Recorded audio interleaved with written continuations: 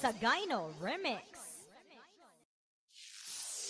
Yo no sé de poesía, ni de filosofía, solo sé que tu vida, yo la quiero en la mía. Yo no sé cómo hacer para no tenerte las ganas que yo tengo, cómo hacer para no quererte.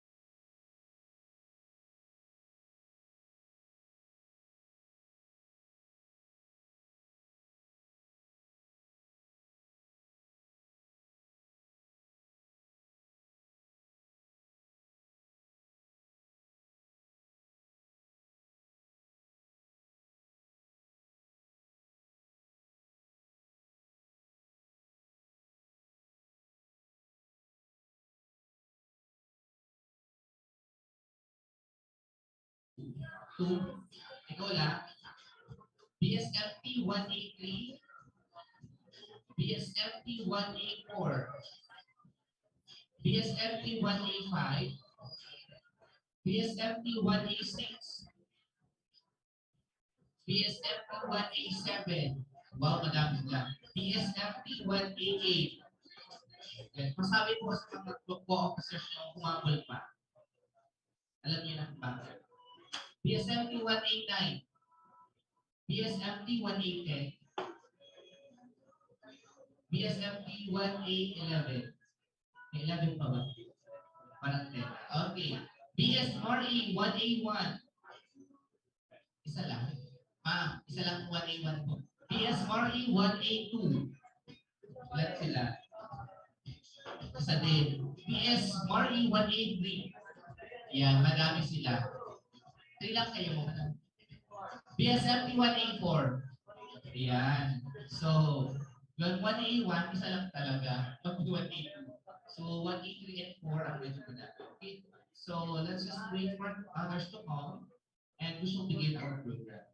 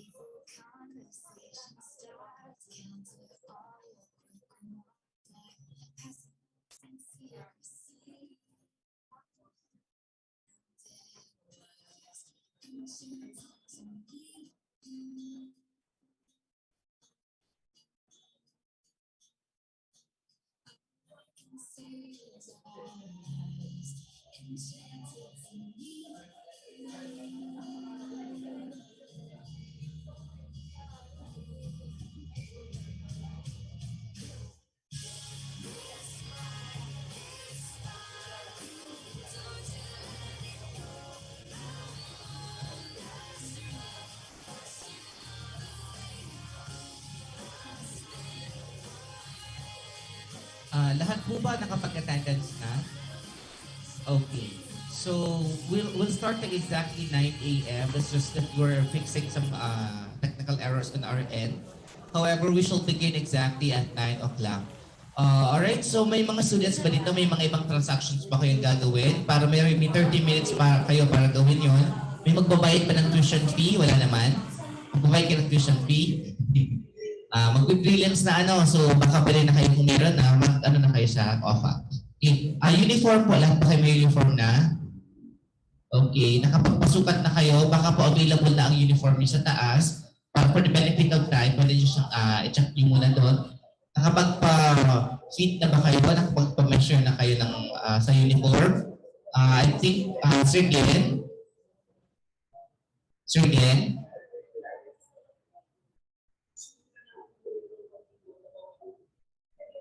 Sir Glenn, good morning po. Sir, bukas po ang tailor? Monday. Oh, so sa Monday daw po, available po ang tailor. So, pwede kayo pumunta ng school para magpa-fit po ng uniform nyo. Okay? Also, we'd like to acknowledge the 21 participants joining us via Zoom. So, good morning po sa inyong lahat.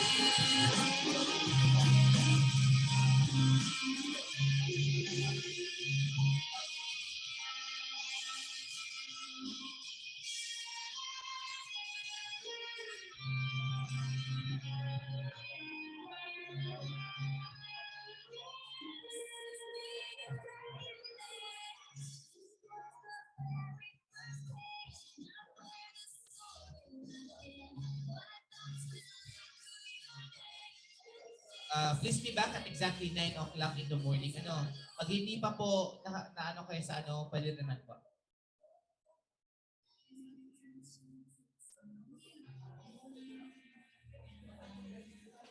Isa-isa lang po. Yung lanyard, mamaya na lang po yung lanyard, mga afternoon session. Yung lanyard po, mamaya na lang.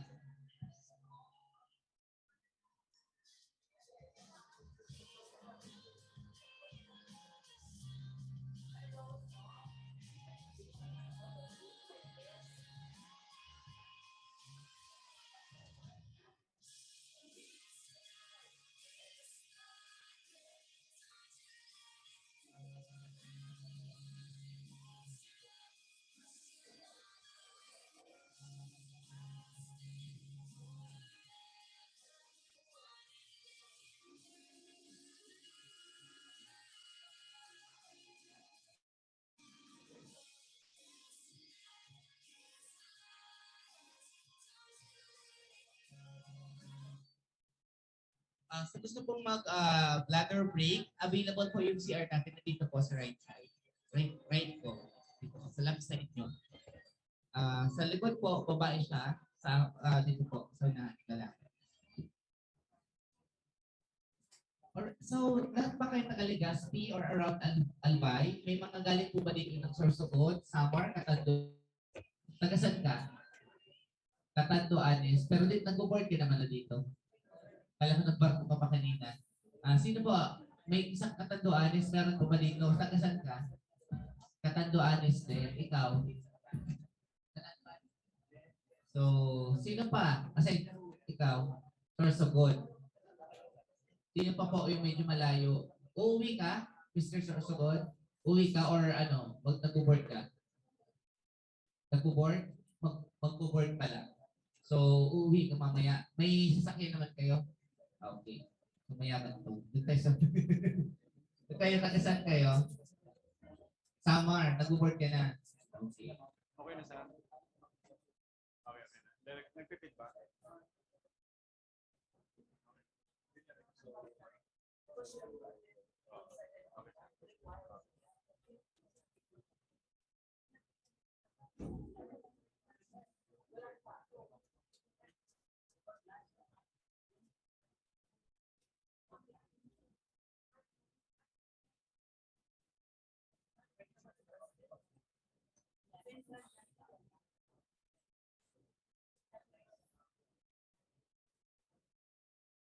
Alright, sa lahat ng first year, okay na ba kayo sa lahat ng classrooms nyo? May hindi pa ba na-invite sa classrooms? Okay naman na lahat? So wala tayong problema. So, lahat ba kayo pumapasok? Kahit online?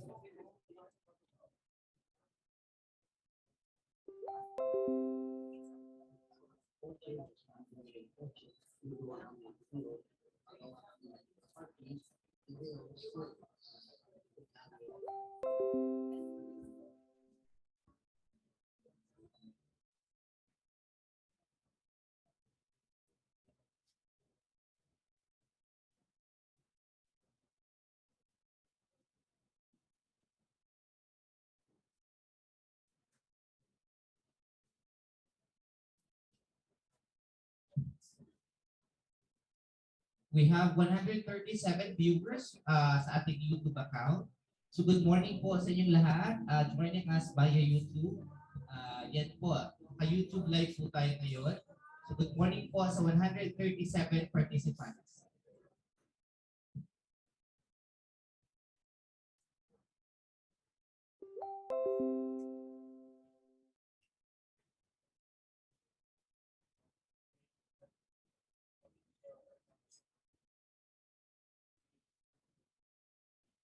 And to those po joining us via Zoom, please find time po to forward the link to the students na hindi po makaka-join sa atin face-to-face or virtually. So pag-forward na lang po yung link sa ating mga classmates para po magkaroon sila ng access sa ating orientation seminar for the year 2022.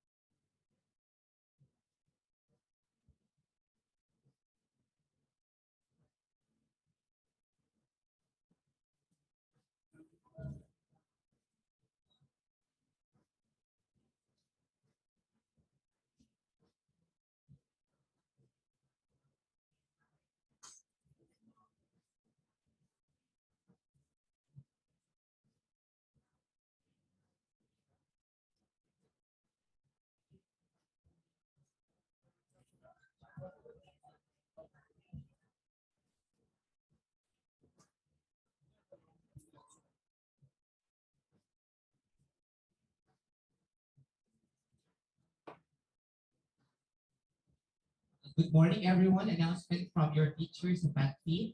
Lahat po na nag-attend dito sa Orsem, pwede po mag-chat kayo sa mga GC nyo. For example, may PAT fit kayo scheduled this morning. I-send nyo doon yung pangalan nyo. Para may proof din ng teacher na nag-attend kayo, selfie and pangalan nyo. I-send nyo doon. Okay lang ba? Selfie kayo. Selfie kayo, then lagay yung pangalan Recording sa in baba. progress. Oo, bata pa kasi talaga ako. Pangalan niyo pa, pangalan sa para may proof ang instructors at may proof kayo na kayo ay nag-attend sa ating course. Okay? Isa-isa lang, selfie kayo, send nyo doon para may proof ang teachers nyo. Dahil baka yung gumaya yung iba, hindi naman nag-attend. Para sure sila. And of course, sa lahat naman po na nag-attend, joining us virtually, you can send a screenshot ng inyong Zoom at send nyo sa GCs mo. Kung may klase, i-forward nyo po doon yung pangalan nyo, then yung proof nyo na kayo ay nag-attend. You can have a picture or a screenshot ng ating Zoom meeting po. Para po may proof tayong lahat.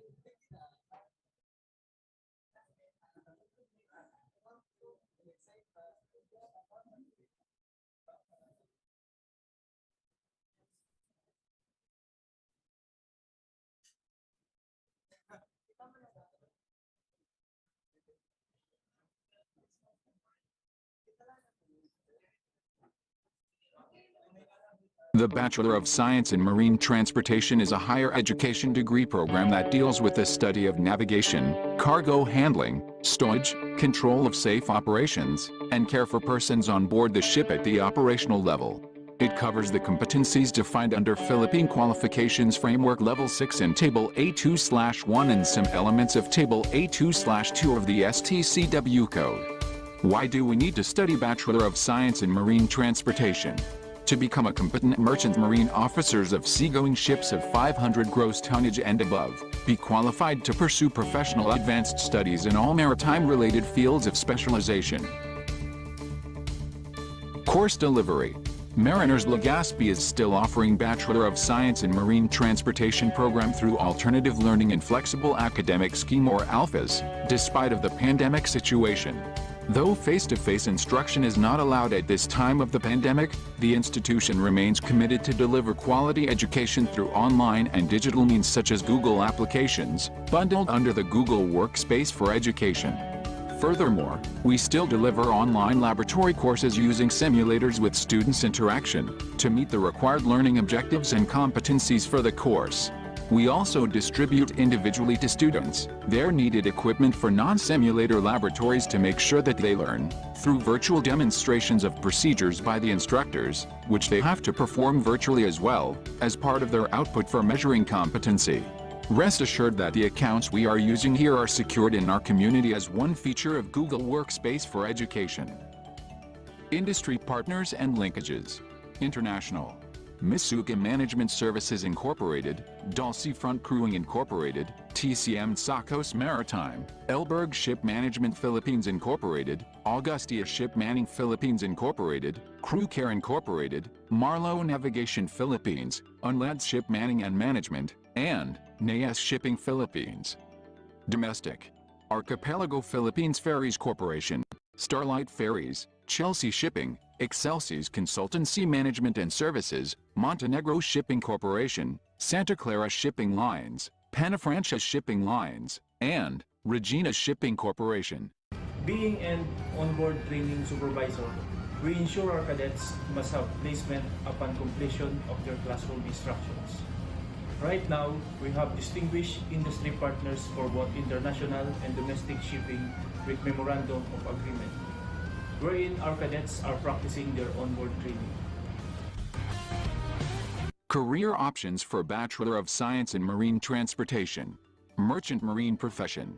Captain, Chief Officer, Second Officer, and Third Officer.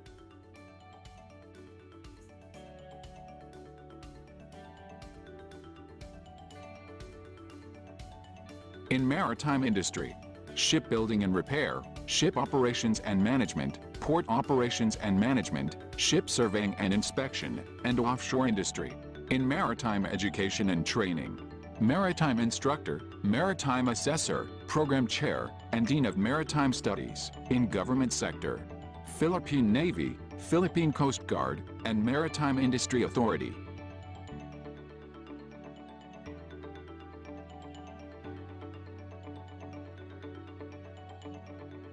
Mariners Legazpi is a professional institution offering BSMT program through flexible learning despite of the pandemic situation. Mariners Legazpi City, home of rising merchant marine officers, marine engineers, mechanical engineers, hotel executives, customs brokers and officers, and accounting managers and controllers. The Bachelor of Science in Marine Engineering deals with the study of marine propulsion system and its auxiliaries, its operation maintenance as well as controlling the operation of the ship and care for persons on board at the operational level of marine engineering. It deals with electrical, electronics and control engineering.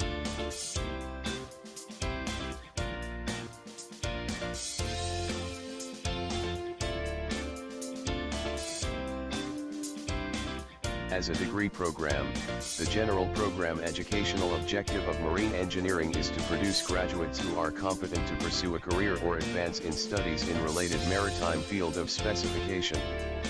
Bachelor of Science in Marine Engineering program shall aim to produce competent officers in charge of an engineering watch in a manned engine room, or as designated duty engineer in a periodically unmanned engine room in sea-going ships powered by main propulsion machinery of 750 kilowatts or more. Graduate of BS MARE should be able to demonstrate the competence to perform the functions pertaining to the marine engineering, electrical, electronic and control engineering, maintenance, and repair. Controlling the operation of the ship and care for persons on board the ship at the operational level and acquire the specific knowledge and understanding at Table A3/2 of STCW code covered by this program.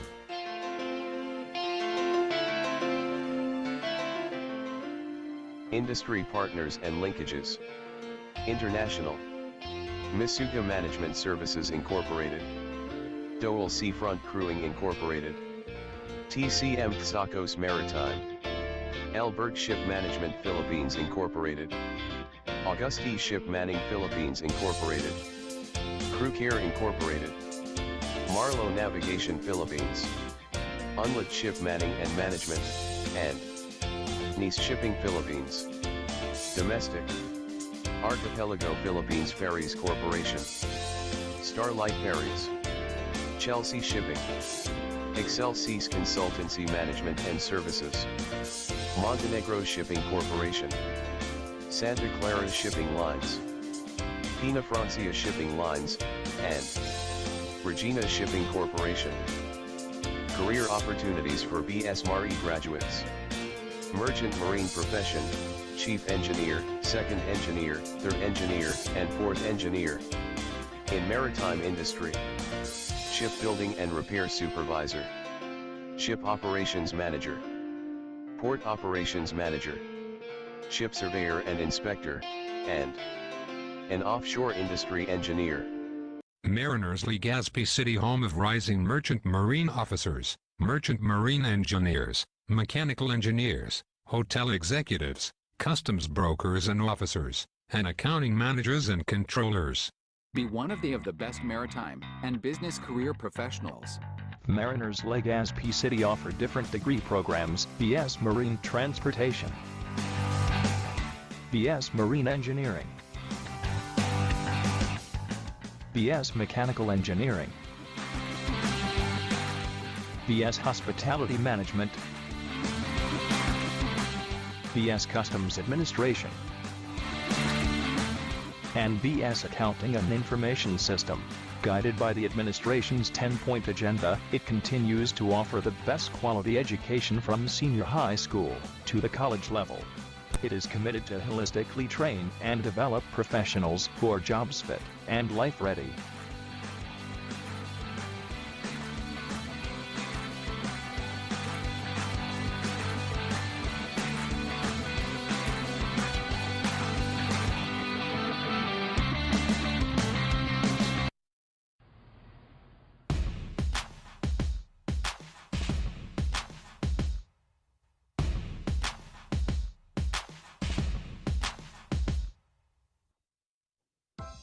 You can be amazing, you can turn a phrase into a weapon or a drug.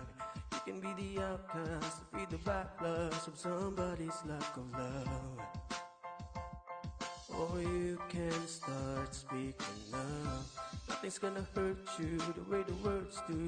They settle beneath your skin, kept on the inside and no sunlight, sometimes a shadow wings.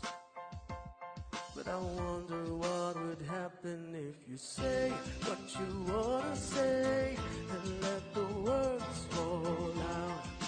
Honestly, I wanna see you be brave with what you wanna say and let the words fall out. Honestly, I wanna see you be brave. Just wanna see you. I just wanna see you. Just wanna see you. I wanna see you be brave. Just wanna see you. I just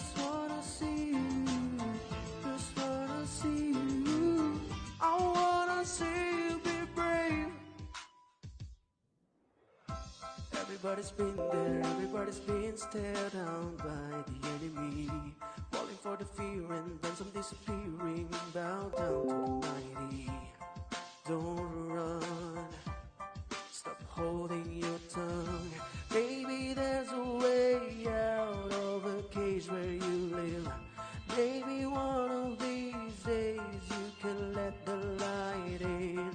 Show me how big your brave is. Say what you wanna say and let the words fall out.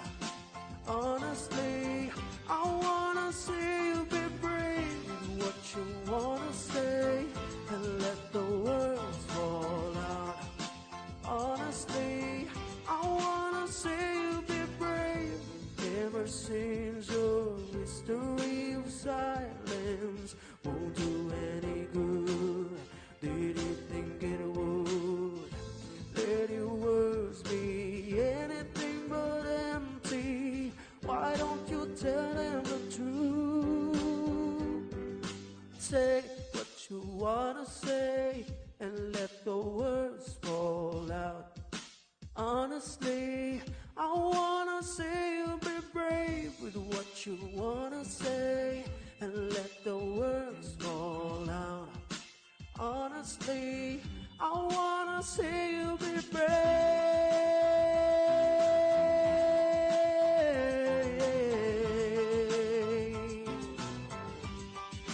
See you be brave.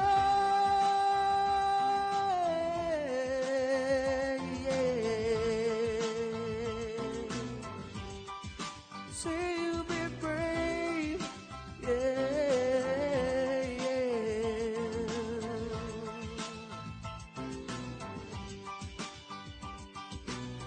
Just wanna see you. I just wanna see you. Just wanna see you.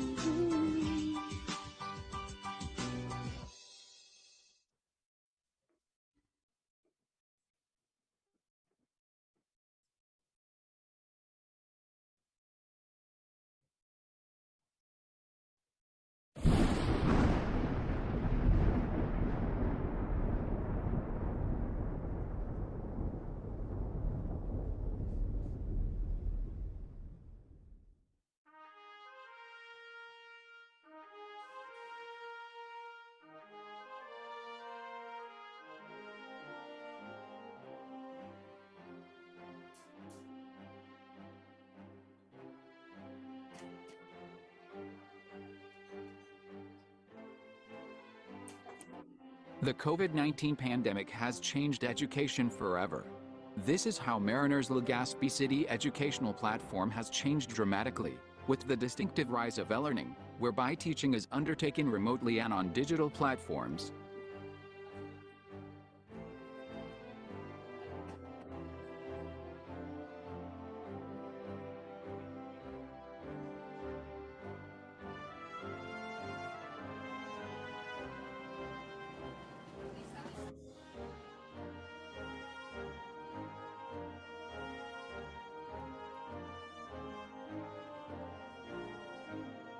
Consequently, Mariners have taken the steps necessary to transform teaching, including laboratory workshops, into an online or blended mode of delivery.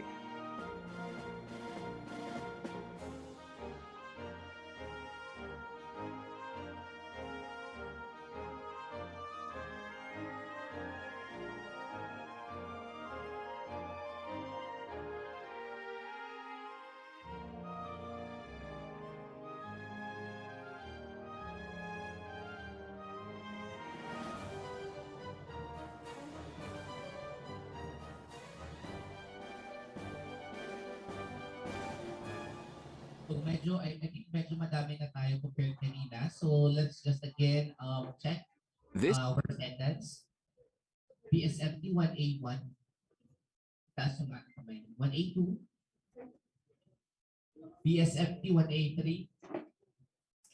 BSMT 1A4. Isa lang, dalawa. BSMT 1A5. BSMT 1A6.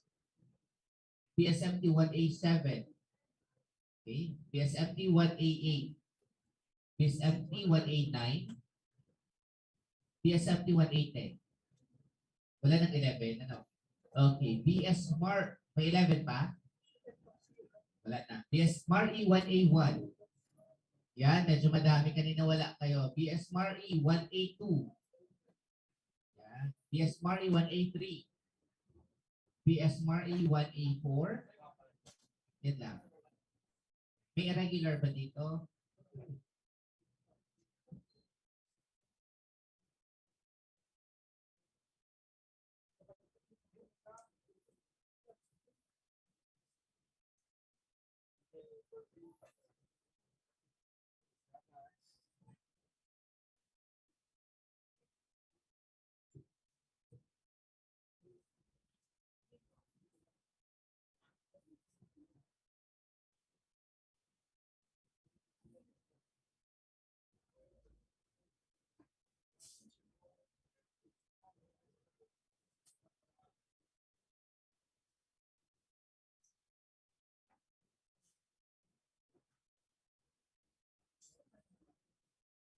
Alright, so habang inaantay natin ang ating school officials, before we begin, I'd like to ask you questions and for you to ponder on. Okay, so why did you enroll at Mariners Legazpi and bakit yan? Bakit yung BSMT or BSMRE ang kinuha yung course? So I'd like to ask question from my students. BSMRE 188, asan kayo? Akala ko may 188 kanina, nawala? Yan, bakit ka nag-enroll sa Mariners and why did you do BSMT program?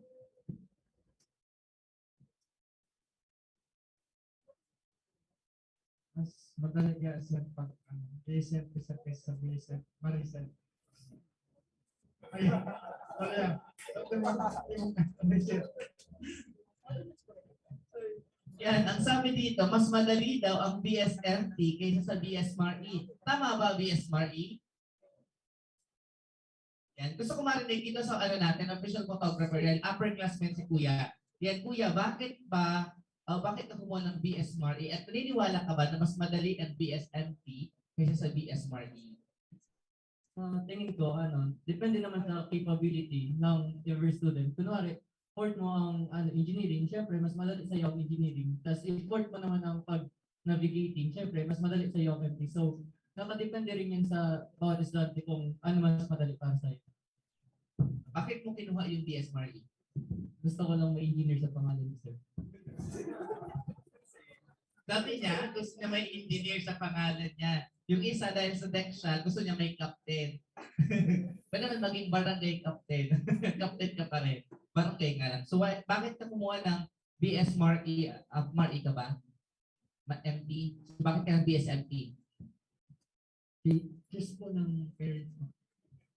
So, wala kang ibang choice. Choice ng parents. Sino ba dito yung mga choice ng parents na magbarko? Ikaw lang? Ikaw din?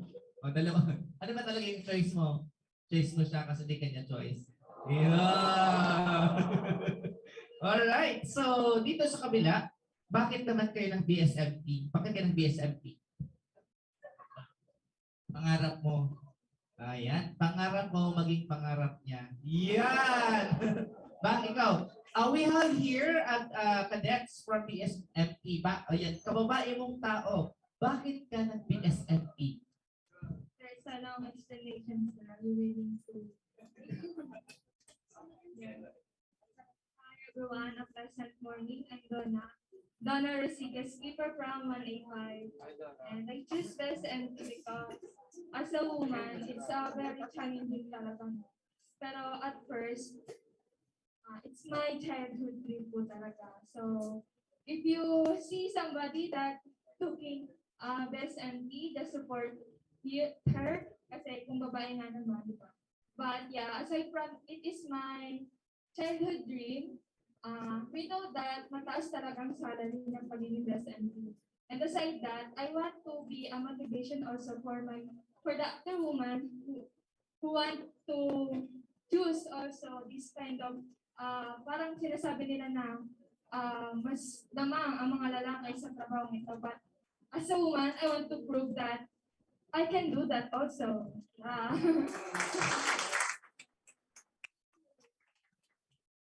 Okay, Sir Alimon, may panglaban ka na po sa Miss Mariners. Miss, nasa BSMT 185. So we have here, eto, from Senior High School Department siya before. Larissa, bakit kumuha? Ano ka ngayon? Mari ka ba? Nag-Mari ka? Nag-empty ka na. Before, anong strength mo? PBL?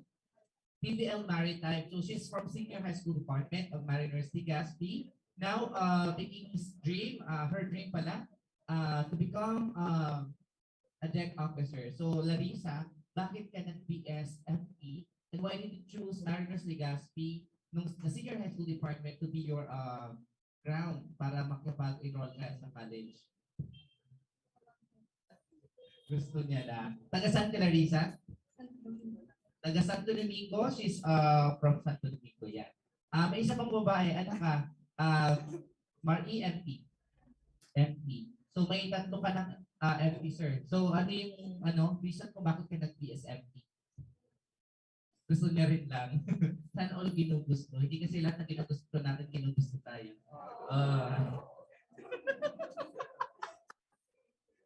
Do we have student, women cadet from BSMRE program? Meron ba dito?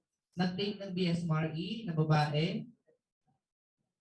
Okay, so wala naman. So far, ang attendees natin ay lahat sa deck. So we're looking forward seeing you to become officers in the near future po. Okay?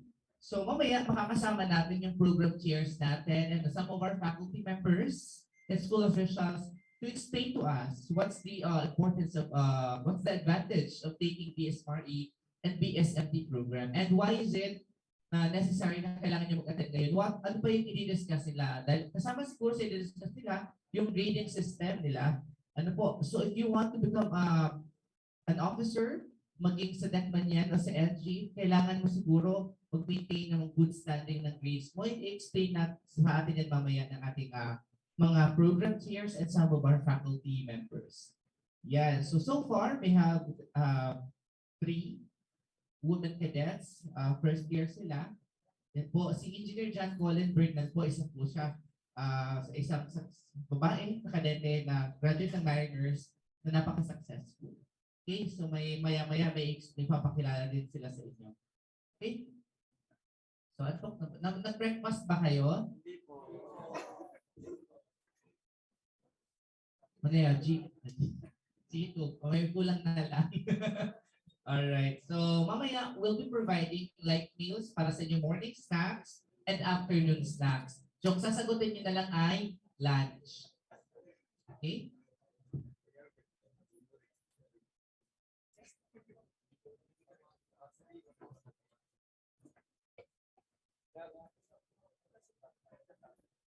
Okay, BSMT 188, pakisulat po yung pangalan nyo sa isang papel. Kailangan ko sa para magbigyan kayo ng additional points. Okay? Gusto niyo points or exception? Okay, points na.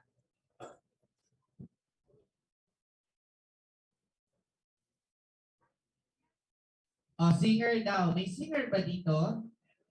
Okay. Kung may singer ang BSMT 188, kung may singer dyan, ayan, dagdag points sa akin. Meron ba? Habang pinapatay natin ang oras.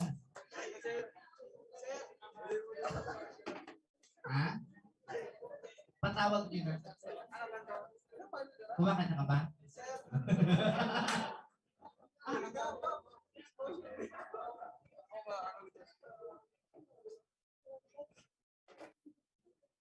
Okay.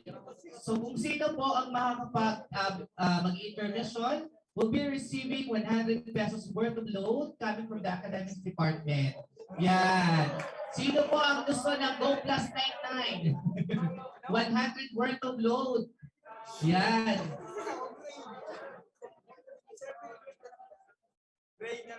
Oh, wala na. Kung sa 188 merong kakanta, magbibigay din ako. Wala nang kakanta. 1,000 daw, ma'am. Dr. Anyake, 1,000 daw, ma'am. Ngayon ko lang, ma'am, na-prove na mas magaling ang BSCA at BSHM. Yeah. Oh, parating na daw po si President. Mag-start na tayo in a while. However, dapat po siguro, alam ko na, talo na ba ang MT tapos Mari sa intra? Panalo ang senior high. Yan. May wala bang kakanta? May kakanta dyan?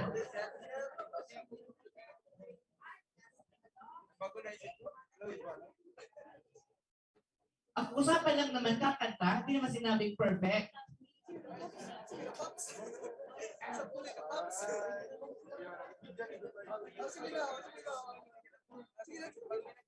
Okay, yung kakanta po, ibibigay po namin sa kakanta yung number ni Ma'am Ruby May Kuya.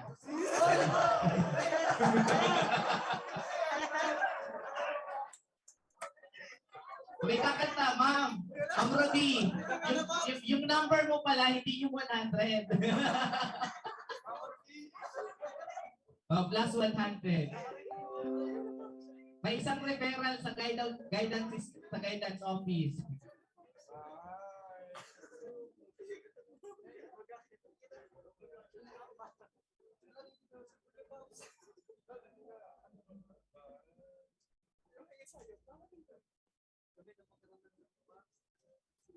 Kakanta ka? Dali na. Huwag nang mahiya. We have a singer.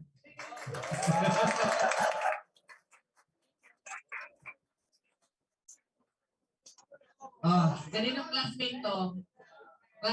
Kumakanta to. Oh, at dahil grad entrance ka, ikaw ang kakanta. Pangalan mo ay Mark Julian. Yan, Mark. So, kakanta ka, Mark. So, skipper, tapos sukulon. Ano man yan? Singing and dancing.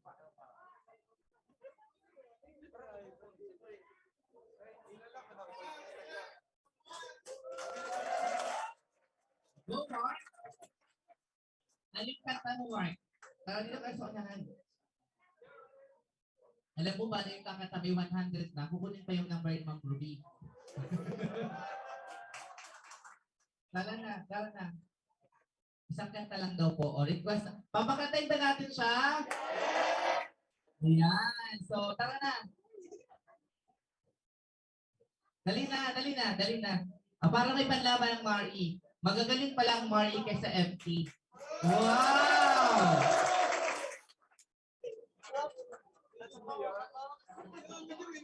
Yan. Ano ang kinakanta mo? Walang problema yan dahil aside from may picture ka ng maganda, i-upload natin sa Facebook, may 100 load ka. Ma'am Ruby! Talaga Ma'am Ruby? Contact number may bigay natin. Alright, anong kakantayin mo? Oh, Just Once. Sir, wala ka bang karaoke din ng Just Once?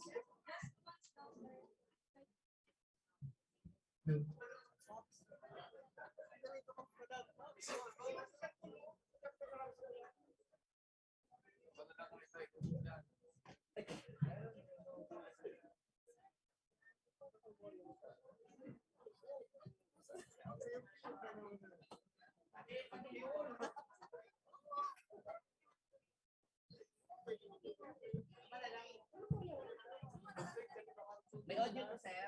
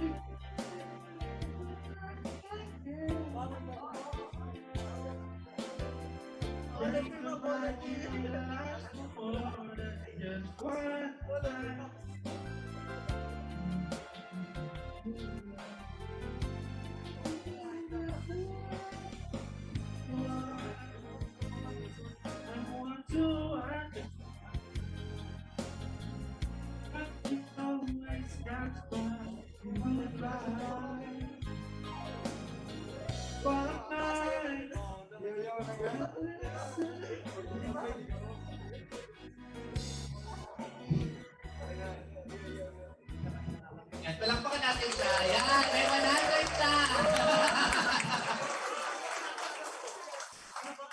Yan, may pang-lunch ka na.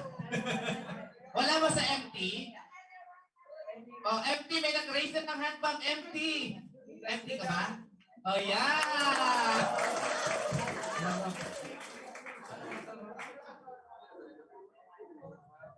Sir, medyo palakasan daw po, sir, yung sound from ating Zoom. Sir Abuel, anong kanta po?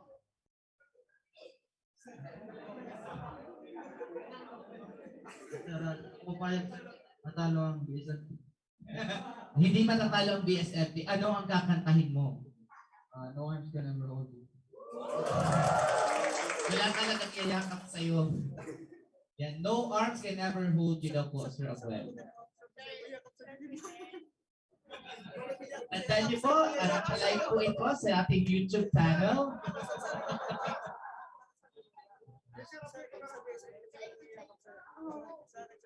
Sir. Sir, title please. Yan, Sir Abuel, no arms can ever hold you daw.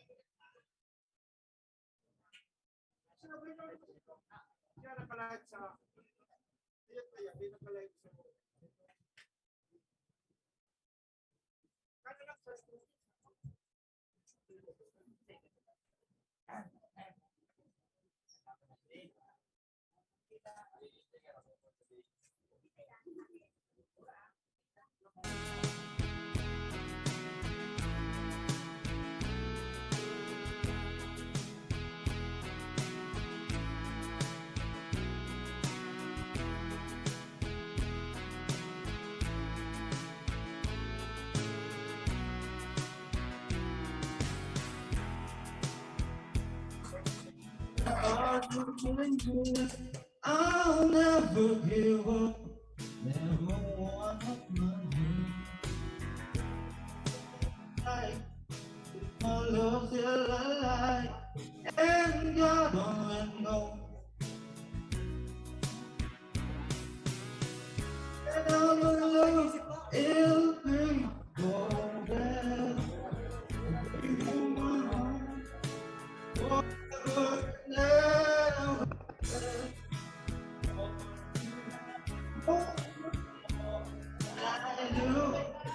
No one can ever do. Oh, more.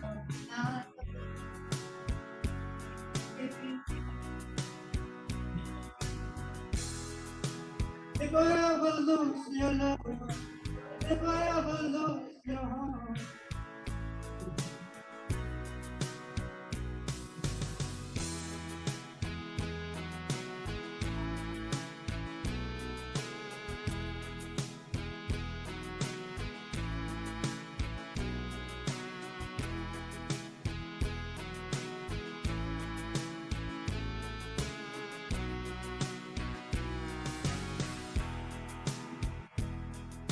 And I try to be strong for my baby. And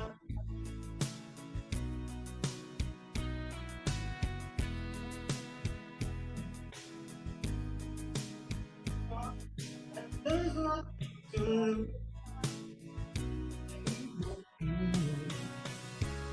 Hello, it'll be.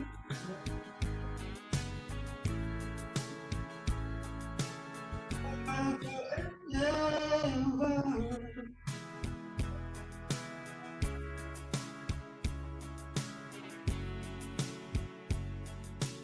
Without you, it's true.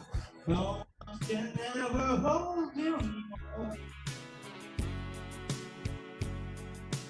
From heaven, you're heaven.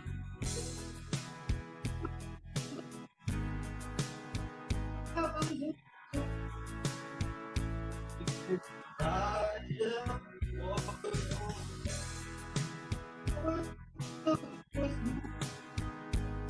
lose your heart. Everybody needs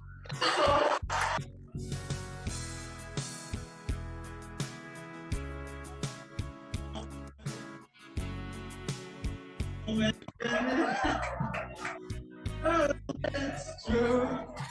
No one can never hold you more than I do. You came to me from heaven. Yes, it's true.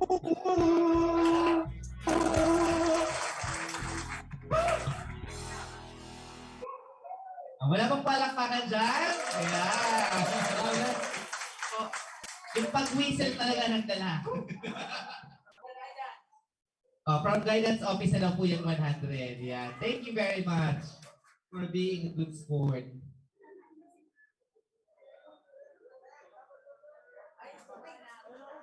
So wala na tayong oras na po. Our president is about to arrive. Yan po. So we shall now stick to our program.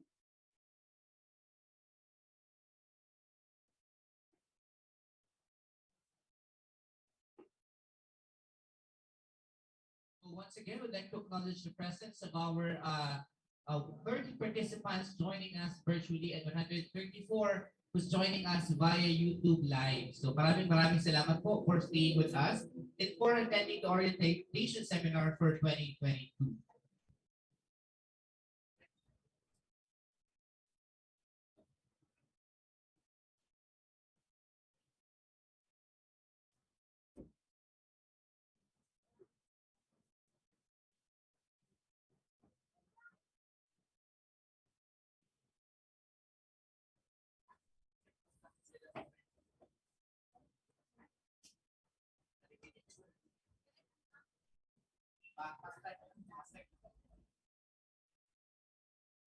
All right, so once again, good morning and welcome aboard to Mariners Polytechnic Colleges Foundation of Legazpi City Albay Incorporated. Maraming salamat for giving us time para kayo ay makapag-attend ng ating orientation seminar for the year 2022.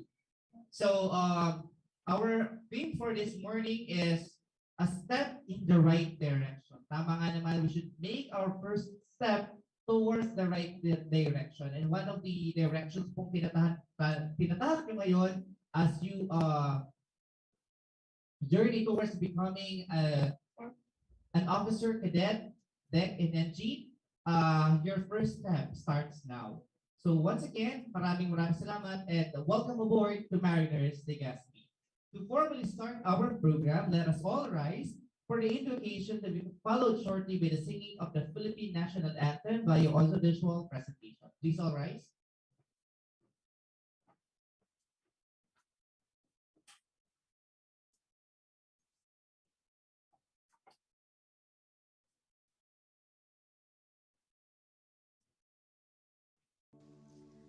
Dear God, thank you for the opportunity to meet together.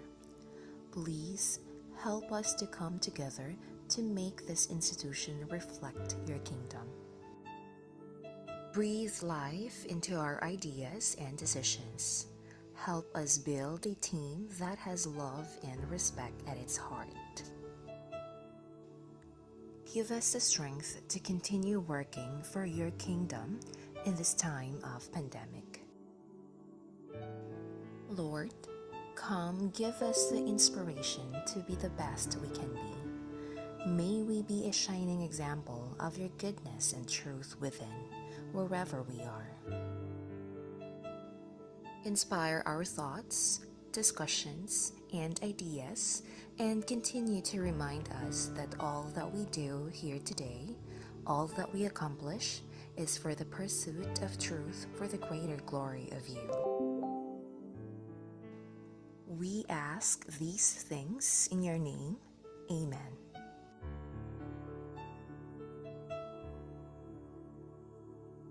Mga kababayan, ang pambansang awit ng Pilipinas.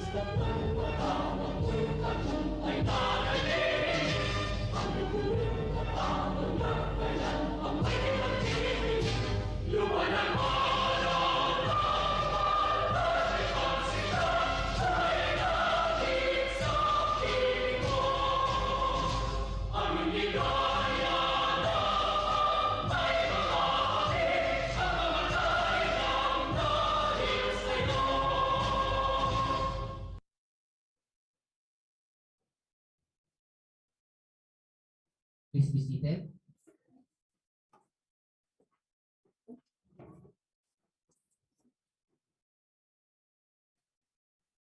And now, for the overview and object setting, we have Miss Christine May Monreal, our guidance facilitator.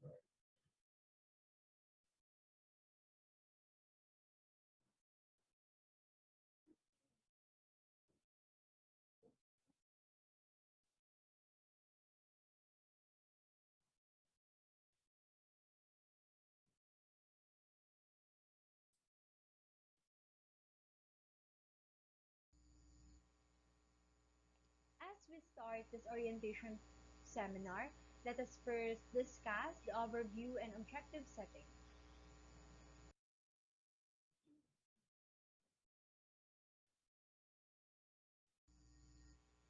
What do you expect on this orientation seminar? This orientation seminar is one way of welcoming you in our institution. The different departments will have one representative to discuss the services, functions, protocols of different offices. And of course, if you have any clarifications or questions, you can raise it during the open forum.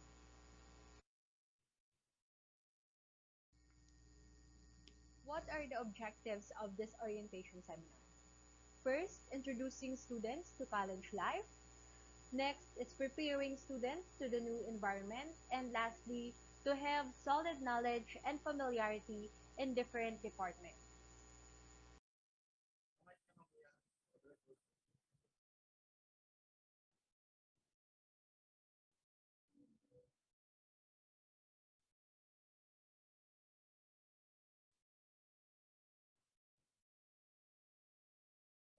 So thank you very much, Ma'am Team. So at this point, we'd like also to acknowledge the presence of our school officials joining us this morning.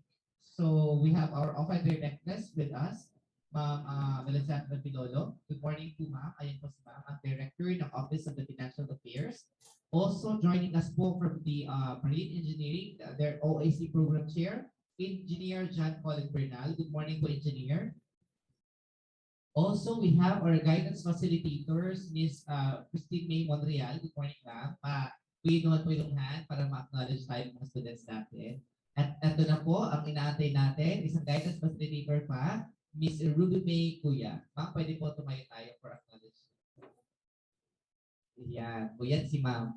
Also, lumabas lang po si ma'am LB. So I am also your student development coordinator from the Student Affairs and Services Office. Also, we have our engineer sa likod at mga Engineer John Michael Wen Nieva. Engineer, please stand po for acknowledgement. Ang ating newly hired po, alumnus ng Mariners Legazpi. Sir, hindi ko lang po mabigas yung complete name natin. Please stand po for acknowledgement. Also po, joining us this morning po is our student, College Registrar, Ma'am Norma Villanueva. Good morning po, ma'am. Ayan po si ma'am. Also, would like also to acknowledge po ang ating Vice President for Administration, Sir Quadrado L. Cordero, and our dear President, Madam Merly Jimenez San Pedro. Good morning po, ma'am. And our Vice President for Academic Affairs, Dr. Nida Onyate. So good morning po. And once again, welcome aboard to Mariners Legazpi. So yan, kaninang umaga, bago tayo nagsimula, nagtanong tayo, why did you enroll at Mariners Legazpi? So yung ibang BSMT, nagsabi sila dahil choice daw po ng kanilang mga magulang. Yung iba naman ay dahil sa program, dahil sa course, ito yung dream course nila. At we also have, ma'am, we also have 3 female cadets taking a BSMT. At ang sabi po ng isa, kailangan, kinuha niya daw po, babae siya, kinuha niya ang PSFP program dahil gusto niyang patunayan na ang mga babae ay may ibubuga sa larangan ng maritime industry. So with that, let's now have the message of our dear President, Madam Merly Jimenez San Pedro. She welcomes you to Mariners Legazpi. Let's give her a round of applause, please.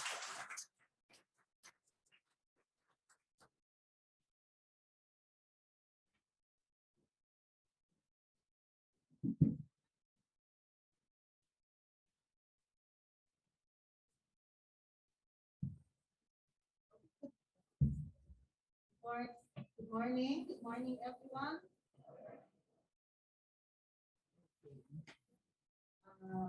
Good morning, magandang araw. Ano ba? Just malhay na aga. Ano ba? Nakakaintindihan naman po tayo, no? And of course, on behalf of our administration, the Board of Trustees and the administration of Mariners Polytechnic Colleges Foundation of Legazpi, we would like to welcome you. Welcome you to your other home now. Okay? Lahat dito ay mga freshmen, no? Freshmen, fresh women. So fresh ba kayo ngayong araw na to? Kasi parang pagod na kayo.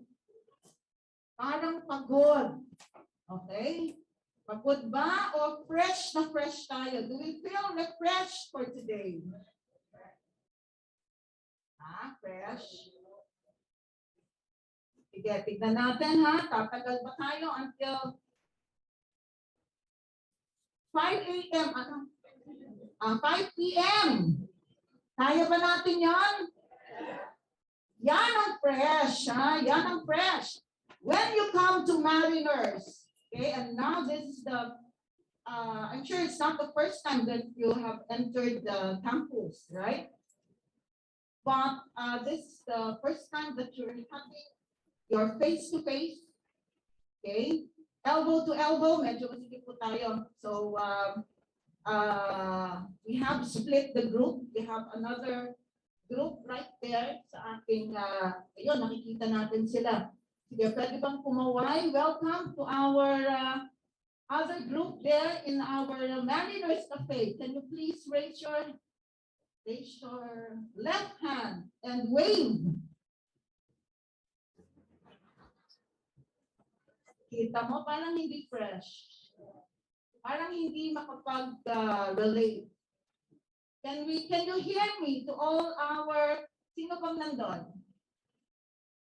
Can we hear, baka hindi tayo naririnig, sayang naman. Nag-check ba kayo, Jones?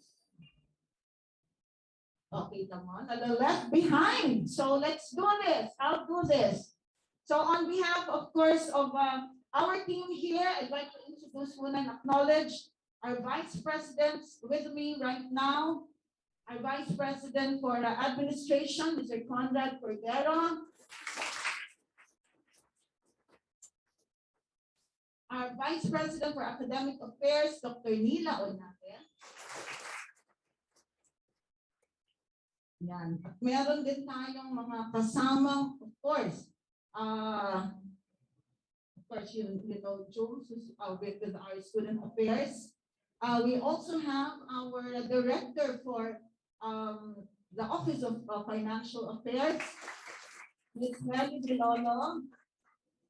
Yan, importante yan kasi kailangan dumadaan kayo dyan, kaya kailangan ka-enroll. So we make sure that our services are very, very friendly to all of you, no? Pati sa mga magulang ninyo. Of course, kasama din natin ang mga nakikita ko lang dito, kasi nakikita lahat. Our program chair, babae ito, ha? Makita natin si Engineer Colleen Bernal. Okay. So for marine engineering, yan, I'm so proud that we have a team, growing team of really empowered women for our maritime program. And then nakikita ko na sa likod, speaking of our dad and our library, our learning resource centers in Islami Abrigo. Meron po ba ako nakalimutan? Ay, okay. Ma'am, kasi natatakpan ka ng poste. Okay, we have, of course, Dr. Mila Esparago, who's the senior high school principal, as well as our ORES director. Okay, and examination and assessment also, she's handling that. So, napaka-importante din yan for you. So, pwede na natin bang, is Norma here?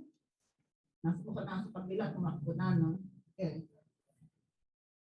Okay, so, we'd like to welcome as well those who are with us in the another session in the hall of mahina ba doon? Okay, so can we see you wave to all of us, ang ating mga kasamang mga freshmen students coming from our session hall 2. Okay, wave your hand, wave please, wave your left hand. Kung naririnig niyo po kami. Ay, wala pa rin no reaction. Can you hear? Medyo, teka, may problema tayo because how can they be oriented when they cannot hear? Okay, so paki-check lang po natin technical. Ano daw? Ang nag-additional na kung ang audio na masasaraan doon. So, nag-additional ng audio na nagkakabit. O sige, humabol na lang sila, no? Dahil may oras po tayo. And of course, yung naririnig niyong nag-e-echo dyan, I ever nag-e-echo and ever active executive assistant and our college registrar, Ms. Norma Villanueva. Palakpakan natin. And everybody, the support staff. Okay. So with that, gusto po natin i-welcome lahat. And all those who are in our Zoom, ilan to? 31. Ha? 31. At mukhang merong mga hindi umaattend. Okay. May 130 YouTube live. So, hello to our YouTube. Viewers, wala namang TikTok na talaga. Baka biglang mag-TikTok tayo dito. Okay. So, again, as I said, this Orsem is very important. No?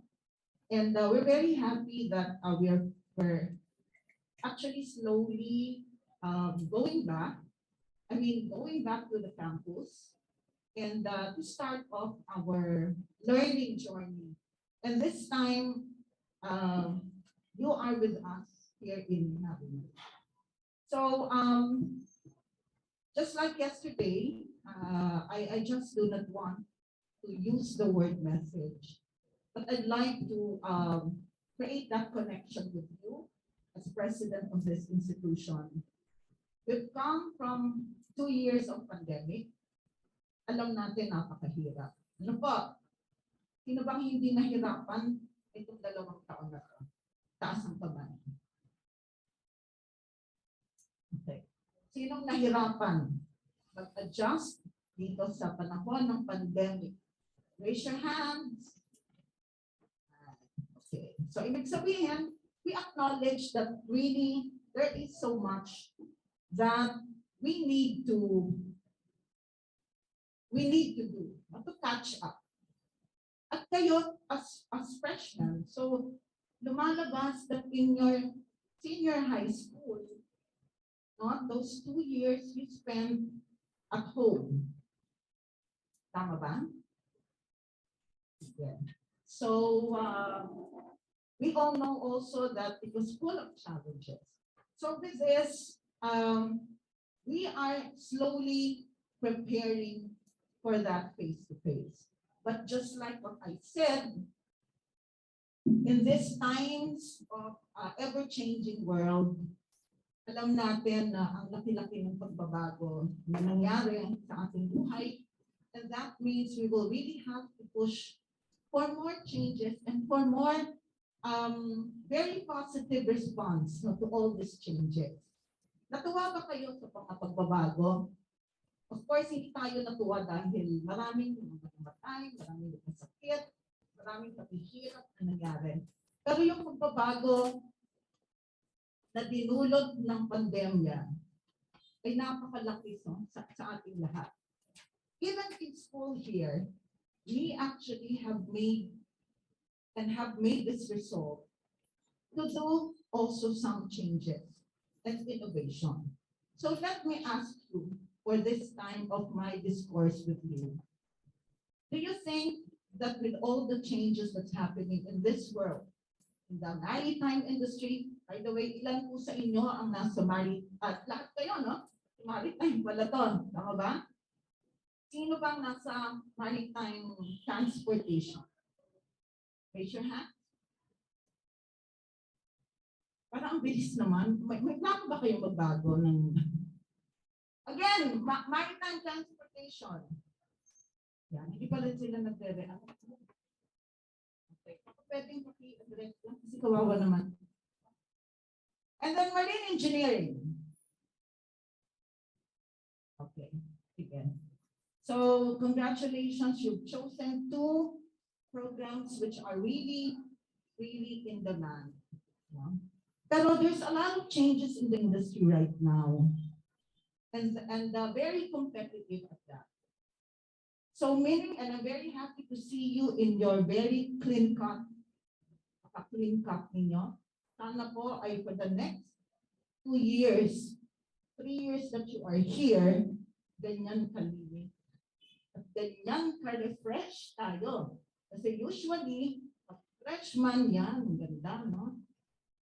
Dating ng 3rd year, parang pagod na, no?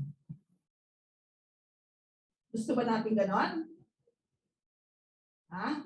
Diba dapat fresh 3rd year pa rin? Because when with your maritime program, 3 taon lang po kayo nandito sa campus. Okay? I'm sure you've heard about that because your last year will be on-board training. But my question now is, with all the changes that's happening, technological advancement, the use of so many applications, the use of alternative learning, or tawag namin dito ay alphas, or sinasabing blended learning. Ha? Yung ating blended learning ay hybrid, ibig sabihin there's face-to-face, and there's also online learning. Ang tanong ko po sa inyo, like what I asked yesterday, just to introduce to you what you need to expect from us. Are we going back to the pre-pandemic times of just full face-to-face? Or are we moving forward to make some innovations in your learning journey and to make a very good blend of what is best in blended learning, meaning in face-to-face, because nothing will really replace face-to-face learning. But it has to be blended with online learning and even other modalities. Okay? So my question, I go back, are we going back to the pre-pandemic times na face-to-face? What do you think? Dahil nandito kayo sa Mariners, we'll have to introduce you. We go back ba to, kasi yun ang mga tanong eh. Kailan ba tayo mag-face-to-face? Dapat lahat ganito, no? So raise your hands those who say that our direction is actually to go back to the pre-pandemic. Raise your hands. Okay? Don't be shy. Don't be shy. Raise your hand. Alam nyo, ganyan din kahapon eh. Nagtatanong ako na kaganyan. Parang, anong ibig sabihin pag kaganyan daw? Hindi sigurado. Tama, di ba? Pero pag kaganyan, kitang-kita ka eh. So raise your hand proudly. Raise your hand proudly. What's your answer? Importante, meron kang sagot. Di pwedeng tahimik. Yan ang learning natin dito sa Mariners. You have to participate in your class actively. Okay, again, raise your hands. Tama, dumami. Oy, walang copy-paste, ha? Okay, tandaan niyo po, Jones. Tandaan mo yung mga nagtaas ng kamay. Okay. Now, who says we have to go to that direction of blended learning? Do not live out on the online learning and continue to innovate. Continue to learn new ways of making a blend of the best of face-to-face and online learning. Dahil, sige po, bago ko start ko magsagot na rin ko. Raise your hands dun sa second option. Alam ko na, para walang palitan, ano, tumayo kayo. Hey, congratulations, matapang si... What's your name? What's your name? Parang ang tanong, who wants lunch for today?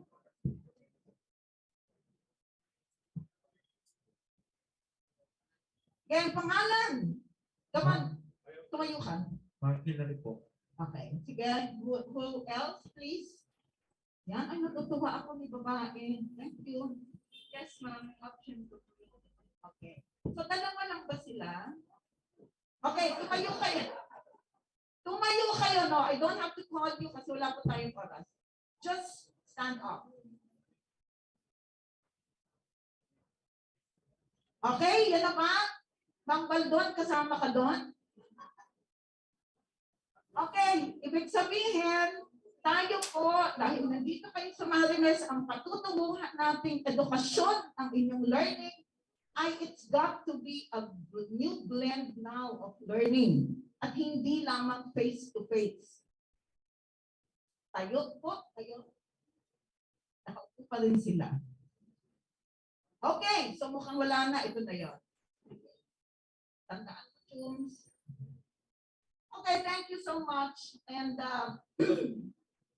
thank you because you answered it right. Palakpakan naman natin yung lima.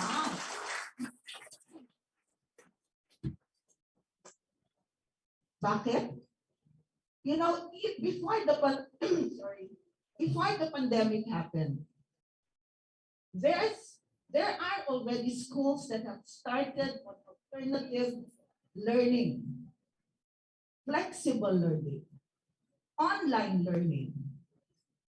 Why? Because that is the way forward.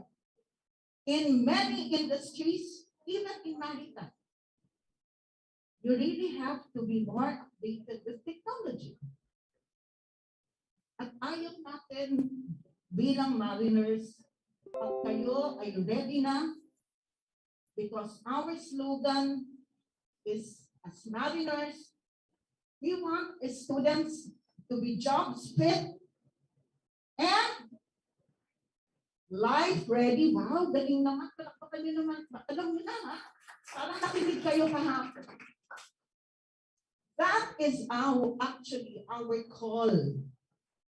We want you, as you go with us in this learning journey, as you chose us, we want you to become jobs fit and life ready.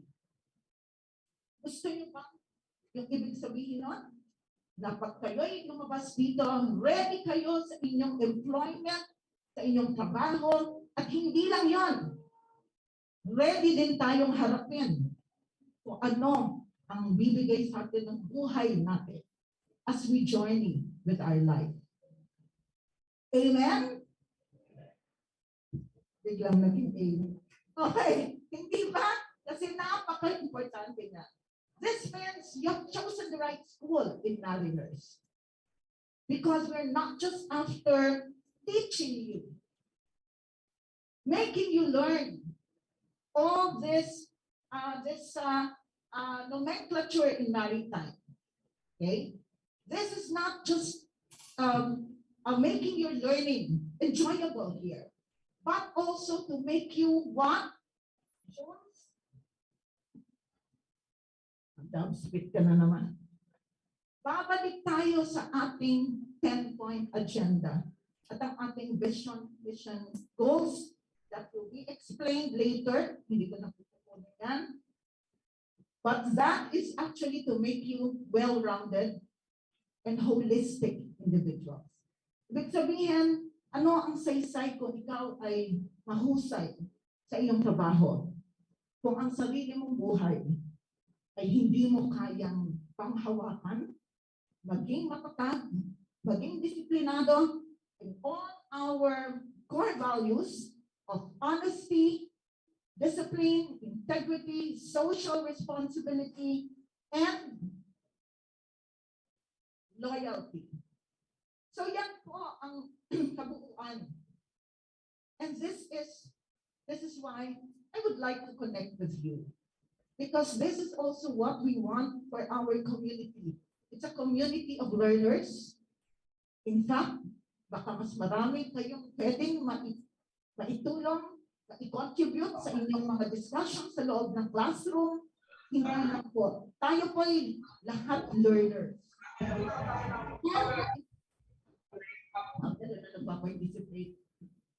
And if I may link this as I close my discourse with you. This Orsem, the theme is actually what?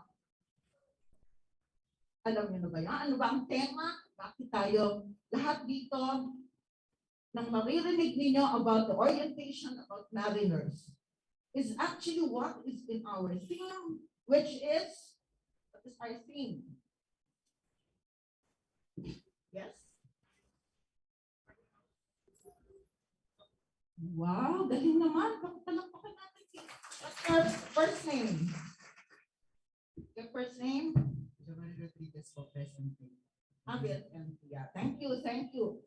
So, tama si Jeopardy. That our theme is a step in the right direction. So, as we welcome all of you now, we're all making this little step in the right direction.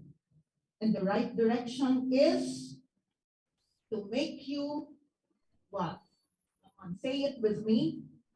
To make you jobs fit and life ready. then of course it might be too early to say, of course this is not going to be a perfect journey for you, but we need you. Remember, all of you here, ilan sila, Jones, Bamnet, ilan sila? All of you actually are student leaders here. Tama po ba? You're actually officers. Tama ba? And as officers, anong dapat natin ginagawa? Ha? Hindi ba as student leaders, kailangan tayo ang nagpapakita ng pagiging model sa ating mga kasama, pag-lead ng ating mga kasama, tama ba? Kaya meron bang leader na pagsasagot ay meron bang leader pagsasagot ay ganito? Hindi ba ang gusto natin ay somebody who can speak your heart, your mind, and also do your role as a very good student who will be imbibing the core values of Mariners na malalaman ninyo along the way. Okay? Just like what I mentioned, discipline, very important here. Ladies, our female students and our male students, discipline, honesty, integrity, loyalty, and social responsibility. We are very strong with advocacies on gender development. That's why as I close this, may I see how many female students do we have? And please rise for you to be recognized. Wow, ang dami. Dalawa lang kayo. What about dun po sa labas? Ilan ang nandun? Oh no. Dalawa lang kayo? 3 po. At tatlo, sorry. Can you please inababak kasi nabablock nung ano. Ayan, tatlo. Okay, thank you. So you are empty and? Empty only. Lahat empty. O pero hindi empty yan ha. Loaded. Diba? Loaded with so much courage. Loaded with so much faith in themselves. You know, in Maritime, let me just mention that I am the president of Women in Maritime Philippines. And I am also currently the president of Women in Maritime Asia. We actually lead about 19 countries in Asia through Women in Maritime Philippines. It was established and created by the International Maritime Organization. So with this, gusto kong bigyan natin ng palakpakan yung ating tatlo. And let it also be a reminder that as a strong advocate of gender and development, we empower women who really would want to work in an all male-dominated industry.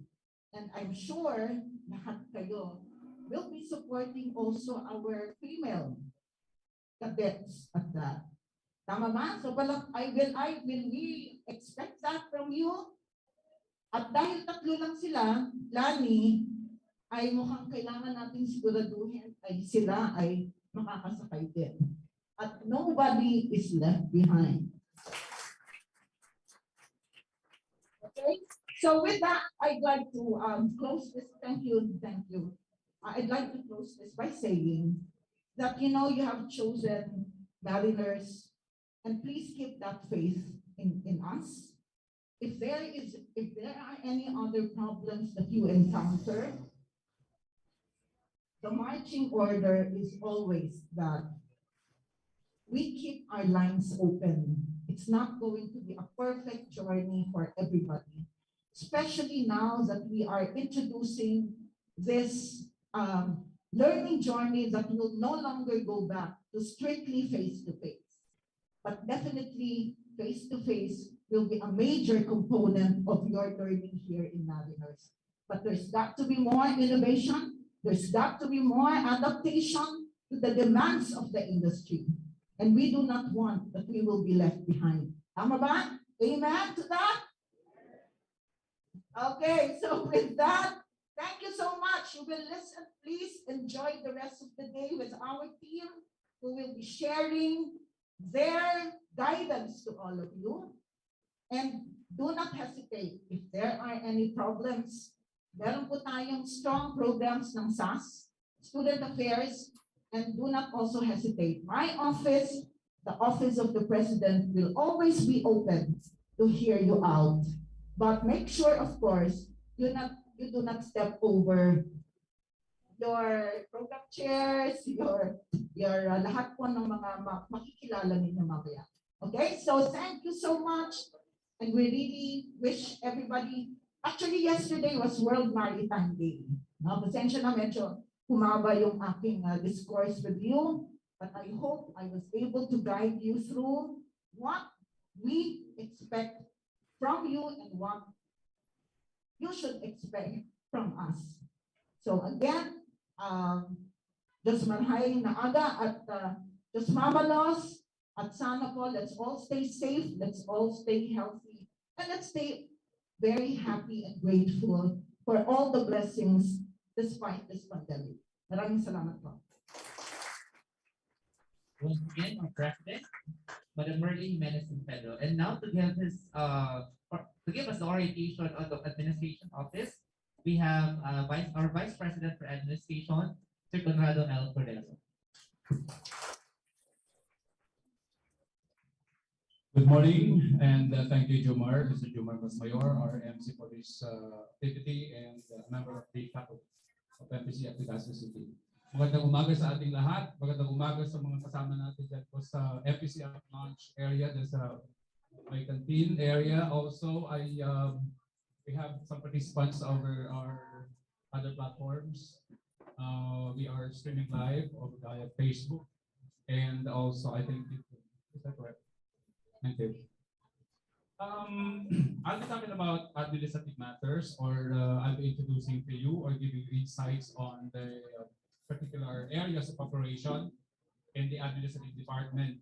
But of course, first, as the President officially welcomed all of you to our institution, and the President gave us the strategic direction of our school. So you will be part of this strategic direction. And also, I would like to thank you for choosing Mariners Polytechnic College Foundation of Legazpi City as the venue where you will be able to eventually obtain your respective college degrees, at this time maritime degrees, bachelor's degree in marine transportation and marine engineering. So hopefully we will see all of you eventually attaining that goal. We would like to thank you and at the same time congratulate you. Sabi natin, this is one of the in demand na mga professions, global. We're not just talking about opportunities in a local industry, but also global maritime industry. Just recently, there have been a lot of comments and reactions over the exchange rate ng foreign currencies. Magkano ba yung dollar ngayon? 59. Just imagine that. Tama ba?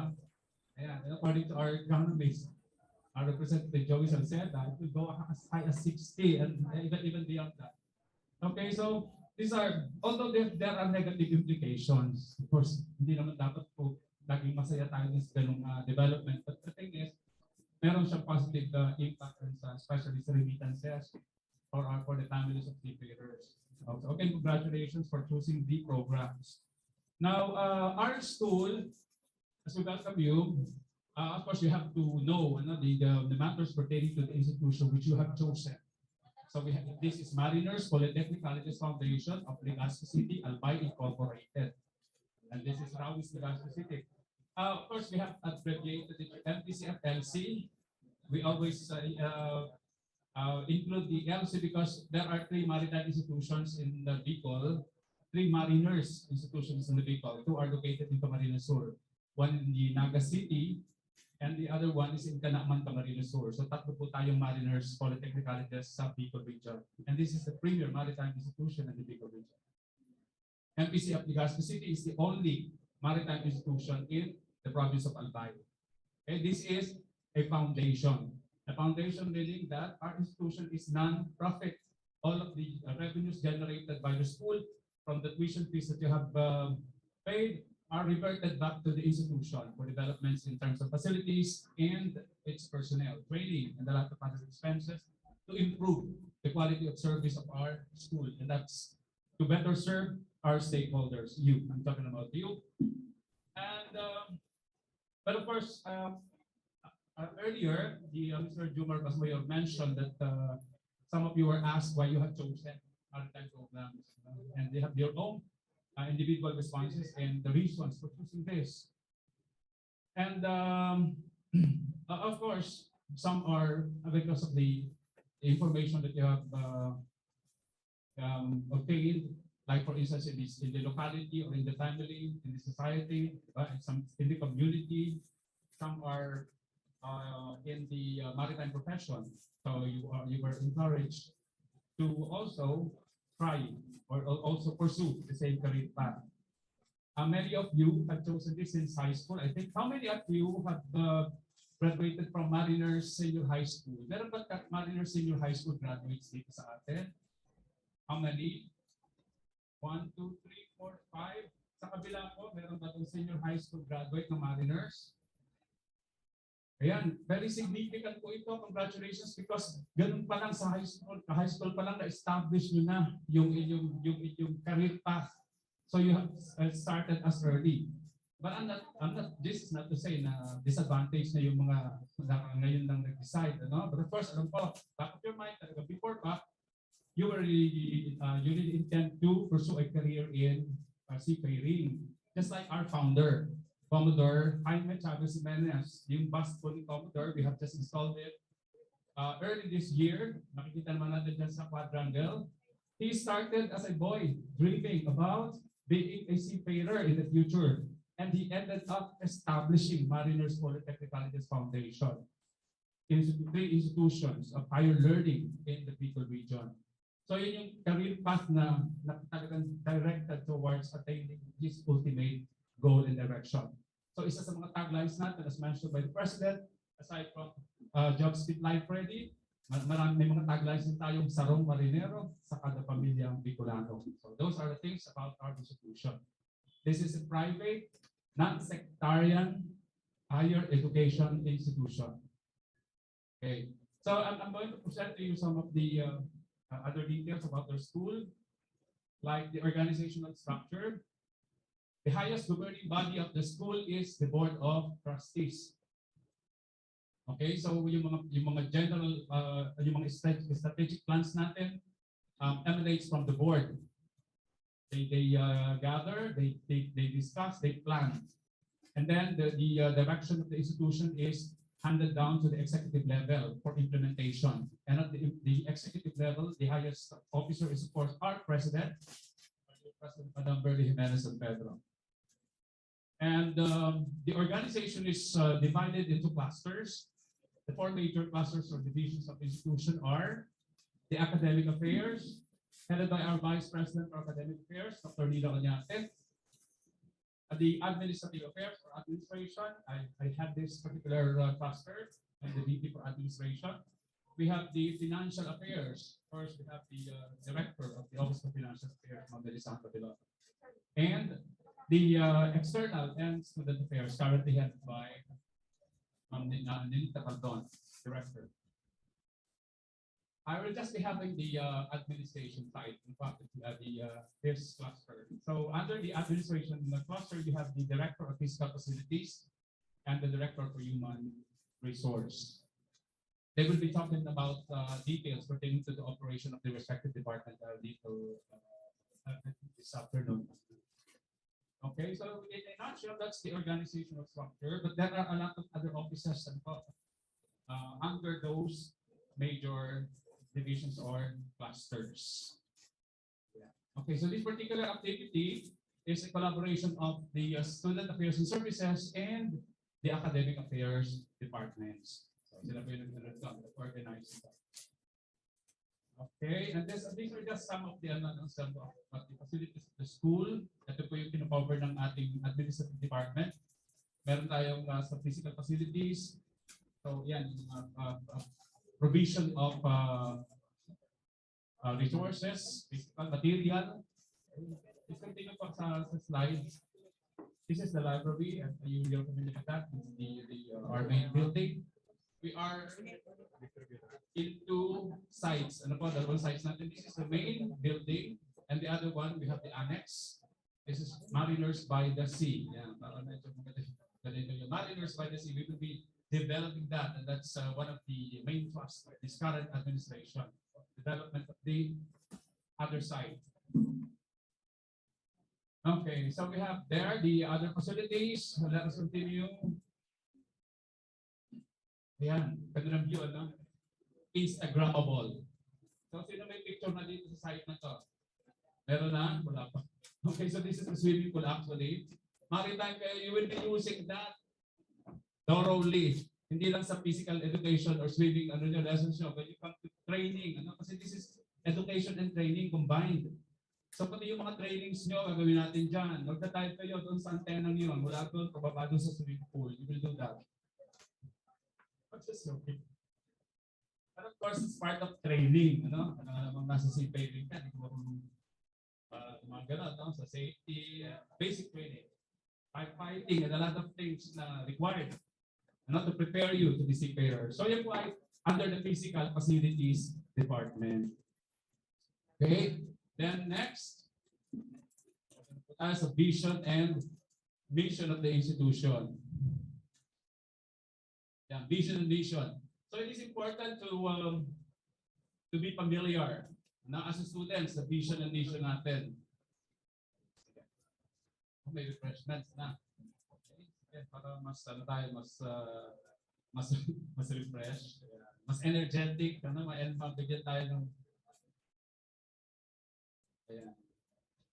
Combination naman siya. Okay. Yun lang po yung ating, of course, sa Mariners, meron tayong clean, blue, and green environment. We care for the environment. So yung ating pong waste, yung, especially plastic materials, just leave them here. Bring them with you. Ilagay po sa tamang tapunan or lagay ng mga plastic materials na to. Especially plastic bottles. May nakikita tayo doon sa facilities din po yan, no? Pero ito malaking parang a garbage bin, but specifically fabricated, to contain empty plastic bottles. So doon po natin sa ilagay. Okay? So while you are partaking with your refreshments, I will just continue. Okay, so mission. So anong importansya ng mission? Because we should know why we are here. The mission is a statement of why we are here. Bakit pa kayo dito? To study. So ito yung mission ng institution. Okay? Committed to develop holistic, competent, and disciplined professionals towards the improvement of the quality of life. Ayan. Okay, pakian po natin yung mission. Dapat pamilya tayo dyan. One of these days, you will be asked about the mission of the institution. And kailangan kabisado po natin yan. Statements na yan. Vision and mission. To improve the quality of life. So we're not just talking about the quality of your respective lives. The quality of life of the community where you belong. Meron tayong mga dating students natin na ngayon ang officials na on board. Sa kanilang komunidad, marami nang nag-follow ng the same career path. Many are seafarers. So isang street, puro yan magagandang bahay. Kasi lahat ng nandoon seaman. Lahat seafarers and lahat officers. Okay, so we visualize that. Yun ating mission. Improvement of the quality of life through education. And the vision. Kung yung vision ay reason kung bakit tayo nandito, ang ating vision ay yung ating picture of what we will be in the future. Ano ba tayo in the future? Okay, so this is the vision statement. The Philippines' premier institution for professional leaders in maritime business education and training. Professional leaders. Ayan. Baka later this afternoon po, magkaroon tayo ng exercise. You will be asked, sino nakakaalala ng ating statements ng vision and mission. So, premier institution for professional leaders. This early, you have proven to be a notch ahead, or above the rest, because you are here as class officers. You were chosen. You were elected. I don't know how you did that. Paano ba mga ano natin? Nagkaroon ba ng campaign? Period? Popularity vote? And there are, of course, many means by which you would have been chosen as leaders of the class. No? So as elected class officers, yeah, you have started to be professional leaders in maritime and business education and training. So those are the statements of our vision and mission. Anyway, you will see these statements in a lot of places in the campus. When you enter the campus, you will see that posted doon sa triads area, you will see that paint doon sa ating wall. Kasi importante shared ang mission and vision statements natin. How are we going to attain this? Meron po tayong kanina nabanggit President yung 10-point agenda. So I will just go through the 10-point agenda of the President. Skip na po natin yung ibang presentation. Sir Abuel, please. 10-point agenda of the President. So ito po yung current administration's direction. How do we achieve that vision to be the premier institution for professional leaders? So this is a 10-point agenda for President. Number one is holistic and dynamic academic environment. Holistic and dynamic academic environment. Doon pa lang, unang-una sa agenda ng Presidente involves the students. Kayo kaagad ang tinatarget ng agenda. Dapat magkaroon tayo ng dynamic academic environment. Yung dynamism, we align our systems, our programs, our methodologies to the needs of the time. Magiging dynamic yon. So nagkaroon ng pandemic, paano tayo nag-adjust? That's dynamism. Nag-adapt tayo ng online. Kanina tinanong ni President, nababalik na tayo sa face-to-face. Yun na ba ang pupunta natin, yung dati natin face-to-face? Hindi. Because we will be having it hybrid. The technology is here and the technology stays. And we will use that technology. So combination ito ng face-to-face and online platforms. Okay, ano natin yan? Importante kasi kapag nagkaroon ng mga, let's say for instance, magkaroon ng mga problema regarding, our location is within a locality na prone to natural disasters. Meron tayong majestic, mayroon volcano na, of course, sometimes nagkakaroon ng ganun activities, typhoons, and a lot of other natural elements. So, pwede nating maituloy ang delivery of educational services kung hindi face-to-face na, but using other platforms. That's for number one. Number two is good governance and inclusive leadership. Ayan. You are here as representatives of your respective classes. So whatever transpires here will be re-echoed, will be extended to your respective classmates. And that's part of leadership, inclusive leadership. We are including you. We don't just decide for you, we decide together. Okay, so all of the things that you have learned here, you will pass them to your respective classmates, you being their representatives. The third is vibrant student life and welfare programs. Vibrant student life. So hindi tayo focus on academic matters. Marami tayong activities, maraming organizations. Marami tayong, meron tayong culture and arts. Meron ba members ng band dito? Yeah, very good. Thank you. Members of band and major core of band and major marching band. Vibrant student life. Next is commitment to personal development. Ito po sa HR. Later, some of the details will be given by our HRD. We cannot deliver the quality of service that you expect from us without competent workforce, faculty members, staff members. So on matters pertaining to these things, on matters pertaining to your concerns, issues, these are handled by, regarding the services of our staff and faculty, these are handled by the HR department. Next is active engagement in research and extension, which is one of the mandates of higher education institution, research and extension. So in your respective programs, marine transportation and marine engineering, you will have your research and extension programs. We don't only concentrate or focus on the members of the organization. We extend the services to the community. So meron tayong mga adopted communities. We help them. We formulate and implement programs for them. And not just because it is a requirement, but of course we have to extend the services of the institution to the less fortunate. So meron po tayong mga adopted barangays. And some of you might be invited or might be included in the group joining, providing services to these adopted barangays of our school. Next, number 6 is develop the senior high school department. That's you're all well aware of. Meron tayong senior high school. And yesterday, they were included in the senior high school students were in the orientation seminar yesterday, together with the business program students. Number 7,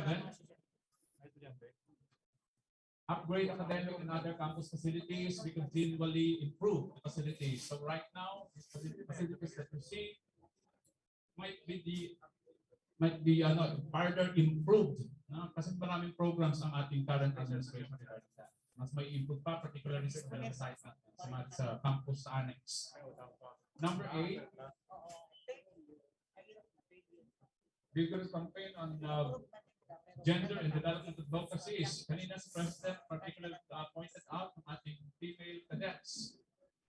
Yeah, they giving them the assurance somehow, that they will be able to board the ship eventually. Kasi meron tayo that I think 2 of our female cadets already joined the other group in an international training in South Korea.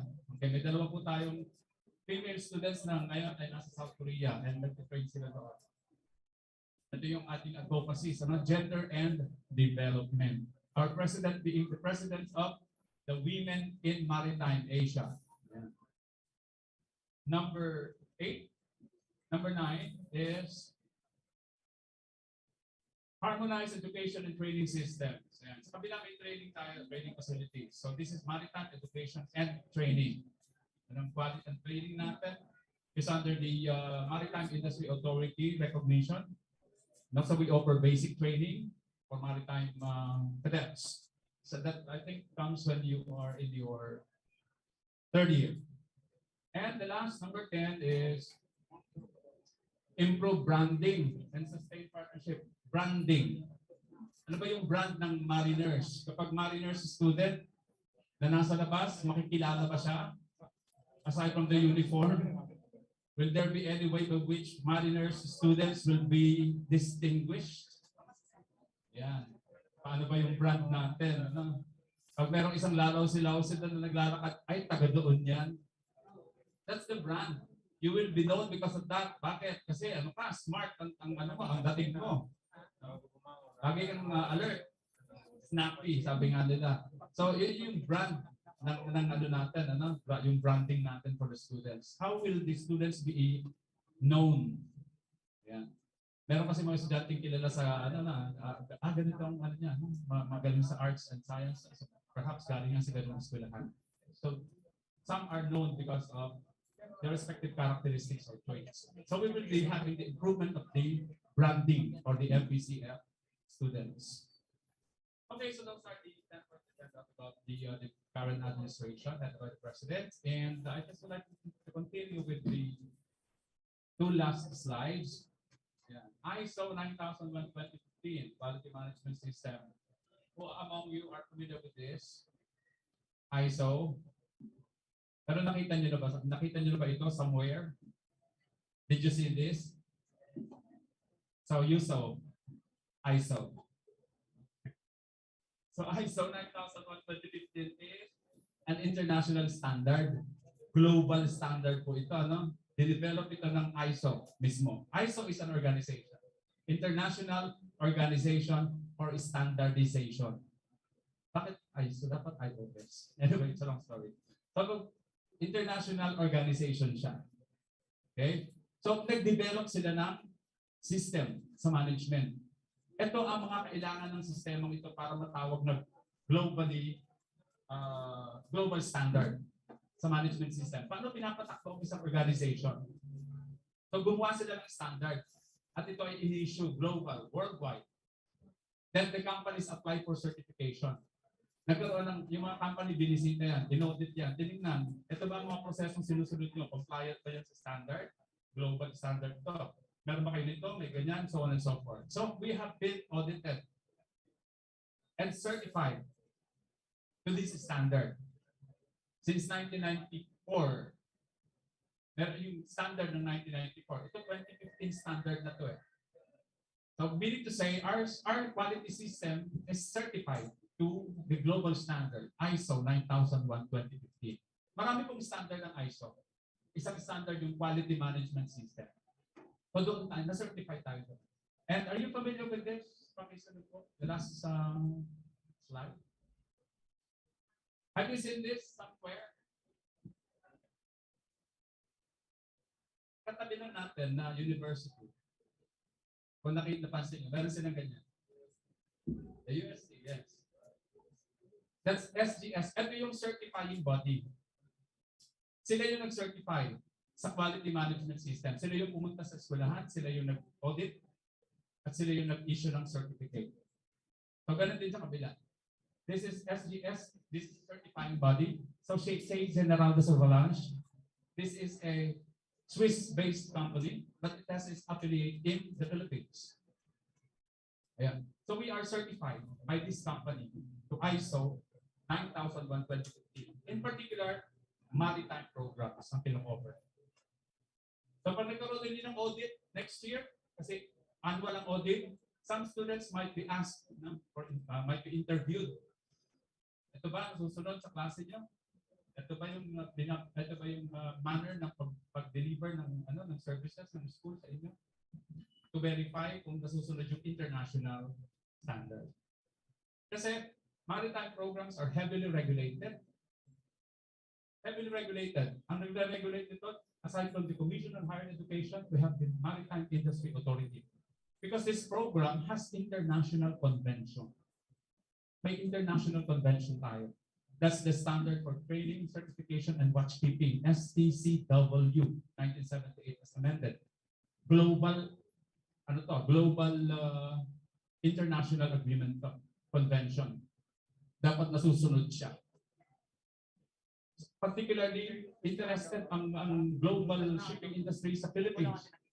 Aside from the biggest supplier of ratings in the world. Ito yung preferred ng maraming shipping companies, mga Pilipino. Because of the brand, because of the characteristics of Filipino seafarers. Okay. Sa Europe na lang, I think there are around 40,000, 30 to 40,000 seafarers. European flag vessels. And kaya talagang heavily regulated to make sure that the quality of education and training of the institutions, of the higher education institutions and trainings are in accordance with the requirement of the convention, the STCW. Okay, so this is going to be a very long day ahead for all of us. I just would like to have that as to cap my presentation. Our institution being certified to ISO 9001:2015. So thank you for this opportunity to be with you this morning. And again, thank you. Good morning. Thank you very much. Our Vice President for Administration, Secretary L. Cordero. Now to give us an orientation on the operations of the Office of the Financial Affairs, let's have our OFA Directors, Ma'am Melisandra B. Binondo.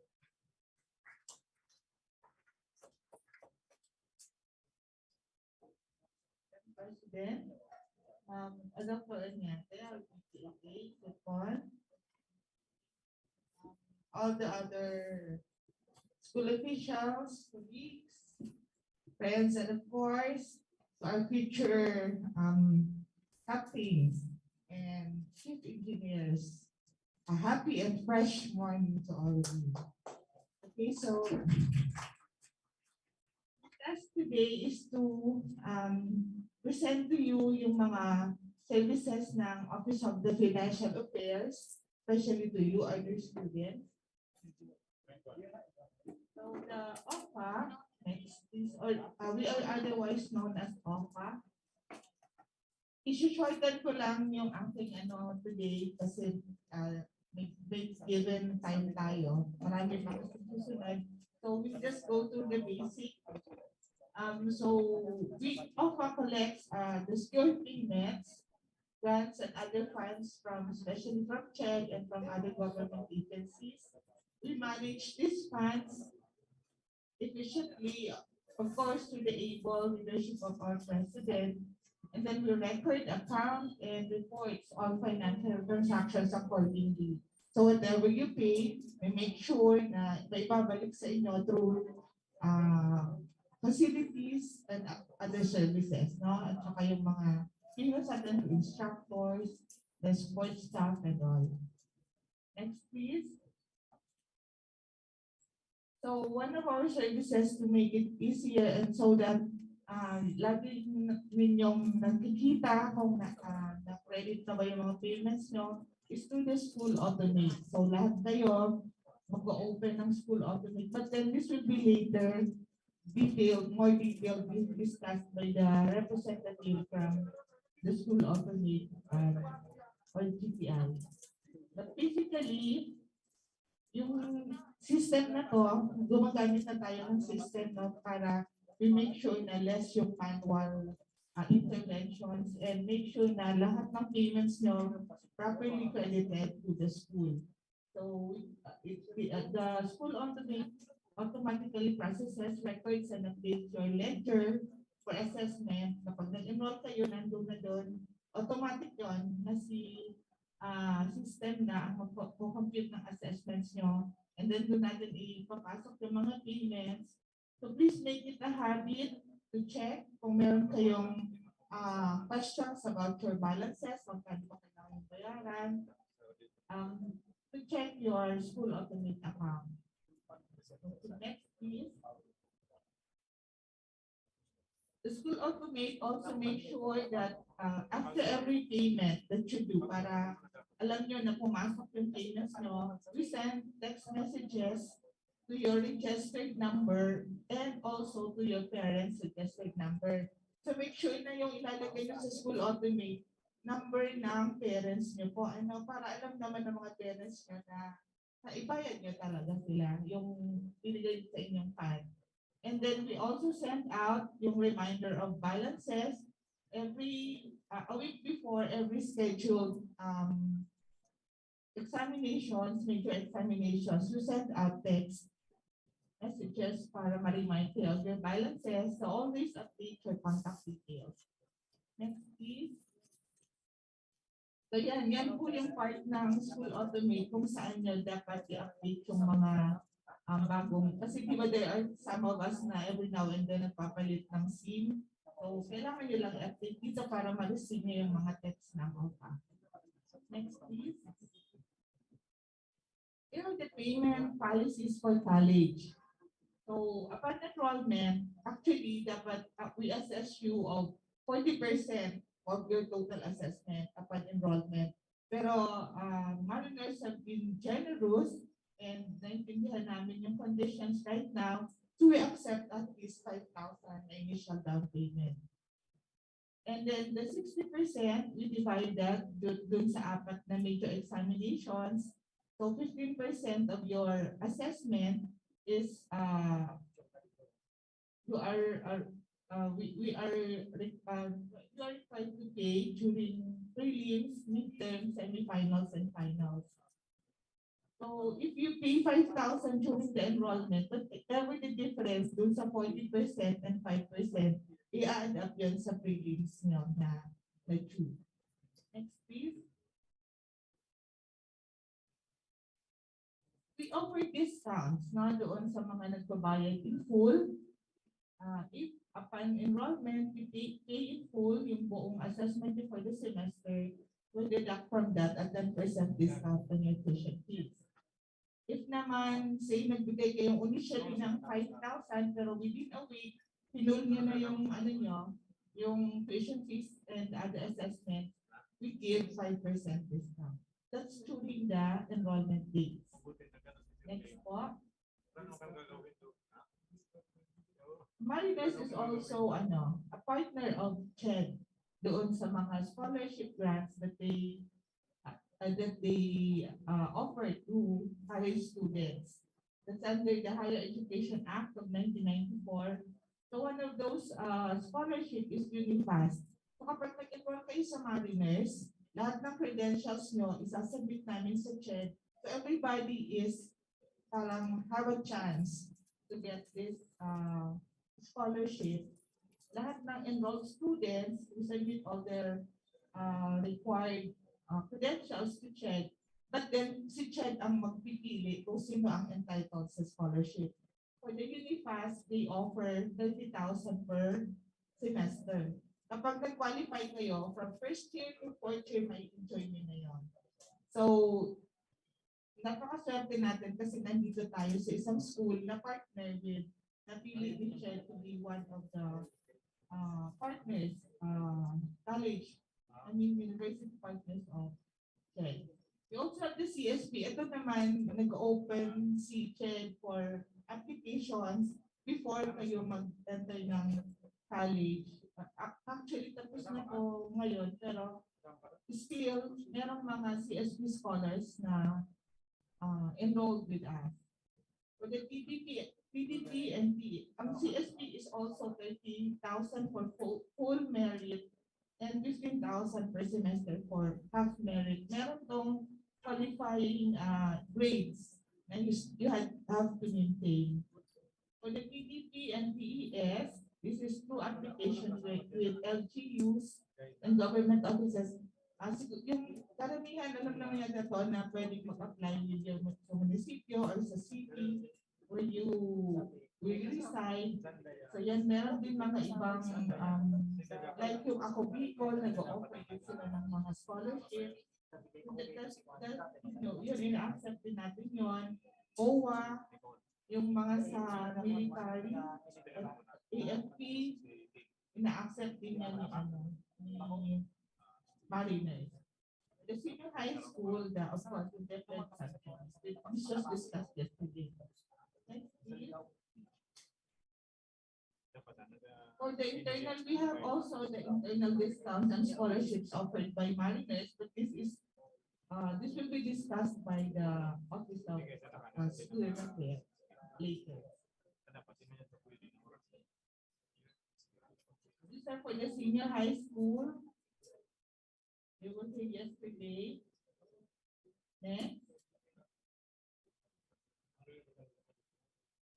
To make it easier for those, especially yung mga first year students natin, mga students natin coming from Masbate, Catanduanes, and yung mga malalayong lugar, aside from paying on-site dito sa office, we also accept payment options by depositing your tuition fees to these accounts ng Mariners, ICBC, BBP, and BDO.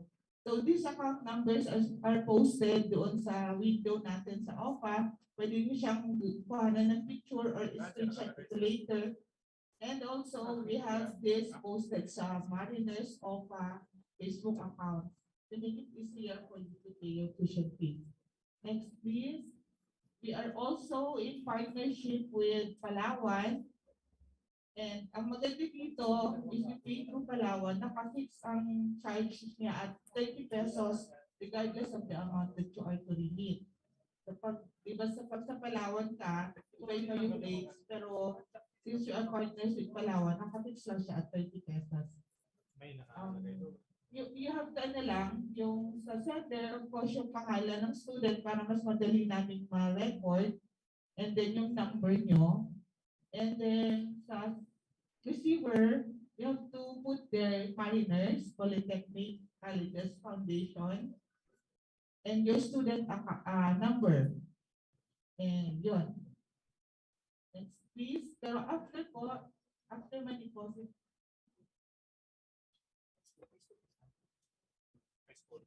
after you deposit yung and paying proof allowance, please make sure that you take a picture or screenshot of the deposit slip, proof of payment, and send to, again, OFA through email at ofa@marinerslegaspi.edu.ph or sa messenger, the facebook.com mariners.ofa.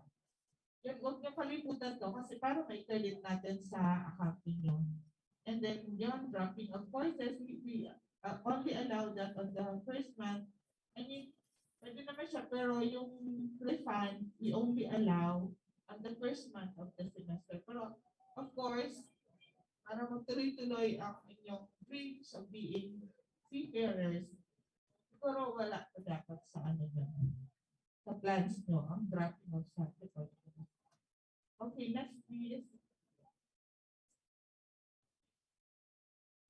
But if you're entitled to the refund, talagang nag-decide kayo to drop, you're entitled to refund subject to those policies. You can just go to our office to ask about that. Next, please.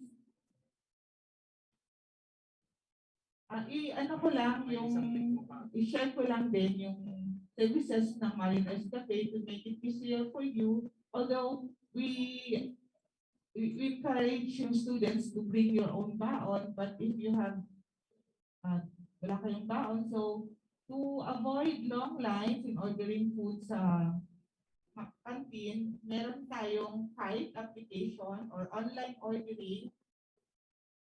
Also, to make sure na naka-reserve na yung food nyo kasi marami na tayong papasok na students, especially kapag nag-full face-to-face na.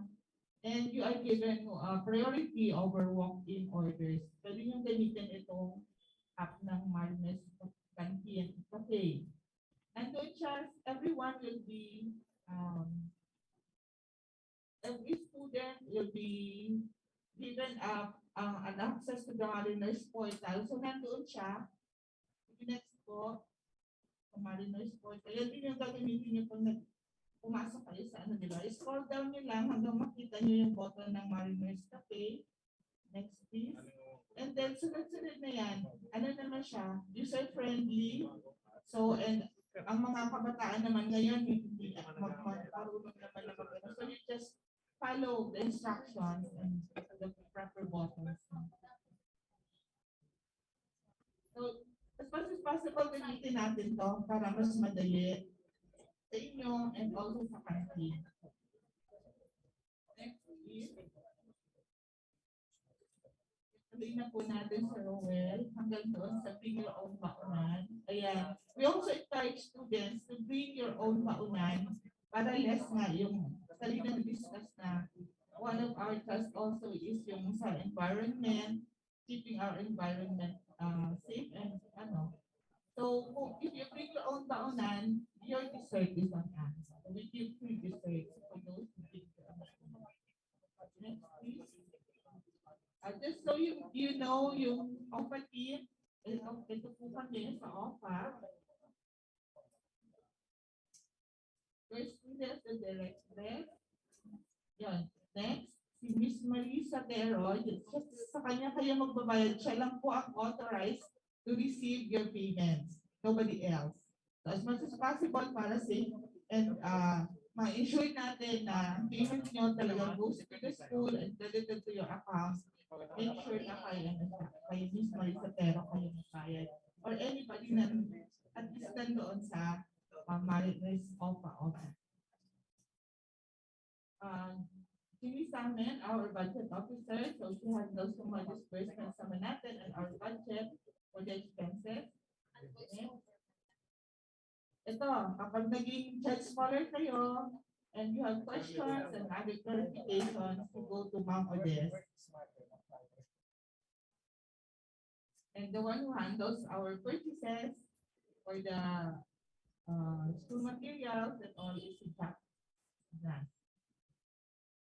you can contact my office. So our office also is open for any queries. Of course, if you, yung phone numbers, email, and Facebook. Nandun kami sa taas, second floor. Yan lang po. Thank you very much and have a great day. Thank you once again. That's our offer directors from Delisandra Pilodo. And now, to give her orientation on the registrar's office operation, let's have our college registrar and our EA, Ma'am Norma and Villanueva. Okay. Sige po.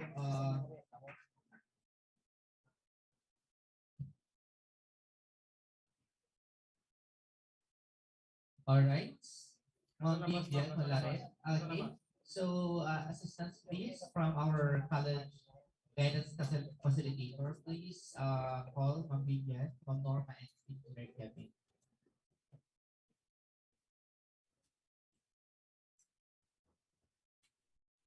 So, gutom na kayo? Okay po. Sige, with that, so maraming salamat for staying with us. Good morning po. Andyan sa ating Mariners Cafe. Naririnig ba kami dyan loud and clear? Yan. Naririnig nyo ba kami, guys? Yan. Ang hindi po bitawan ng cellphone, ipapahanap ko po ang attendance, ipapadelete ko po. Naririnig ba kami sa Mariners Cafe? Yan. Naririnig ba kami sa may nakapula?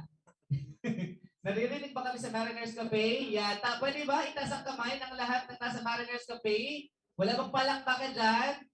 Ayan. So, live na live tayo sa Mariners Cafe. Yan. Naririnig pala tayo. Akala natin hindi tayo naririnig. Alright. Now, let's welcome once again our college registrar to rent us on the operations of the registrar's office. Ma'am Norma and Villanueva.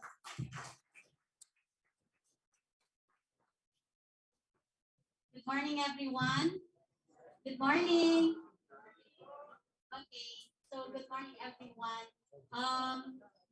In behalf of the management of Mariners Polytechnic Colleges Foundation of Legazpi City, we would like to say thank you very much for the trust and for the confidence that you are enrolled in this particular maritime and business school. So the Office of the Registrar is in charge of the repository of records. So we are handling all the records from the submitted during your enrollment. Okay? So, slide please. The Office of the Registrar is primary task and the reporting of school records in areas of enrollment requirements, enrollment, grades earned by students, evaluation of credit earned, promotion, graduation, and safekeeping of records and documents to the students. So if you will going to evaluate, the Office of the Registrar is in charge from entry to exit of the maritime and business students. We handled all the records submitted during enrollment. So, slide please. So the enrollment requirements. I will not going to enumerate the enrollment requirements because I know that you already knew that, especially for the maritime programs, you have your Aishihara, audiometry, we have the police clearance, and then the SF10, the senior high school, permanent records, or the SF9, the learner's progress report card, yung card, and etc. So, who among this, in this particular participants, who did not complete the enrollment requirements? Kindly raise your hands. Those who do not submit complete enrollment requirements. Okay, so I think nobody. Now raise your hands, meaning to say all of you submitted all the enrollment requirements, and congratulations for that. Because Because one of our tagline is what? Ano yung tagline kanina na narinig ninyo? Job speed, life ready. So in order to attain that, you should really comply the instructions provided by the different offices, especially on this particular area. How you can able to make yourself fit for the job if you will not going to comply the enrollment requirements. Okay? So next slide. Okay, for the student admission.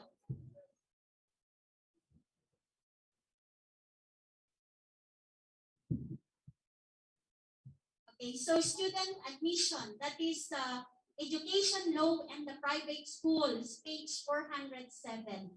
In recognition of the constitutional guarantee of institutional academic freedom, admission to any higher education institution is open to all students not otherwise disqualified by law or by the policies and the rules of the commission or the higher education institution. So how do you transfer this now to a layman's term? Meaning to say, we are open for enrollment. However, in maritime programs for BSMT and BSMRE, health is wealth because you have your annual medical requirements, annual medical requirements. If you will not going to pass the Ishihara, audiometry, and other medical requirements, you will not be permitted to enroll in a higher level. So, what do you mean? Alagaan natin ang ating sarili. No? So, you refrain from smoking if you are, drinking liquors if you are drinking. No? So, why? Because and too much exposure on the yung mga radiation from the computer, your cell phone, etc. Because we are open for student admission, however, we have your medical requirements. Based on our data, there are some second-year students who are not allowed to enroll in the third-year level because they failed in Ishihara or audiometry. Yun ang pinaka-dalawa, I think ang pinaka-major medical requirements na kailangan. So, meaning to say, if you are complete and passed and the medical requirements ngayon na first year, sa second year, magkakaroon din kayo ng annual medical requirements. Pag bumagsak sa medical requirements, you will not be permitted to enroll in the second year. Okay? Thank you. Next slide, please. Okay, adding, dropping, and changing of courses. So courses, during those time, we call courses as subjects. But now, under the new CHED regulations, courses means subjects. So do not be confused. No? Courses or subjects are the same. So adding, dropping, and changing of courses should be within the approved schedule provided by the academics office. New student is allowed to change, add any courses approved by the academics office. So meaning to say, you have your school automate, right? Correct? You are familiar with the school automate. Yes, okay. So you are not allowed to change any subjects approved by the academics office without approval by that office. So meaning to say, if you have certain conflict in your schedule, kindly do not attempt to change without prior approval of the academics office. What you will going to do is to report immediately to the office of the registrar, and we will going to assist whatever problem or challenges in your schedule. So you have to report. No need to change it by yourself. Because if you will going to change it without prior approval, there will be a problem for that. Why? You are not included in the master list or class list in that particular subject or course. Yung class list mo ay nandito, change mo sa iba, you are not included in the class list of that particular course or subject. So, magkakaroon tayo ng problema, no? So, no adding, dropping, changing of schedule without prior approval. Okay, next slide, please. Okay, course load and sequence. This is in accordance with the Education Law and the Private Schools, page 448. Section 138, course load and sequence. Okay, I will not going to read the regulations, but to summarize, the load and the sequence of courses shall be in accordance with the approved curriculum for each program or course of study. No courses may be taken unless the prerequisite courses have been taken and passed. All of you is under the new curriculum, under the Joint Chet Marina curriculum. Okay? So, you will going to graduate in a particular curriculum wherein you are enrolled. There are two curriculums that nagano po ngayon, no? In the academics. We have the old curriculum and then the new curriculum. All freshmen and transferees are under the new curriculum of the Joint Chet Marina. Okay, so following this, course load and sequence, the load and sequence of the courses should be in accordance with the curriculum. No? So next slide, para makita natin yung prerequisite subject. Okay, so ang sabi kasi dito, no subject should be enrolled without taking the prerequisite subject. Example, navigation 2 should not be taken ahead of time of navigation 1.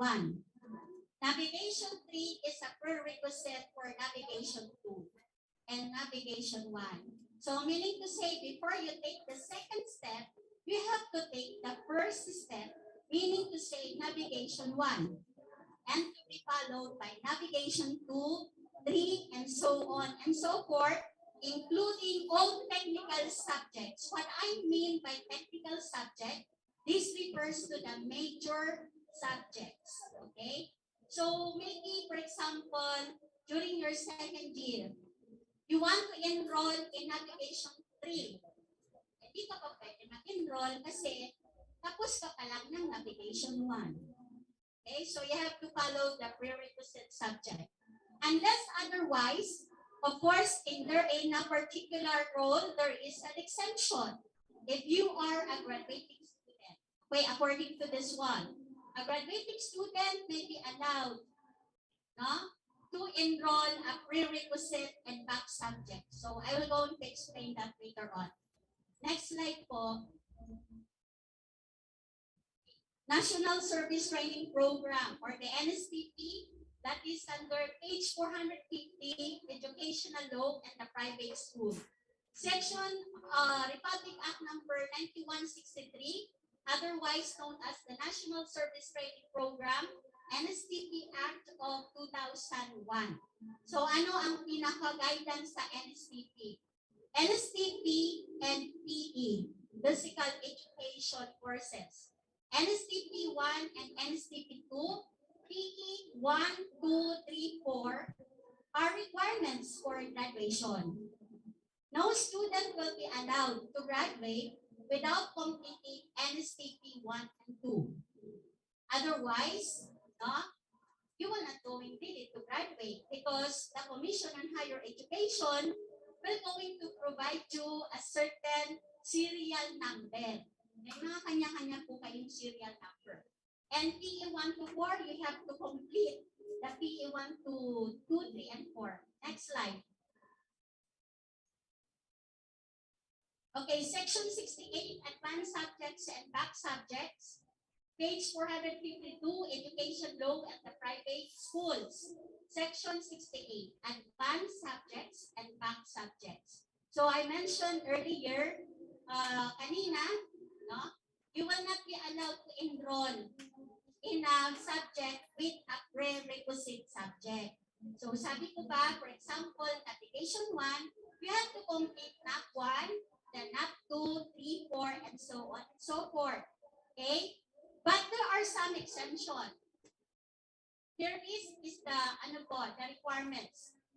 You will be allowed to enroll simultaneously. O pwede pala mag-enroll simultaneously. A prerequisite and advanced classes, but under the following conditions. Number 1, when the prerequisite is a repeated subject. What do you mean by repeated subject? For example, nabagsak po kayo sa Navigation 5, and second sem will be Navigation 6. So, you will be allowed to enroll NAV 5 and 6. Why? Because you are a graduating student. But if you are a first year, bagsak ka sa NAV 1, then NAV 2, you will not be allowed because you are not a graduating student. So, therefore, first year, second year, kindly, no? Truly and help yourself to pass satisfactorily all the subjects or courses being enrolled. Okay? When the student has superior scholastic rating, so 1, you are a graduating student, and number 2, no, from the first year, second year, and third year first sem, you have a good scholastic rating. But in some reason, for example, family problem or financial problem, nabagsak po kayo sa Navigation 5, no, for that reason. But previously, you have a good scholastic record, so you will be allowed to enroll simultaneous, no, NAV 5 and NAV 6, and also you are a graduating student. Number 3, yan, when the student is graduating. Number 4, when it is approved by an authorized academic official. Who is the authorized academic official? It is the recommendation of the college registrar and approved by the Vice President for Academic Affairs. Okay? So next slide. Student loan. That is under the education loan and the private schools. Section 92, excess or overload. So upon the discretion of the higher education institution, a graduating student may be allowed additional course load of not more than 6 academic units in excess of the normal load prescribed by the institution for the last school term. Okay, so ito po, excess or overload. What do you mean by excess or overload? For example, in the curriculum, under new curriculum, yung regular load is 24. But unfortunately, may mga failing subject kayo, so you will going to have an excess of 6 units. The question, are you being approved or not? O, papasok dun yung requirements, no? Number 1, you are a graduating student. Number 2, you have a superior scholastic records. Number 3, it should be approved by the academics office. Okay? So it would be allowed, even PE, pwede pong sabayin ang PE 3 and 4 during your last term because you are graduating student. But, no, baka sabihin ninyo na pwede pala sumagpabagsak na lang. Wow, hindi yan po pwede. Okay? So next slide. Cross-enrollment. Cross-enrollment. What do you mean by cross-enrollment? Your Mariners Legazpi is your home institution or home school. And because of certain reason, that particular course is not offered in Mariners Legazpi, your home school. So can you allow for cross-enrollment? There are certain conditions.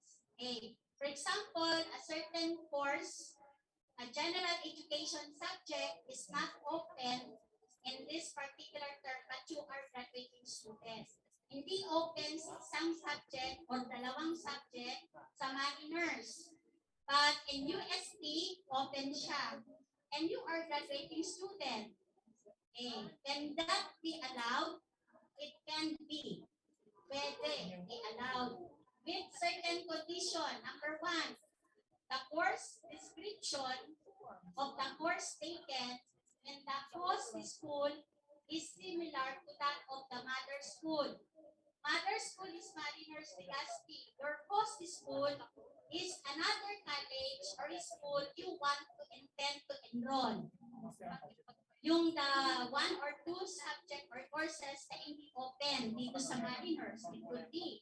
As long as the course description, the number of lecture or laboratory, and the total number of units are the same. And students cannot cross-enroll in more than 1 school per term. Hindi po pwede na mag-cross-enroll ka UST and another one is Divine Word. Yun, no? Only 1 course school. And it should be approved by the academics office. And we discourage, actually cross-enrollment is discouraged and shall be subject to institutional taxes. Nagtake kami sa cross-enrollment because of monitoring purposes. Okay? Next slide. Requirements for promotion under the MRTS section 108. What do you mean by promotion? Promoted, for example, you are enrolled in first year, first sem and second sem, all subject passed, satisfactorily passed, including NSTP. So therefore, next year, you are promoted to second year. And during the second year, if all pass satisfactorily, including PE subjects, major subjects, general education courses or subjects, you will be promoted to another year level, which is third year. Okay? These are promotions. Next slide. Okay.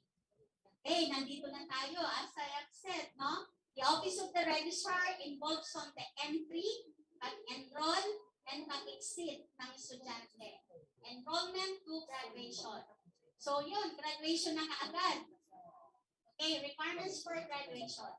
1, should pass all courses indicated in the approved curriculum.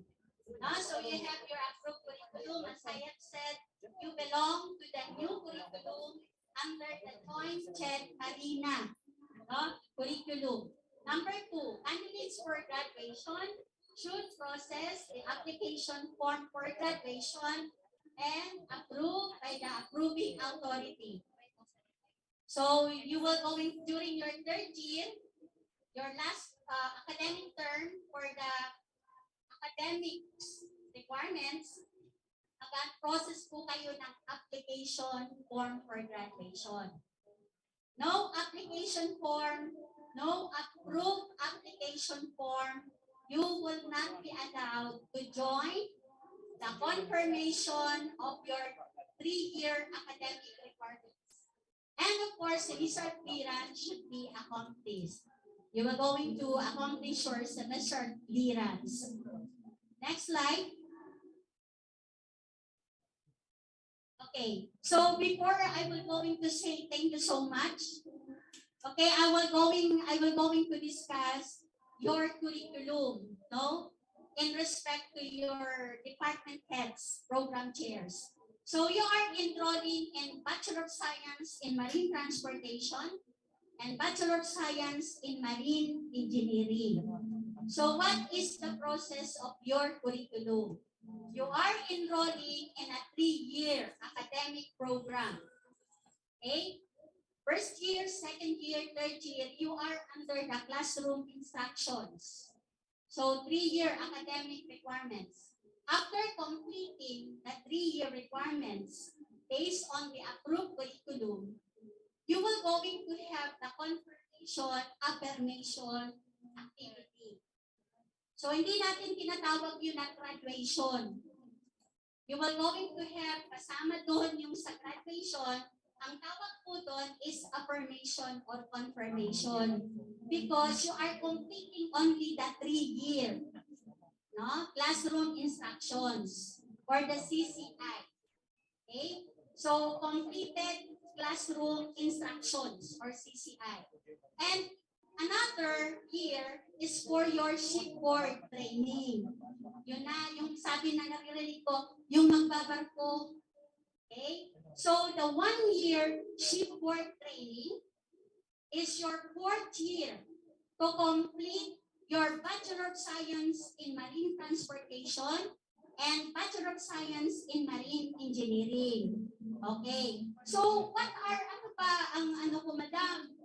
Beautiful sa SPT, shipboard training.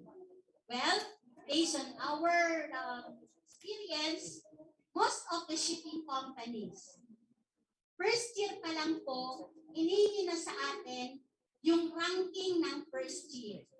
Okay? Ranking ng second year. And ranking ng third year. Okay. Bakit? Because this ranking is needed by the shipping companies to determine who among on the first year, second, and third year ay nagtatap doon sa classroom instructions. Okay? Aside from the good moral character, you should not have a violations of any school rules and regulations.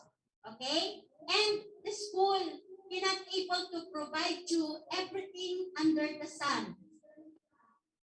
Ang school po ay hindi pwedeng gawin lahat para sa inyo. You do your part because this is a partnership between you and the Mariners Polytechnic Colleges Foundation. What is your role? You study. You do not only study, but you have really to have access yourself with the knowledge, the competence, and the skills needed for your shipboard training. So ngayon pa lang na first year, may naririnig ako, first year pa man lang po ako. Oh no, first year dapat you have really to do yourself, not to have your encourage yourself for the competence, the skills, and the attitude. Letter A, attitude, the first letter in the alphabet. Attitude is very important. What is competence? Skills without proper attitude, good attitude. Okay?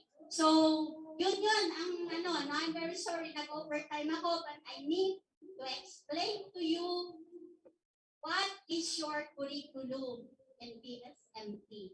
Okay? For the BS Marine Engineering. So, under the Office of the Registrar, you have your course in charge. Every BSMT student, BSMT, BS Market, there is a particular staff that will go to attend to your need.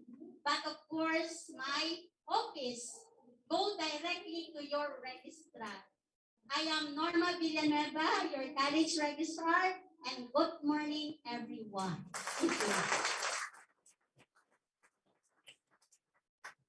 Thank you very much, Ma'am Norma, for sharing your operations boss, for orienting your students, or our students sa operations ng Registrar's Office.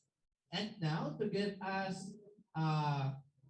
orientation or overview on how the Human Resource Department of the institution works, let's have our Human Resource Directress, none other than Ma'am Vivian G. Armari. Ma'am Vivian, let's give her a round of applause, please.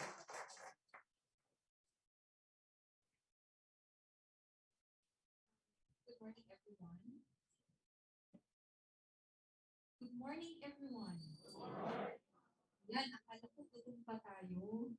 Anyway, I'll be just giving you a brief background of the operations of the HR department. So, basically, we are operating under the administration division, and then we are tasked to handle all the human resources or complement all of the schools.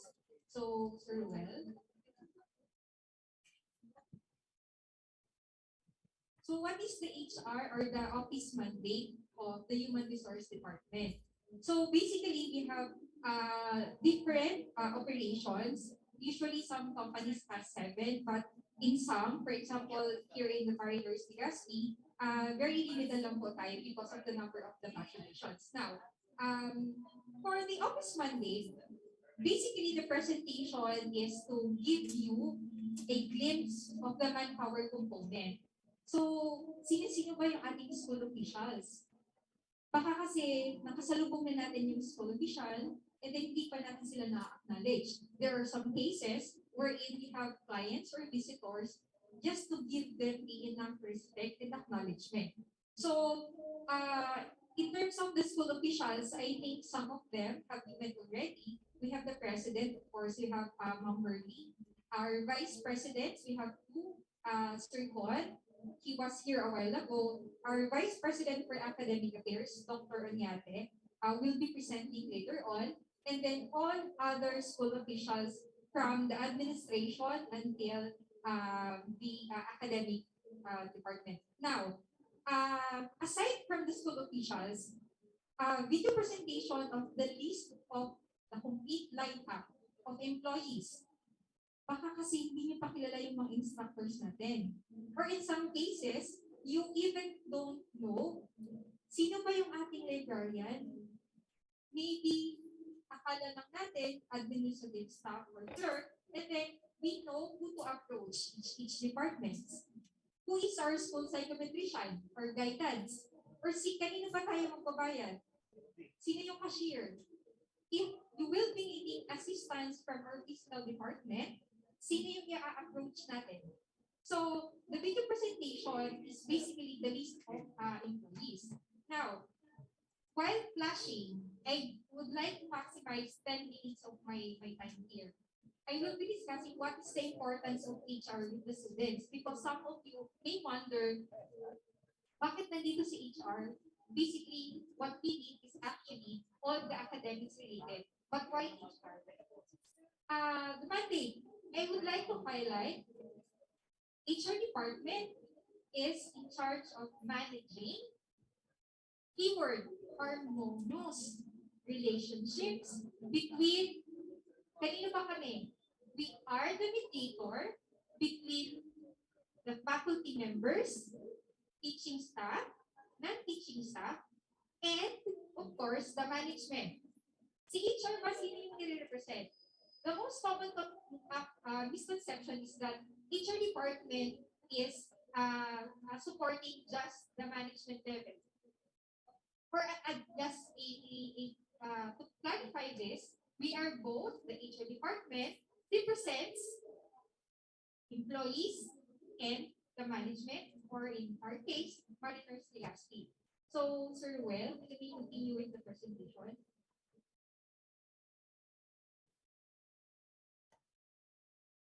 So, lahat ng names po natin, we can just flash, although we have the list, official list in the HR department.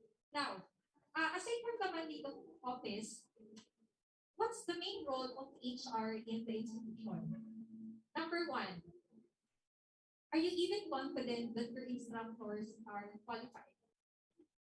What's the task of HR? We at the HR, we recruit, process all the applications of qualified employees or faculty members. Lumana ba sila sa teaching them? Do they have the license to teach? Do they have the experience? What are their skills? So we do evaluate all the applicants para before their start of employment, they are actually ready to teach. Or even the staff, even if temporary lang siya, they have follow the right protocol in terms of hiring. Aside from hiring, I'd like to highlight the importance of one key component of HR, which is, ano yung na-mention kanina ni Sir Col? Does anyone remembers? In-highlight yun kanina? Wala, hindi was training and development. That's one of our key functions in the HR. If students have different forums, student leaders forum, skills enhancement, we have a counterpart in the HR. You have to remember, all the trainings and the development criteria, it doesn't focus more on the faculty members, including po yung ating non-teaching staff. And in some cases, even our third-party provider. For example, ang ating mga mabubuting security guards, we have trainings fit for them. Even po sina ate and kuya, about cleaning. Hindi lang po sila naglilinis. We do provide trainings for them. What are our criteria in terms of providing equality training? Of course, what are the skills needed? Do you think your instructors are capable in teaching online classes? Baka kasi si Kapital hindi na updated with the technology. Or maybe si staff can no longer use this and that. For example, before, typewriter, but now, computer. In some cases, from computer, it transition in terms of mobile phones.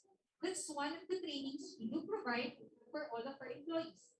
What are other trainings and development? For Maritime, there are various training programs. So, meron dyan, advanced firefighting, IMO model course.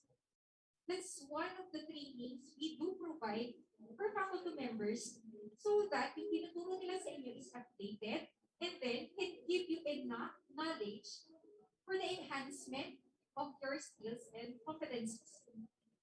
Ano pa ba yung other trainings namin? It's not just all the intellectual trainings. Kung ang SAS focuses on holistic development, sa HR, ganun din po yung task namin. Community involvement, partnership with adapted communities, kasama din po siya. Ano yung mga involvement nila? Recently, HR participated with the leadership of our BIMA coordinator, Ma'am Lani. He participated the employees dun sa ClickUp. That's holistic development. Okay, ano pa ba yung ating other developments? What are the other trainings? Sige nga, I want this to be more interactive. Sige nga, sino dito yung second year? Second year, representative. First year to lahat. So, nag-start na ng klase. Okay, recall. Senior high school. What do you think are the skills or knowledge na nagkulang sa ibang instructors natin? Sige nga, one sample. Sa tingin nyo, para ma-improve yung ating skills, ito ba dapat yung mas kailangan pa ng mga instructors natin? Senior high school. Anyone? No. Just to clarify, no. Di ba first year tayo? Last year, senior high school kayo. Nung senior high school kayo, yung mga instructors nyo before, ano sa tingin niyo yung dapat na mga skills development or trainings na nabigay sa kanya? So that, pagdating nila dito pagdating nyo dito sa college, maybe that's one of our key words to improve. Sige nga, ano yung you think something na gusto nyo sana i-improve during the senior high school experience? Sige, hindi na pa tayo nag-uusap. I want a interaction with you. Sige nga, representatives from MP and for engineering. Just one sample. Or baka excellent na yung performance ng mga senior high school instructors natin. Kasi I can see faces that I think interested pang to develop yung ating mga instructors before. Sige nga, random. Anyone from the group? Okay, just state your name and your course. Joshua National po, PSMD. That's 1A9. Ano nga po ang question?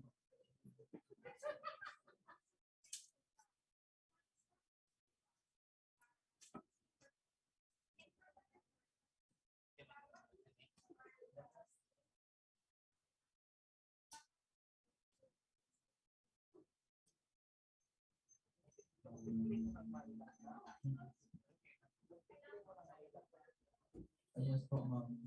Yung iba po kasi, ma'am, parang lipasan na sa technology computer. So, I think na kailangan po nyo improve. Yeah. Ako. Ulitin ko yung sinabi ni Joshua, ha? there are some instructors before na although they're familiar with the technology nowadays because online pa last year. So mukhang kulang pa. Would you agree? Yes. How about from the other department? Sige nga. Yes. State your name. I'm John Benda. Is my name of siguro bilang niya.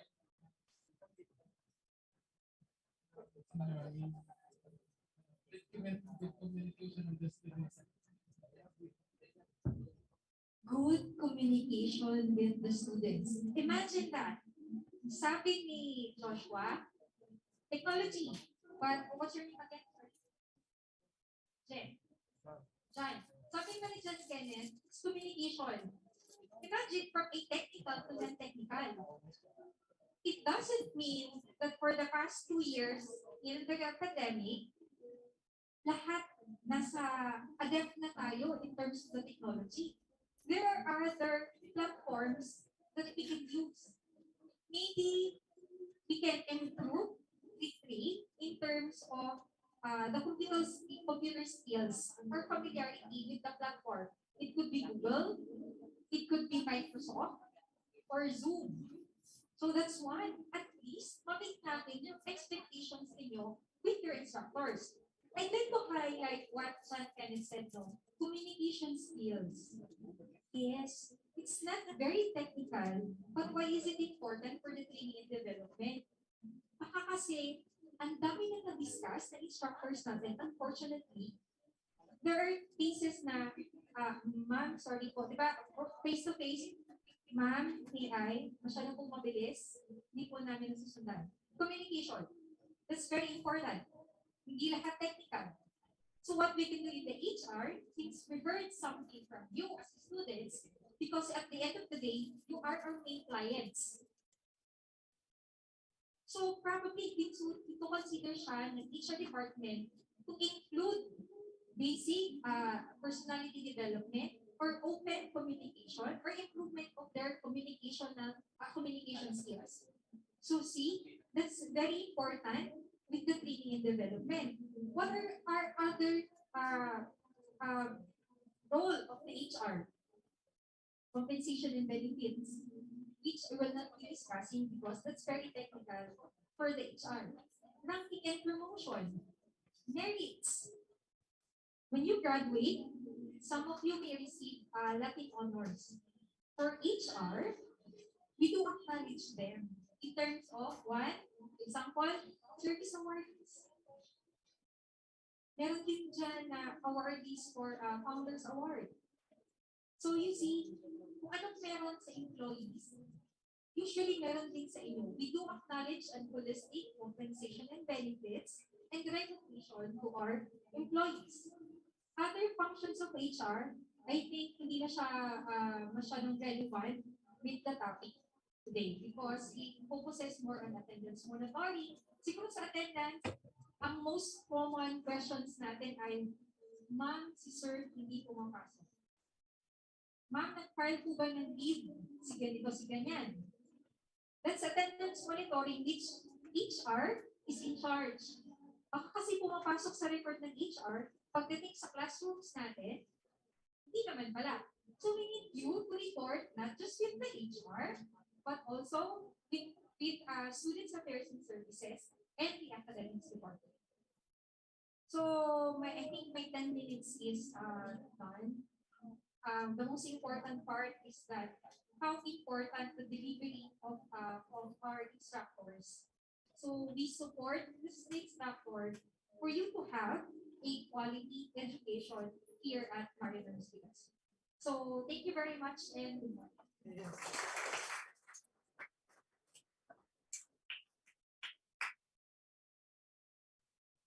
Thank you very much, ma'am. So pag nakasalubog natin si ma'am, siya po ay director, hindi po siya estudyante. Thank you, ma'am Babes. Alright, so next we have President. So ito po yung kukulitin natin if we are going to, since all of you are student leaders, So ito po yung kukulitin natin when it comes to their facilities.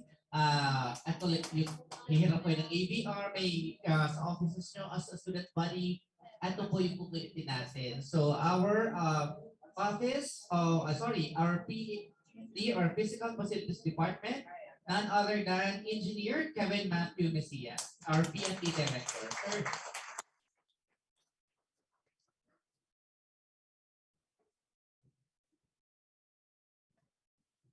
Good morning, student leaders.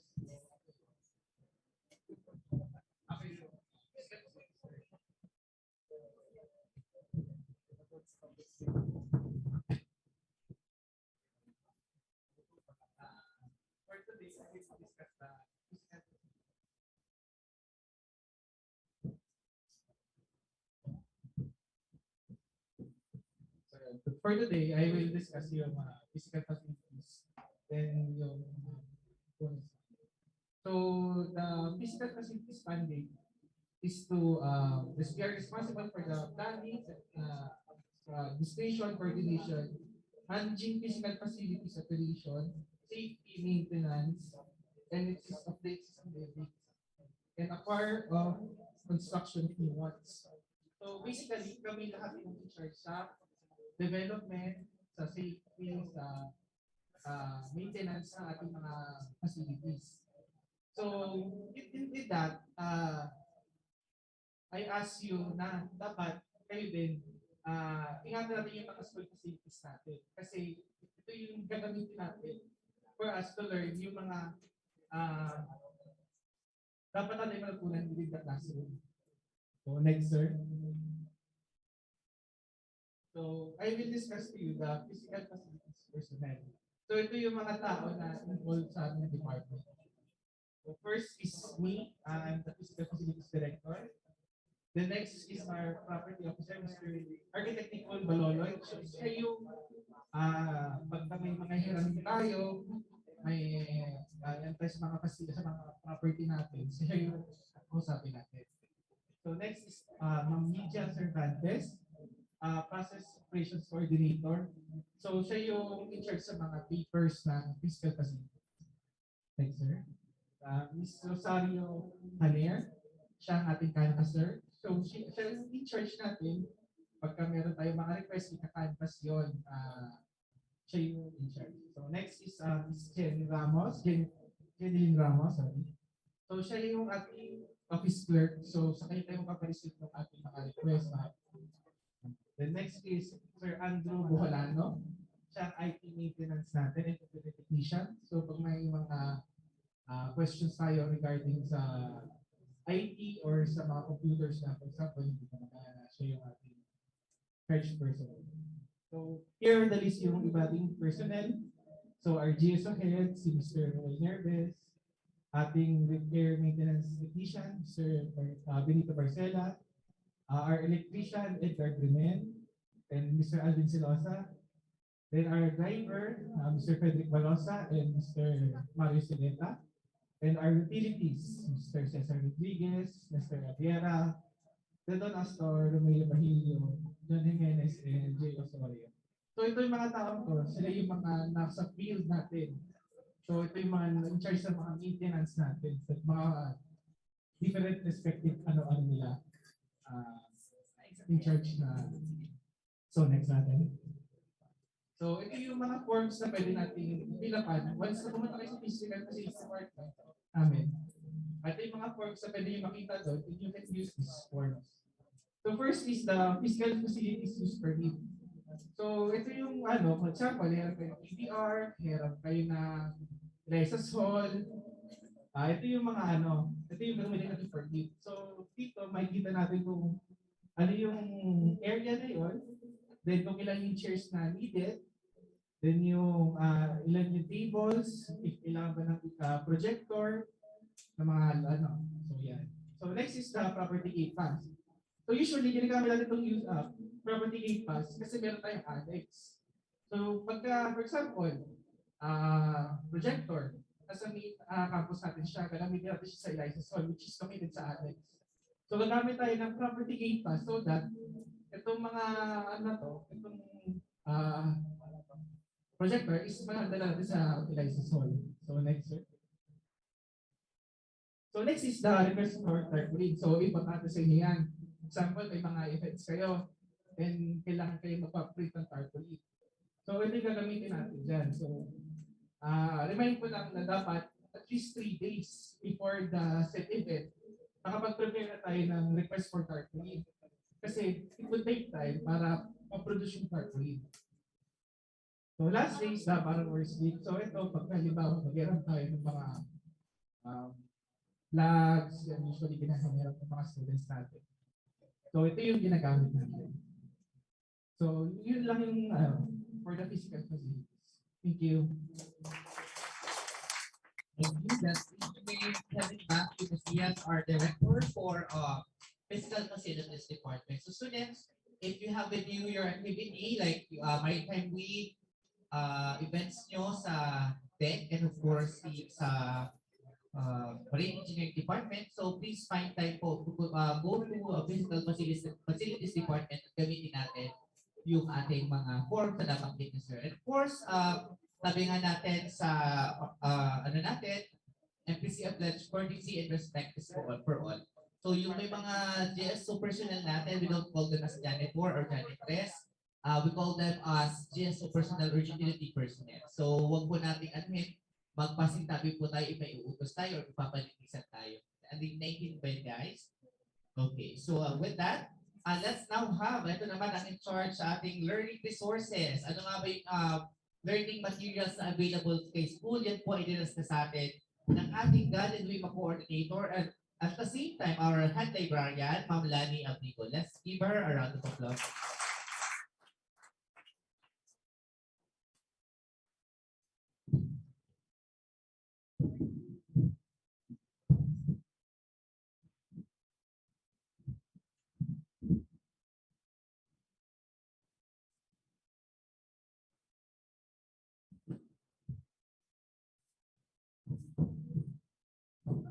The sound check.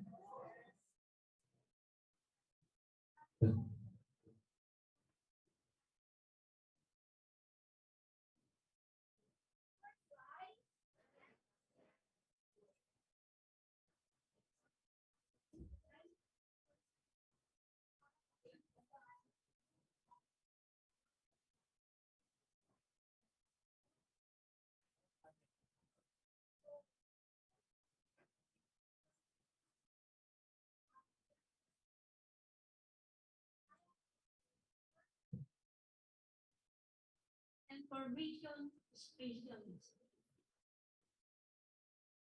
Parang yan, alam niyo man. Pag kami may queries about sa subject namin or sa course namin. So okay, to proceed, kayo media na slides or media. Pero mamaya na lang siguro yun. Familiar ba kayo sa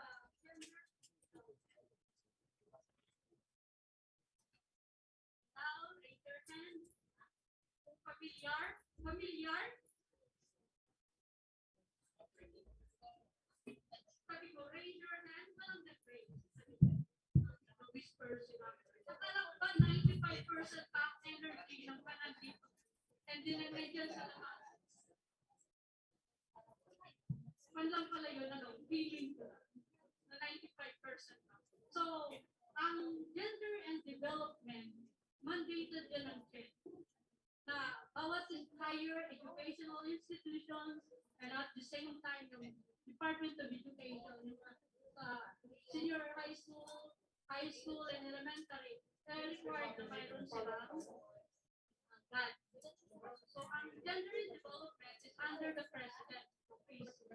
So ang pinakakuan dyan na CHED natin is ako lang yung parang focal person kasi hindi naman pwede na lahat ng kung halimbawa may problems kayo regarding sa gender and development, si Madam President ang contact. So, once may Madam President ang parating problems with the estudyante, ng needs of the student, atin si Ma'am Lani. So, what is Republic Act 9710? Ito yung Gender and Development Program. as a development perspective and process that is participatory and empowering, equitable, sustainable, free from violence, respectful of human rights, supportive of self-determination, and actualization of human potential. So yan po ang Republic Act number 9710. So, bakit kailangan na magkaroon ng gender and development dito sa Mariners Technical Foundation o Legazpi City? So ito ay primarily dito sa atin to promote women empowerment. Ma-promote din yung mga rights, especially dito sa takpan ninyo sa program, yung sa Maritime Education. So, before, stereotype yun na pag sinabi mong seaman, kaya seaman kasi para lang daw na yung ang word na to or profession na to para lang sa lalaki. Pero ngayon, allowed na maka-enroll ang mga babae. Kaya na lang ng department care natin sa Marine Engineering. Nandiyan si Engineer Pauline Bernal. Nakita ninyo kanina, si Ma'am dito, o babae siya. So dito sa Mariners, ginawa dito na mayroong gender equality. Hindi lang patalaki ang profession ng isiman, kundi pati na rin ako. So itong gender development, binibigyan ngayon ng ini-empower na babae. Na kung anong kaya, kung anong training, kung anong development ang para sa mga lalaki, para din yan sa mga babae. Kaya kung mapapansin ninyo, kanina hindi lang mga lalaki ang nagkasaya. And then hindi lang din mga babae. So equal. Bawat department, mayroong babae, mayroong lalaki. So, yan ang tinatawag natin dyan na gender equality. Dito sa sabi natin na pinapromote ng gender development ang women's empowerment and ensure that their full participation becomes essential for society. So, what is the mission of the gender and development? Ito yun, to sustain, to initiate, and adopt efficient programs, projects, and services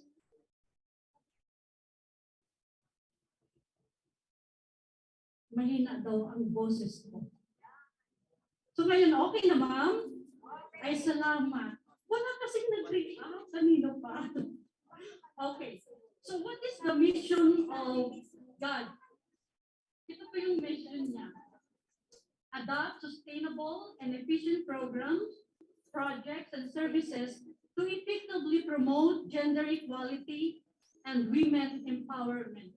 So I'm sure sa HR natin, mayroon din yun na ginawang policy para magkaroon ng gender equality and then magkaroon din ng policy para sa mga development ng mga kababaihan natin na nandito sa Mariners Technical.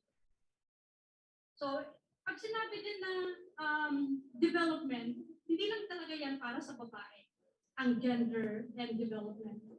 Equal yan. Kung mayroong program si Madam HR para sa mga babae, mayroon din sa mga lalaki. So yun.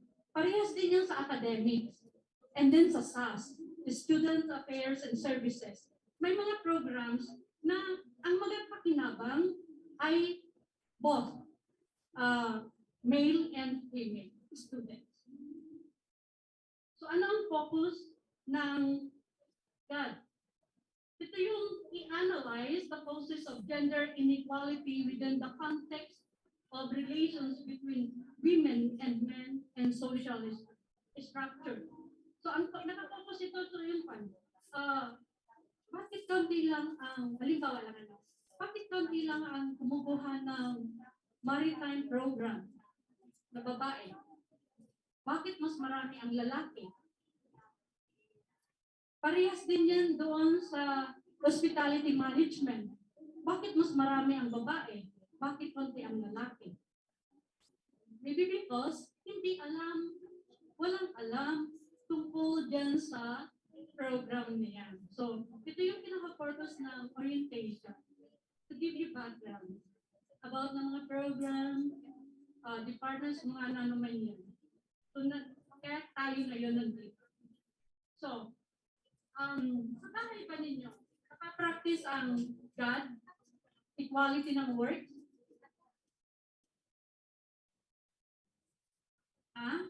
Napapractice ba sa bahay ninyo? Before kasi, pag sinabing paglaba, kaninong work? Babae lang, sa nanay, sa ate. Yung mga lalaki, wala. Nag-work lang. Parang nag-provide lang sila ng financial. Pero ngayon, sa ngayon, hindi na yan. Dapat kahit sa bahay, i-practice natin yung gender equality. Ang paglaba, ang pagluto, ang paglinis, ang pag-alaga ng mga kapatid or ng bata ay trabaho ng babae at ng lalaki. Pati sa kulay. Before, pag sinabi natin na pink, babae. Pag blue, lalaki. Pero ngayon, pwede na tayo magsuot. Kasi expression natin yan. Diba? So may mga laws under sa GAT. Ito napaka-importante nitong mga laws na to.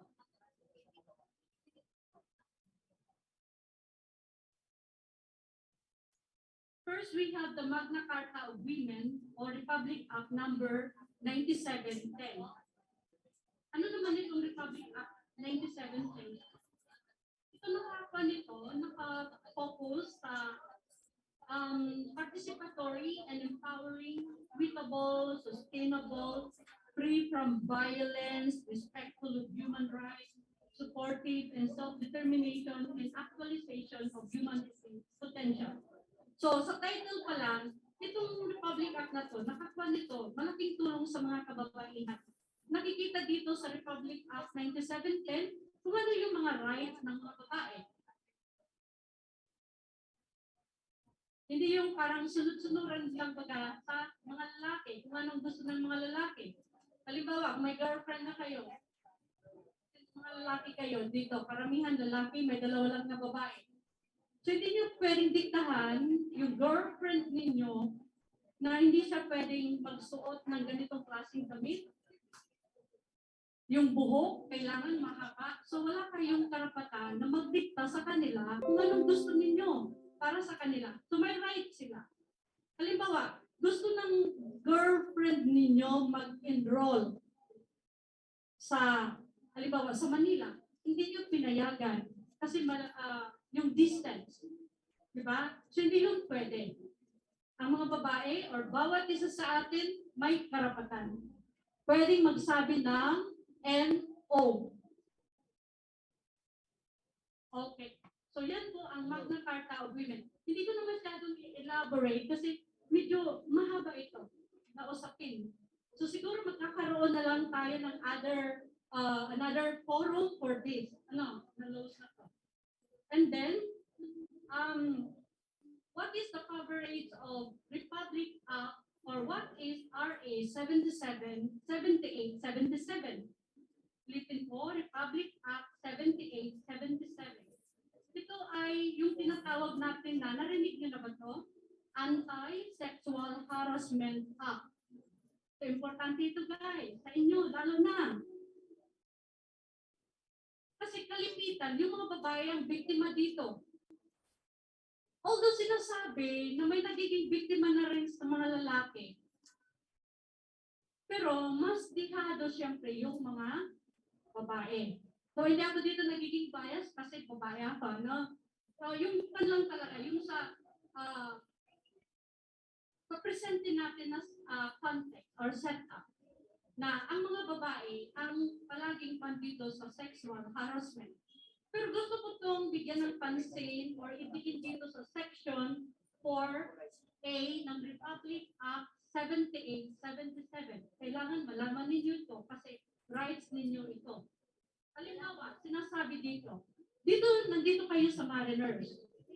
So, ang lahat ng faculty members dito and then the staff or employees ay responsibility na pangalagaan yung safety ninyo. Ito yon, Republic Act 7877. Ngayon, kung iniipit kayo ng inyong instructor, halimbawa, kinausap kayo ng instructor ninyo, babae man yan or lalaki, humihingi siya ng may condition, sexual favor, para lang bigyan kayo ng passing grade or mataas na grade. Kasi alam ng instructor niya, halimbawa, anong faculty member na yan, or kung sino man ang person na yan na nandito sa Mariners, na halimbawa, nag-aim kayo doon sa may scholarship, may maintain kayo ng grades. And then, yun, may sexual favor siya hinihingi. So, bawal yun. Pwede ninyo siyang ireklamo. Sabihin nyo lang dyan sa tao na yan, na ganito, Sir, Madam, Republic Act 7877.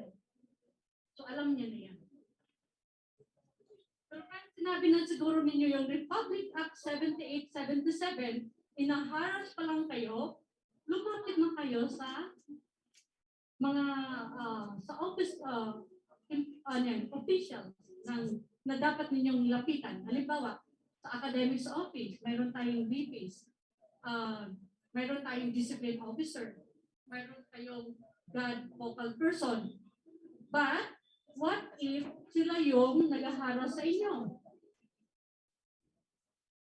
Pwede na kayong sumbong sa pinakamataas or sa labas na siguro ng Mariners para hindi kayo makaras.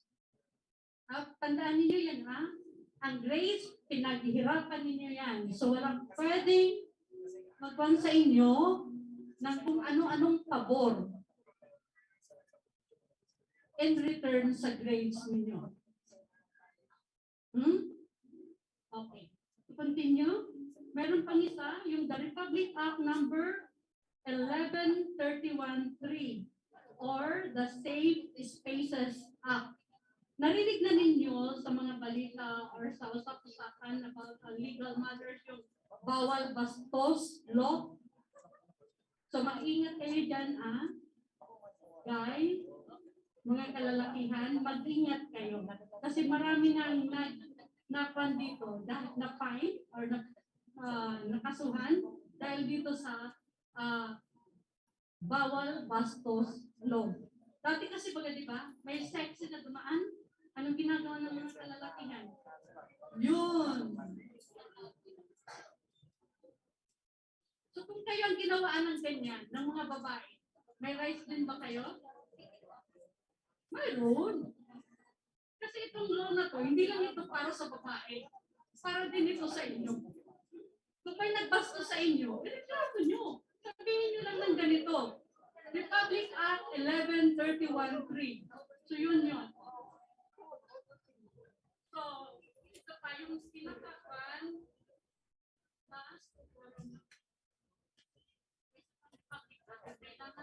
Alam niyo, yung 9262. Ito po yung Republic Act number 9262. Ito yung defining violence against women and their children. Halimbawa, sa bahay ninyo, ang example, nakikita ninyo, may violence na nangyayari sa loob ng bahay. Anong gagawin ninyo as a witness to that crime? Pwede kayong magsumbong. Magpapa mo pa man yan, magkuya mo pa man yan. Kailangan makarating yan doon sa kinauukulan para ma-stop itong violence against women and children. Sa bahay ninyo, kayo yung children. Ilang taon pa lang kayo? 17? 18? So kung 18 na kasi kayo, hindi na kayo doon sa children. Nandoon na kayo sa adult. Pero, it is your responsibility to protect your family members against violence.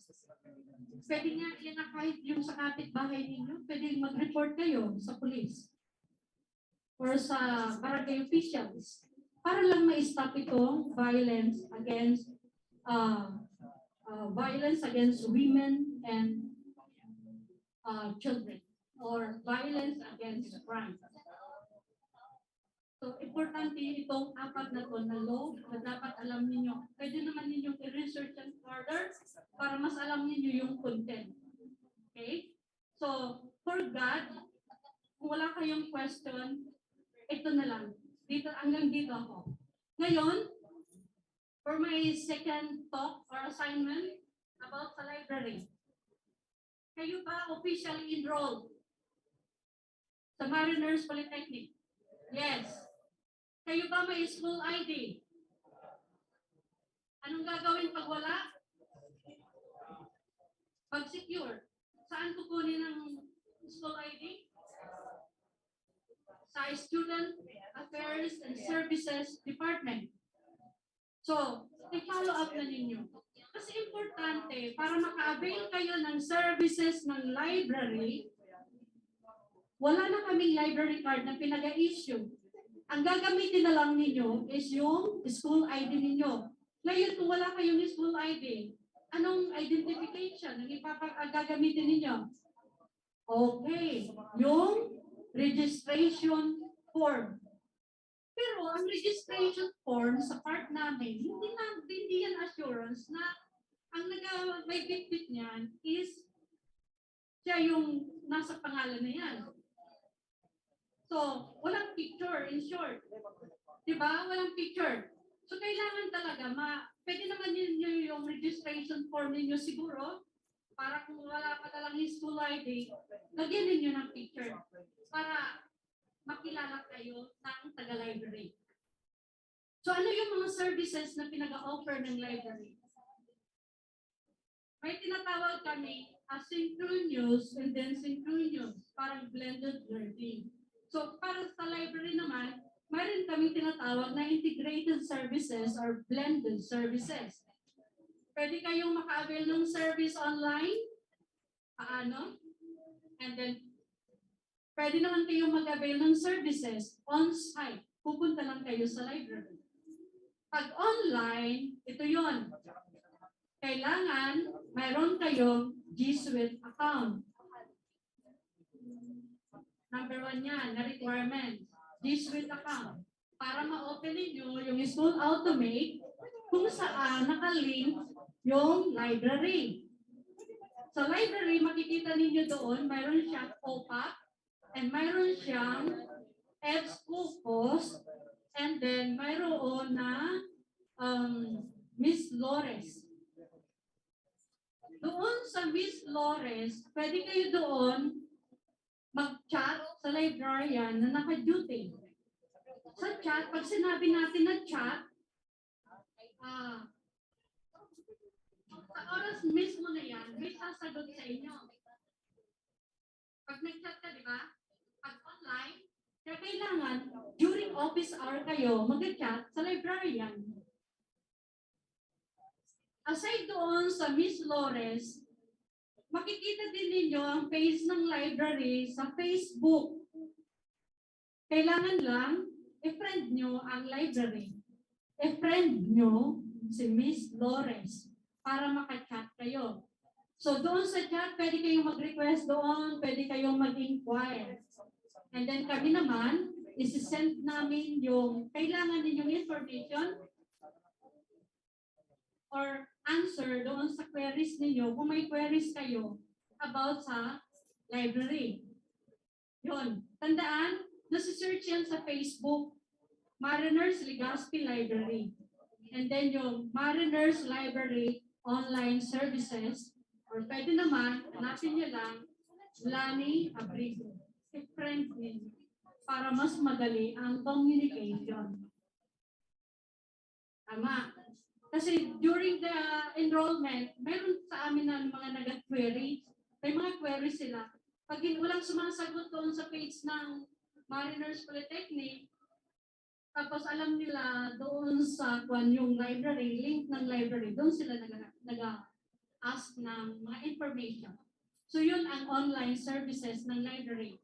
Pwede naman kayong mag-email. Ano yung email namin? Nakalagay yan sa, pag ma-open mo yung page ng library, nakalagay doon ang cellphone number ko and then ang email address ko. Basta po, magkuhan lang kayo, magpa-assist during office hour. And then, pinaga-process yung mga queries ninyo. Minsan, akong busy, wala ako, nasa meeting, halimbawa. Basta, within 24 hours, may reply yung query ninyo. Yung message ninyo. May reply yan. Hindi yan aabutan ng 1 hour o ng 2 days or 3 days or 1 week. Most of the time, nakapa naman talaga ako. Nakakonect. So, kailangan dyan, may gadget kayo, and then mayroon kayong internet connection para ma-avail niyo yung sa online. Email, pwede kayong mag-send ng email, then sa email naman yan, mag-reply naman ako ng email. Pero kung kailangan ninyong agad-agaran ng sagot, doon kayo sa messenger or pwedeng tumawag, pwedeng mag-text.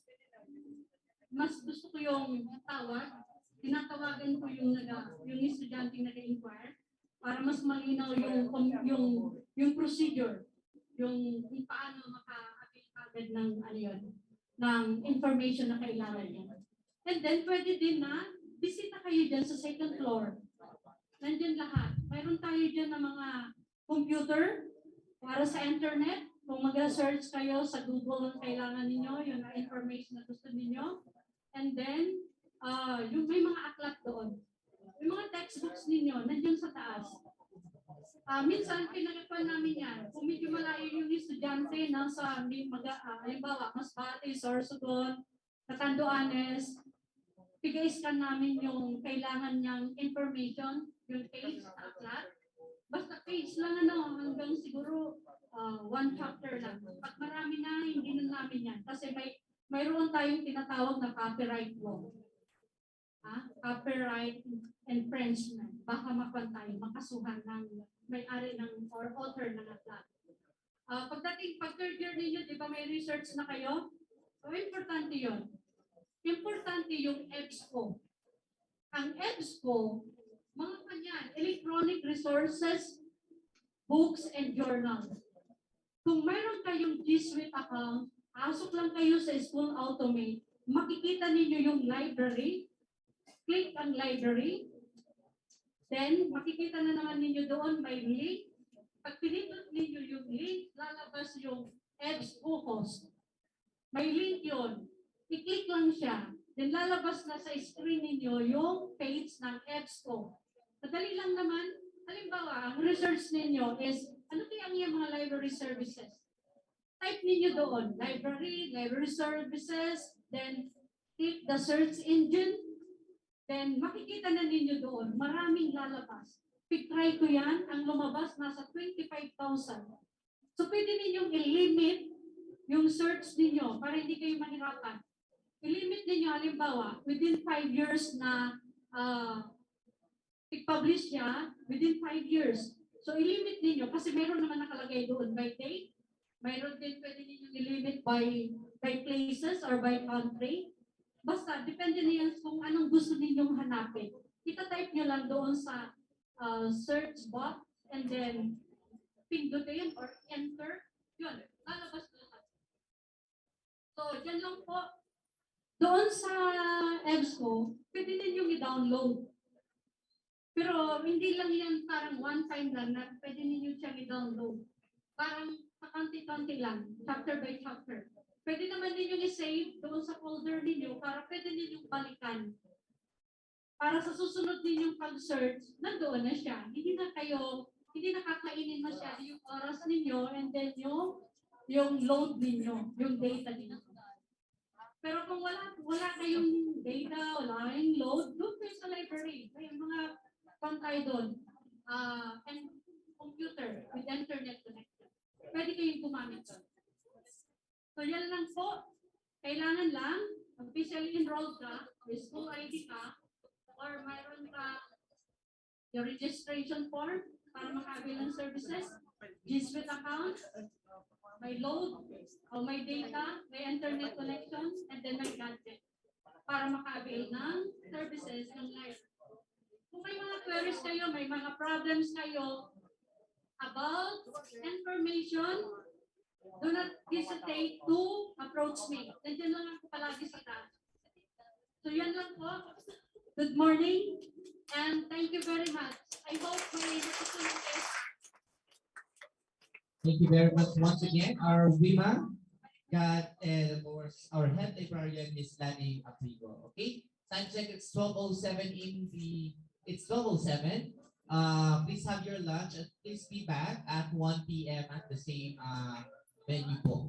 Sa lahat po ng nasa canteen, you can now have your lunch and please be back at 1 p.m. Don't forget po yung attendance. Dahil yung attendance na po yan ay ipo-forward namin sa mga teachers nyo and that will be the basis for your attendance po sa kanilang subjects. Okay, once again, wala po uuwi at hindi po nakapag-attendance. Thank you very much and see you at 1 p.m.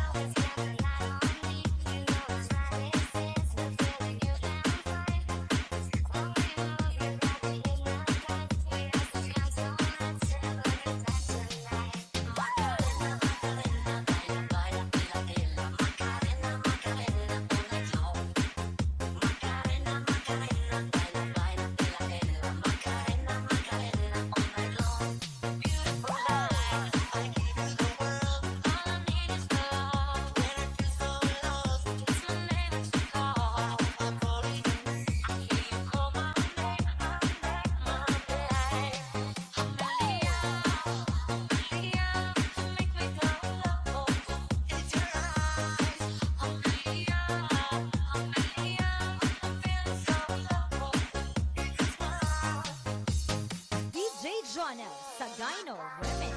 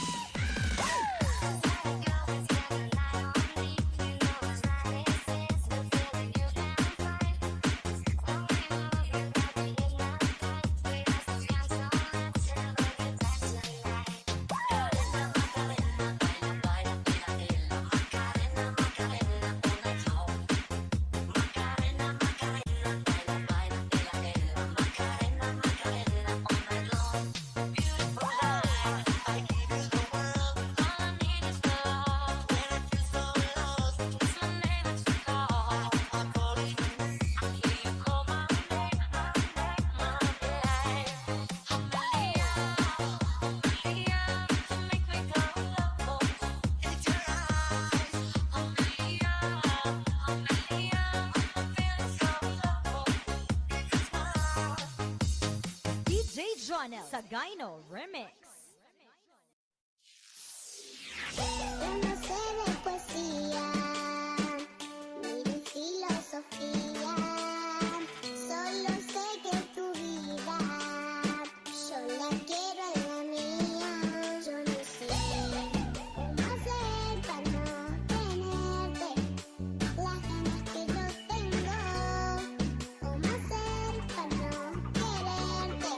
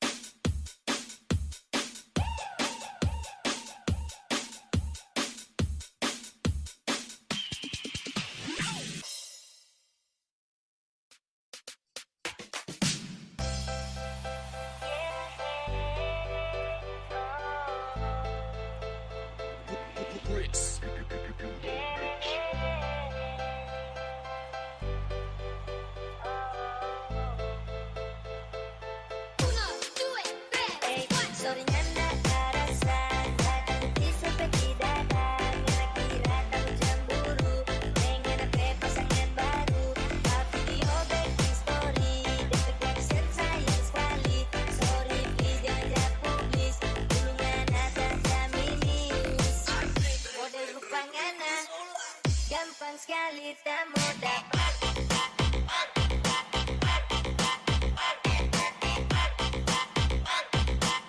Gampang sekali tak mau dapat.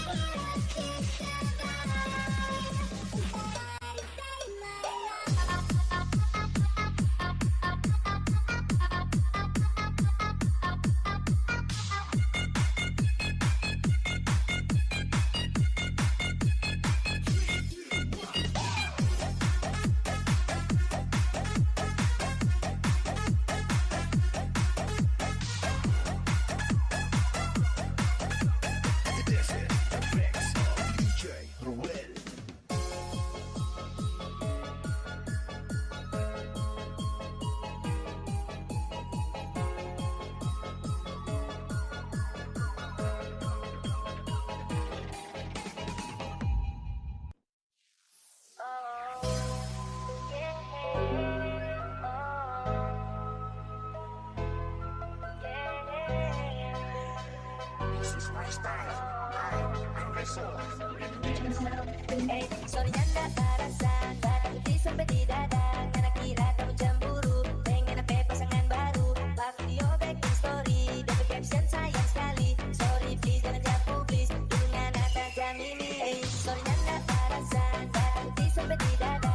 Ngana kira kamu cemburu, pengen apa pasangan baru. Love video baking story, double caption sayang sekali. Sorry please jangan jago please, dulu ngana tajam ini. Model rupa ngana gampang sekali tak mau dapat.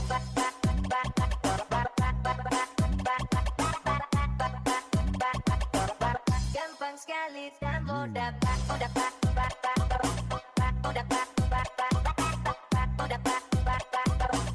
Gampang sekali tak mau dapat.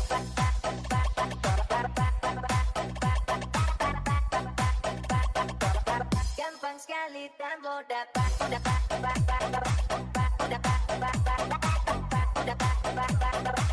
Gampang sekali tak mau dapat.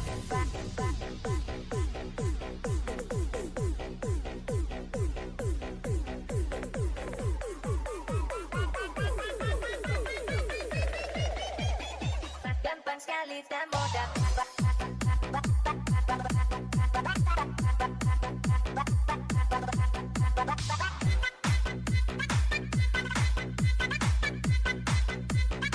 Gampang sekali tak mau dapat.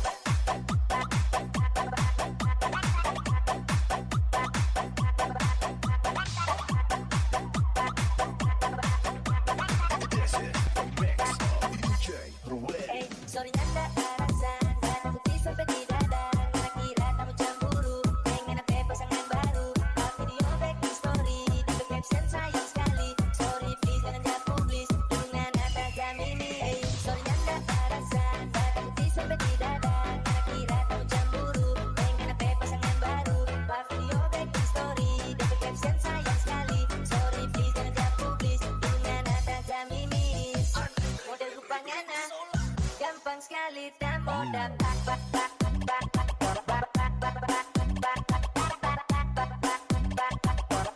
Gampang sekali tak mau dapat.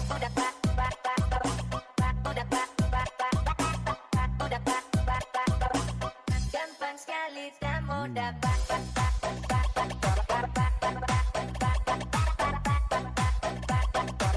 Gampang sekali tak mau dapat.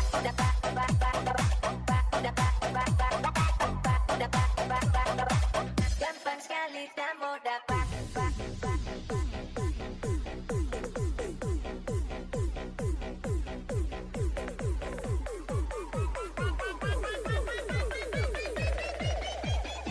Gampang sekali tak mau dapat.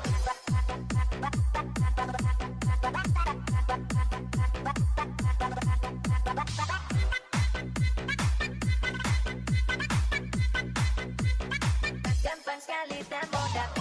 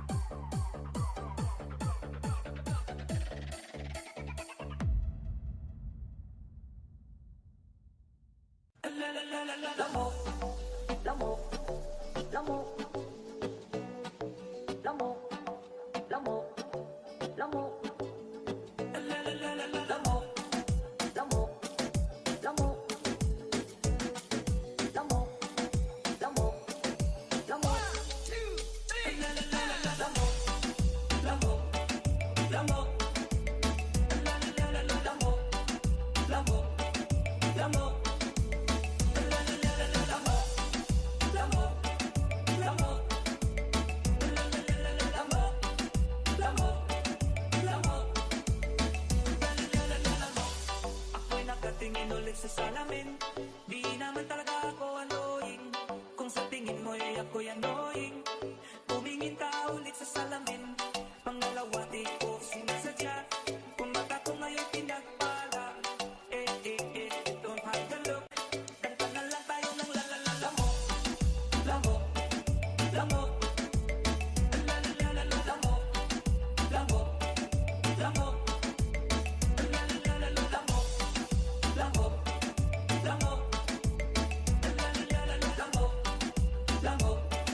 lamo.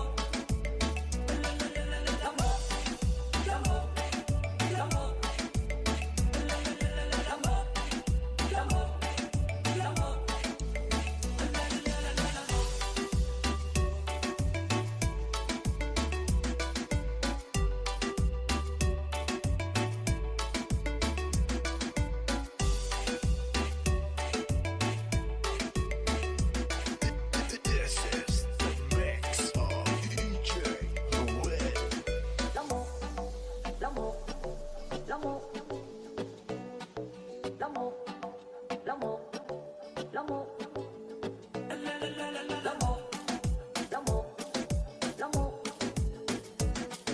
Lamo, lamo, lamo. 1, 2, 3. Lamo, lamo, lamo. Lamo.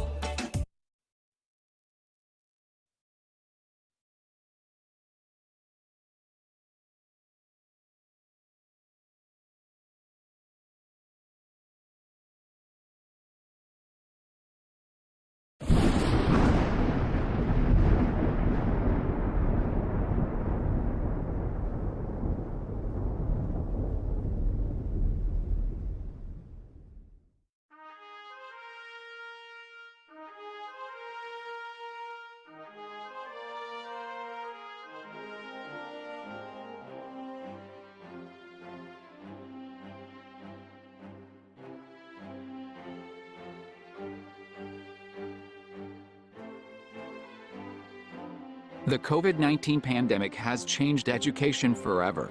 This is how Mariners Legazpi City educational platform has changed dramatically, with the distinctive rise of e-learning, whereby teaching is undertaken remotely and on digital platforms.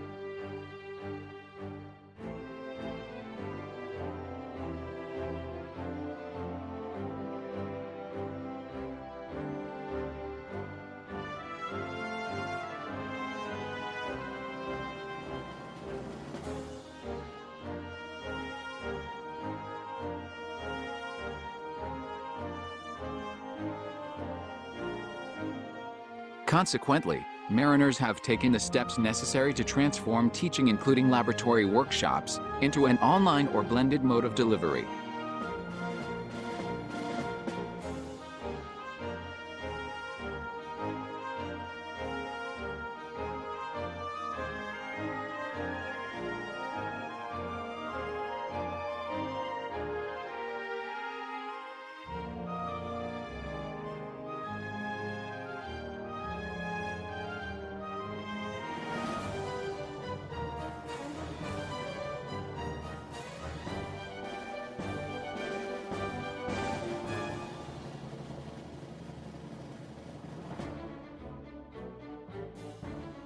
This has created a challenge across the higher education landscape, where Mariners Legazpi had to switch to remote teaching and different approaches to achieving laboratory delivery.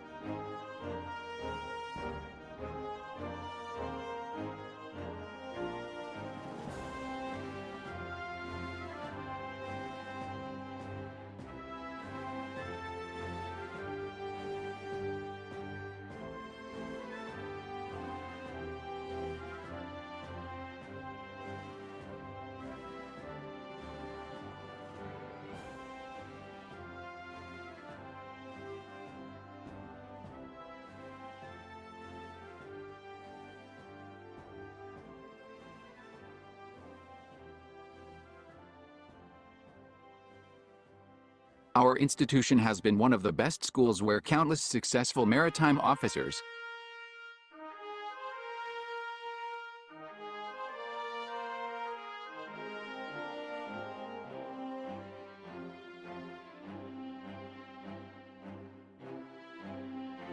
marine engineers,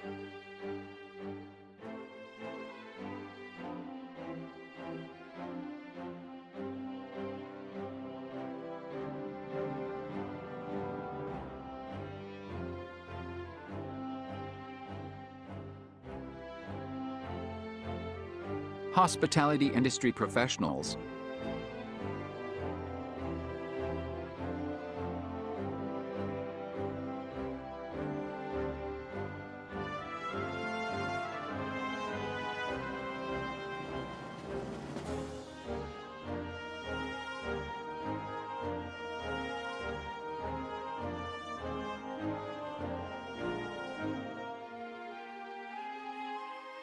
mechanical engineers,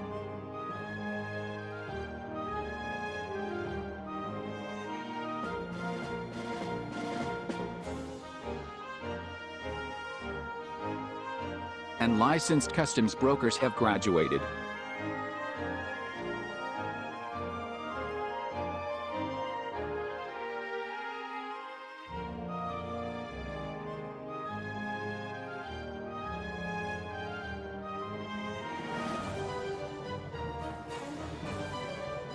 And now working in both local and international companies across the world.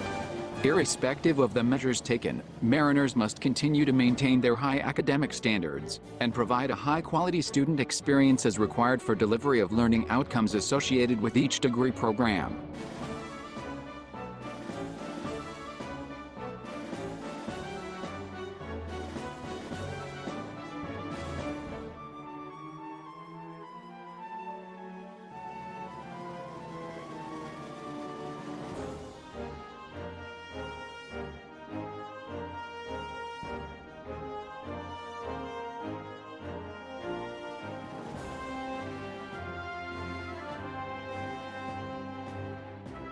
Its existence, which spans a sterling history of success over the past 36 years since its foundation in August 4, 1985, is a clear testament to its unsullied service in providing promising opportunities to aspiring young individuals who choose education the mariner's way.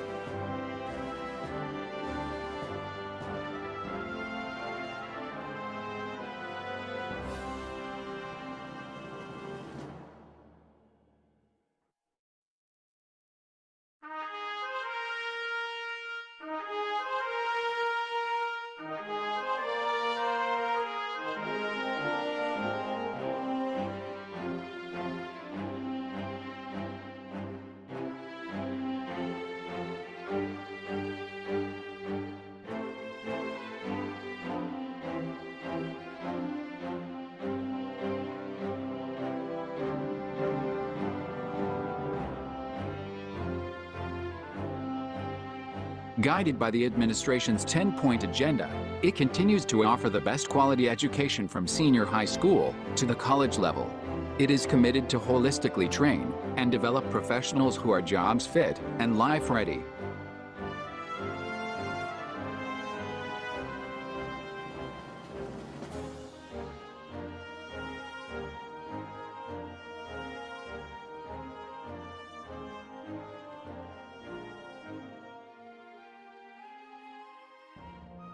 Mariners would like to make sure that when students or when cadets graduate from our institution, they are already what we call job fit or job ready and life ready.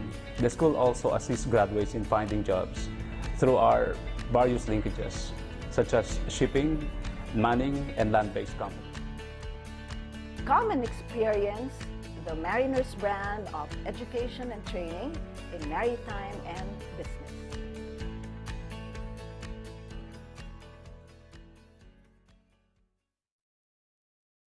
The Bachelor of Science in Marine Transportation is a higher education degree program that deals with the study of navigation, cargo handling, stowage, control of safe operations, and care for persons on board the ship at the operational level. It covers the competencies defined under Philippine Qualifications Framework Level 6 in Table A2/1 and some elements of Table A2/2 of the STCW Code. Why do we need to study Bachelor of Science in Marine Transportation? To become a competent merchant marine officers of seagoing ships of 500 gross tonnage and above, be qualified to pursue professional advanced studies in all maritime-related fields of specialization. Course delivery. Mariners Legazpi is still offering Bachelor of Science in Marine Transportation program through Alternative Learning and Flexible Academic Scheme or ALFAS, despite of the pandemic situation. Though face-to-face instruction is not allowed at this time of the pandemic, the institution remains committed to deliver quality education through online and digital means such as Google applications, bundled under the Google Workspace for Education. Furthermore, we still deliver online laboratory courses using simulators with students' interaction to meet the required learning objectives and competencies for the course. We also distribute individually to students their needed equipment for non-simulator laboratories to make sure that they learn through virtual demonstrations of procedures by the instructors, which they have to perform virtually as well as part of their output for measuring competency. Rest assured that the accounts we are using here are secured in our community as one feature of Google Workspace for Education. Industry partners and linkages. International. Misuga Management Services Incorporated, Dulce Front Crewing Incorporated, TCM Tsakos Maritime, Elberg Ship Management Philippines Incorporated, Augustia Ship Manning Philippines Incorporated, Crew Care Incorporated, Marlo Navigation Philippines, Unlads Ship Manning and Management, and Nayas Shipping Philippines. Domestic. Archipelago Philippines Ferries Corporation, Starlight Ferries, Chelsea Shipping, Excelsis Consultancy Management and Services, Montenegro Shipping Corporation, Santa Clara Shipping Lines, Panafrancia Shipping Lines, and Regina Shipping Corporation. Being an onboard training supervisor, we ensure our cadets must have placement upon completion of their classroom instructions.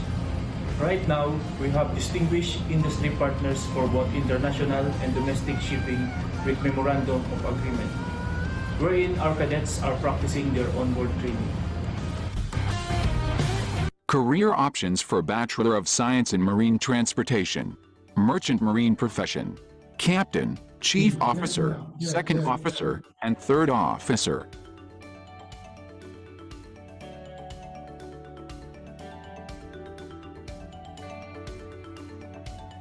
In maritime industry, shipbuilding and repair, ship operations and management, port operations and management, ship surveying and inspection, and offshore industry. In maritime education and training, maritime instructor, maritime assessor, program chair, and dean of maritime studies. In government sector, Philippine Navy, Philippine Coast Guard, and Maritime Industry Authority.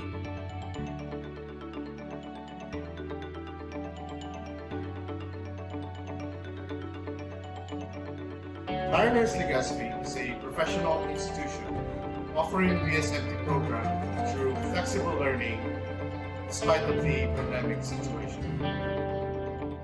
Mariners Legazpi City, home of rising merchant marine officers, marine engineers, mechanical engineers, hotel executives, customs brokers and officers, and accounting managers and controllers.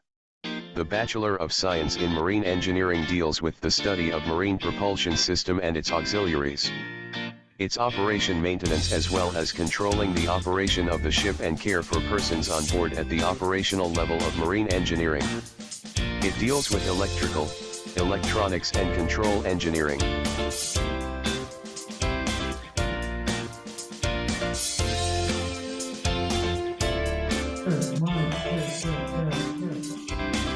As a degree program, the general program educational objective of marine engineering is to produce graduates who are competent to pursue a career or advance in studies in related maritime field of specification.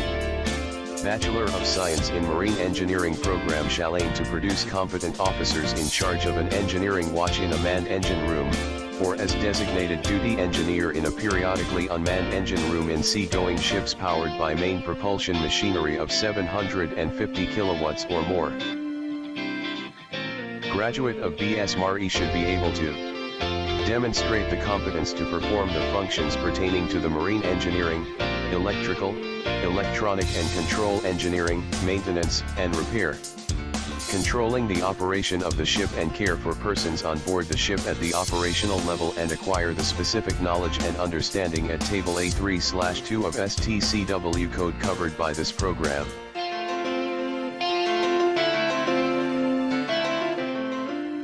Industry partners and linkages. International. Misuga Management Services Incorporated. Dole Seafront Crewing Incorporated. TCM Sakos Maritime. Albert Ship Management Philippines Incorporated. Augusti Ship Manning Philippines Incorporated. Crew Care Incorporated. Marlo Navigation Philippines. Unlit Ship Manning and Management, and Nice Shipping Philippines. Domestic. Archipelago Philippines Ferries Corporation. Starlight Ferries. Chelsea Shipping. Excel Seas Consultancy Management and Services. Montenegro Shipping Corporation. Santa Clara Shipping Lines. Pina Francia Shipping Lines, and Regina Shipping Corporation. Career opportunities for BS-MARE graduates. Merchant Marine Profession, Chief Engineer, Second Engineer, Third Engineer, and Fourth Engineer. In Maritime Industry. Shipbuilding and Repair Supervisor. Ship Operations Manager. Port Operations Manager. Ship Surveyor and Inspector, and an Offshore Industry Engineer.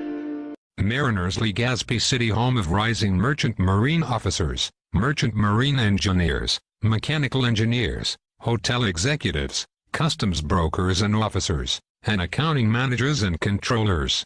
Be one of the best maritime and business career professionals. Mariners Legazpi City offer different degree programs: BS Marine Transportation, BS Marine Engineering,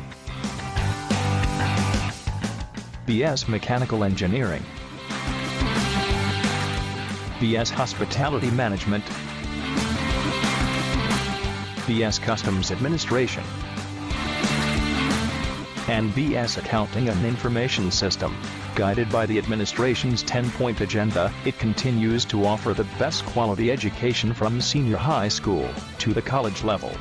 It is committed to holistically train and develop professionals who are jobs fit and life ready.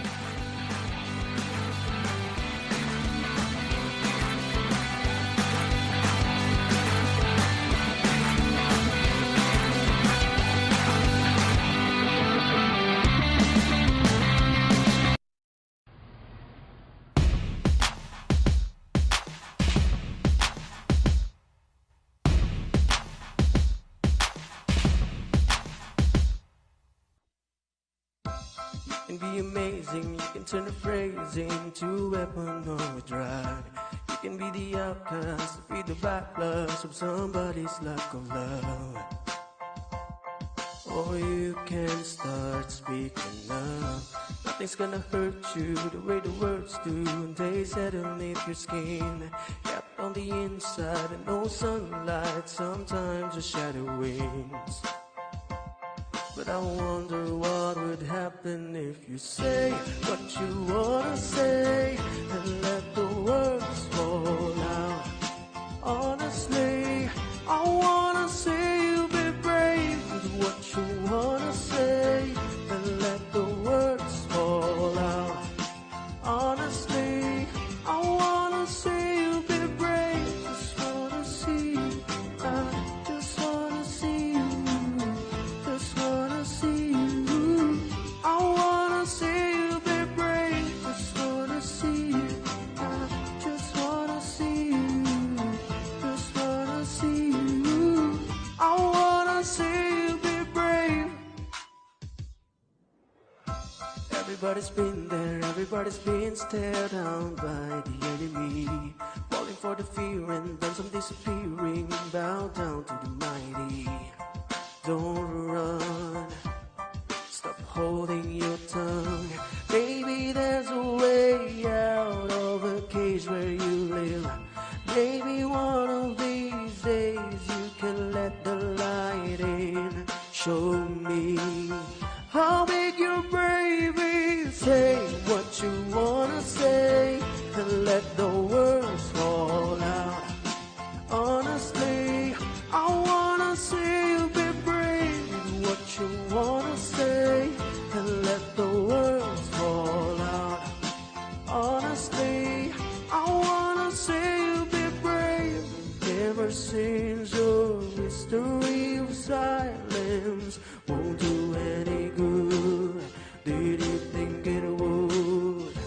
Let your words be anything but empty. Why don't you tell them the truth? Say what you wanna say and let the words fall out.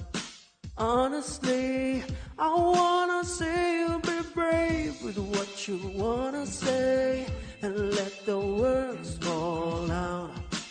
Honestly, I wanna see you be brave.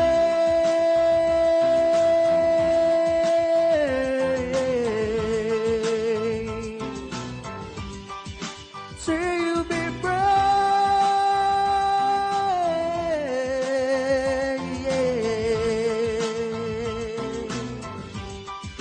See you be brave.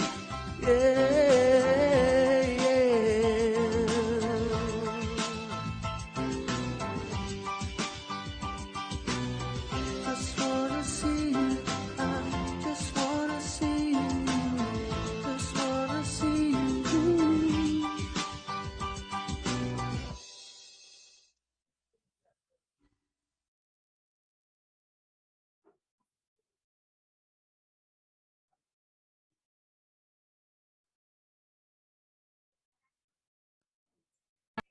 To the premier school in the Bicol region.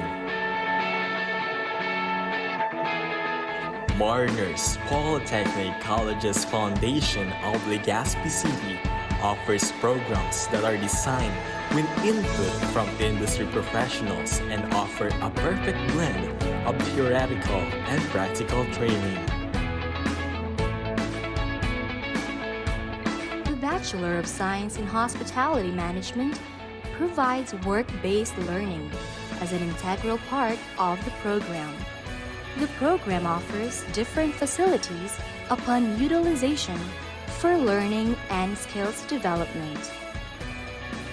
The institution promotes wider opportunities for future hotel years while bringing the service of the mock-up restaurant located at the main campus. Here, students can explore the aesthetics of food and wine and its place in the hospitality experience with a strong focus on the quality service of food and beverage operations in hotels and restaurants.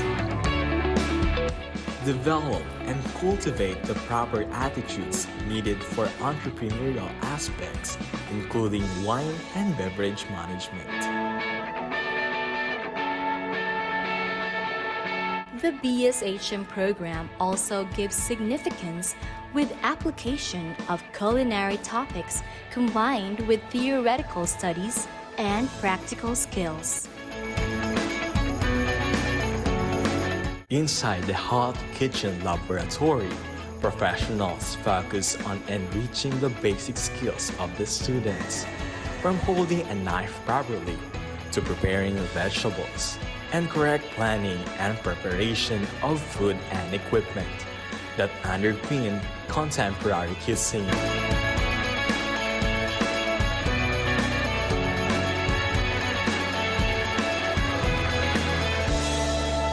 Mock-up Hotel provides front office services to learn real-world skills such as customer service skills and leadership, and aimed to be industry-ready and globally connected with endless career opportunities.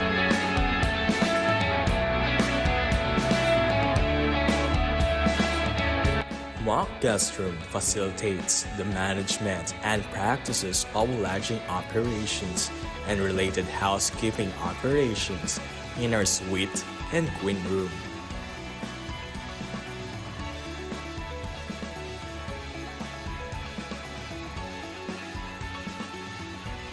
This is our new normal. Stronger, Braver. vibrant new normal.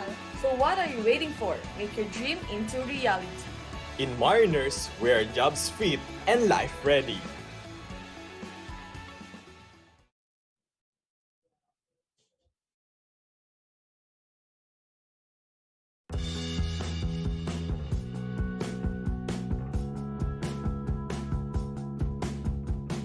Mariners Polytechnic College's foundation of Legazpi City is the premier maritime school in Bicol, which offers the following tracks and strands. For aspiring seafarers, we have Maritime Pre-Baccalaureate and TVL Maritime Specialization.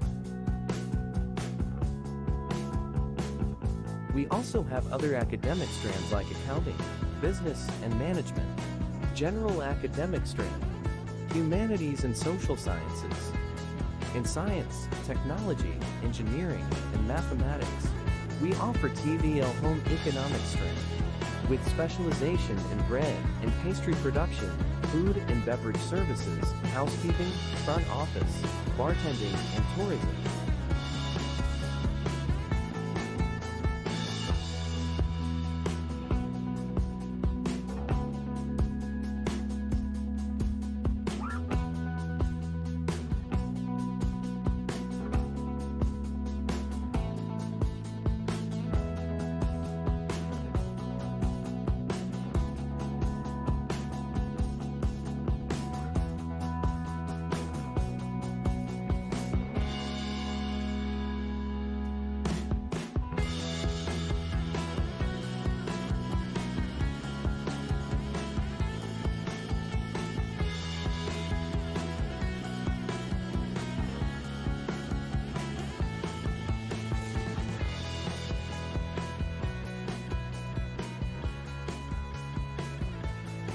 Come and be part of the Mariners community to be jobs fit and life ready. The Bachelor of Science in Accounting Information System (BSAIS) is a 4-year degree program which prepares students for a career in the accounting and finance divisions of an organization in the private and public sectors. It equips graduates to apply information systems technology to accounting processes. BSAIS combines traditional accounting practices, such as the use of generally accepted accounting principles (GAAP) with modern information technology resources. Why do we need to study accounting information system? Accounting information system provides businesses with the ability to record all types of financial information for future use. It is a huge time saver that makes the accounting processes and procedures easily repeatable. What are the career options for BSAIS? Financial Manager, Financial Examiner, Chief Financial Officer, Accounting System Analyst, Information System Manager, and Financial Software Developer. Mariners Legazpi City, home of rising merchant marine officers, marine engineers, mechanical engineers, hotel executives, customs brokers and officers, accounting managers and controllers. The Bachelor of Science in Customs Administration, a 4-year degree program, covers the functional areas of the customs broker profession, which includes national and international customs management, international trade and supply chain. It involves acquisition of ethical and technical knowledge, skills and competence that nurture the critical thinking and prepare graduates toward professional leadership, organizational success and social responsibility. Graduates are expected to take and pass the Customs Broker Licensure Examination, CBLE, under RA 9280 as amended and become licensed professionals. To practice their profession either in the private brokerage or as customs operations officer in the government. Within 5 years, the graduates are expected to become highly experienced professionals in the industry and the academe. The BSCA curriculum is vertically aligned with accountancy, business and management, ABM, strand of the senior high school. It covers a balanced treatment of functional areas in customs and tariff laws, supply and logistics management, international trade, and the practice of customs broker profession. Career opportunities: Customs Operations Officer, Declarant and Import Tax Specialist, Trade Analyst, Forwarding Account Executive, Bureau of Customs Collector, Supervising Tariff Specialist, Warehouse Manager, and Tariff and Customs Consultant. Mariners Legazpi City, home of rising merchant marine officers, marine engineers, mechanical engineers, hotel executives, customs brokers and officers, accounting managers and controllers. Bachelor of Science in Hospitality Management. It comprises competencies to execute operational tasks and management functions that provide services and facilities in food production, accommodation, food and beverage, product development, entertainment, gaming, cruise line transportation, and related products such as travel. How is the course being delivered, especially during this pandemic situation? Mode of instructions and facilities. It is being delivered through the use of online and hybrid blended modality. Online modality is being given once a week per course, while the rest of the weekdays are intended for hybrid blended approach, where students are being given activities which they have to complete and submitted through the Google Classroom. Courses with laboratory the activity are being facilitated through online modality, where the instructor provides recorded video demonstrations through Google Classroom, whereby students are also required to have a return video demonstration per lesson via the same platform.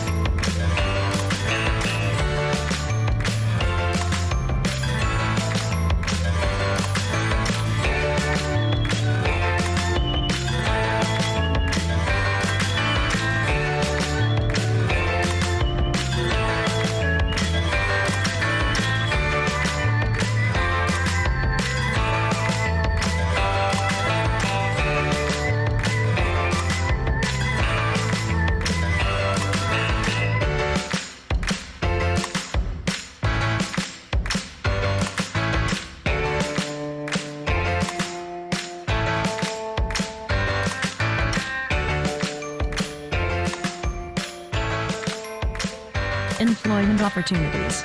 Entry level: cook, matron, butler, baker, food server, bartender, front office staff, room attendant. Advancing managerial level: bar manager, kitchen manager, dining manager, restaurant manager, housekeeping manager, front office manager, food and beverage manager, and hotel manager. Affiliations and linkages: Astoria Culinary and Hospitality Institute, First Place Incorporated, Manila Grand Opera Hotel, City Garden Hotel Makati, Manila, Sela Garden Hotel, Manila Hotel, Hotel Belmont, Hotel St. Ellis, Oriental Hotel, LA Piazza Hotel, Marison Hotel, Manongs Hotel, Casablanca Suite Hotel, Lotus Blue Hotel, and Hotel Venezia. Mariners Legazpi City, home of rising merchant marine officers, marine engineers, mechanical engineers, hotel executives, customs brokers and officers, accounting managers and controllers. The Bachelor of Science in Mechanical Engineering is a 4-year degree program that deals with design, development, installation, operation, and maintenance of machinery, engines, and structures used in industrial, biomedical, instrumentation and transportation systems.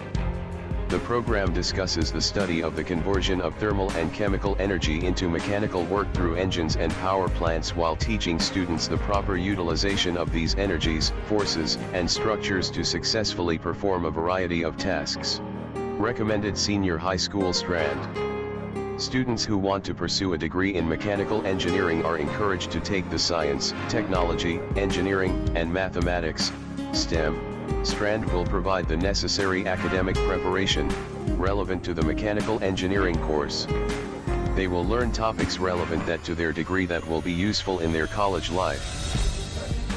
Mariners Legazpi City has engineering laboratories, engine simulators, online classrooms facilities and network capabilities. Engineering professors are board passers and top-notchers with years of exposure in the field of mechanical engineering.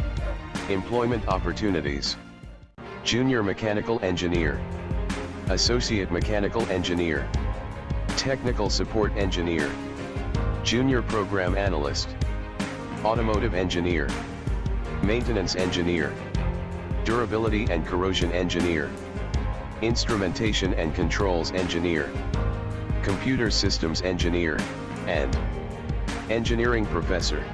Mariners Legazpi City, home of rising merchant marine officers, merchant marine engineers, mechanical engineers, hotel executives, customs brokers and officers, and accounting managers and controllers. Mariners Polytechnic College's foundation of Legazpi City started in 1985 with rented buildings, thus we say humble beginnings. Its basic mission was to bring maritime education closer to Bicolano youth. In 1987, the school purchased a lot, where the main building is currently located.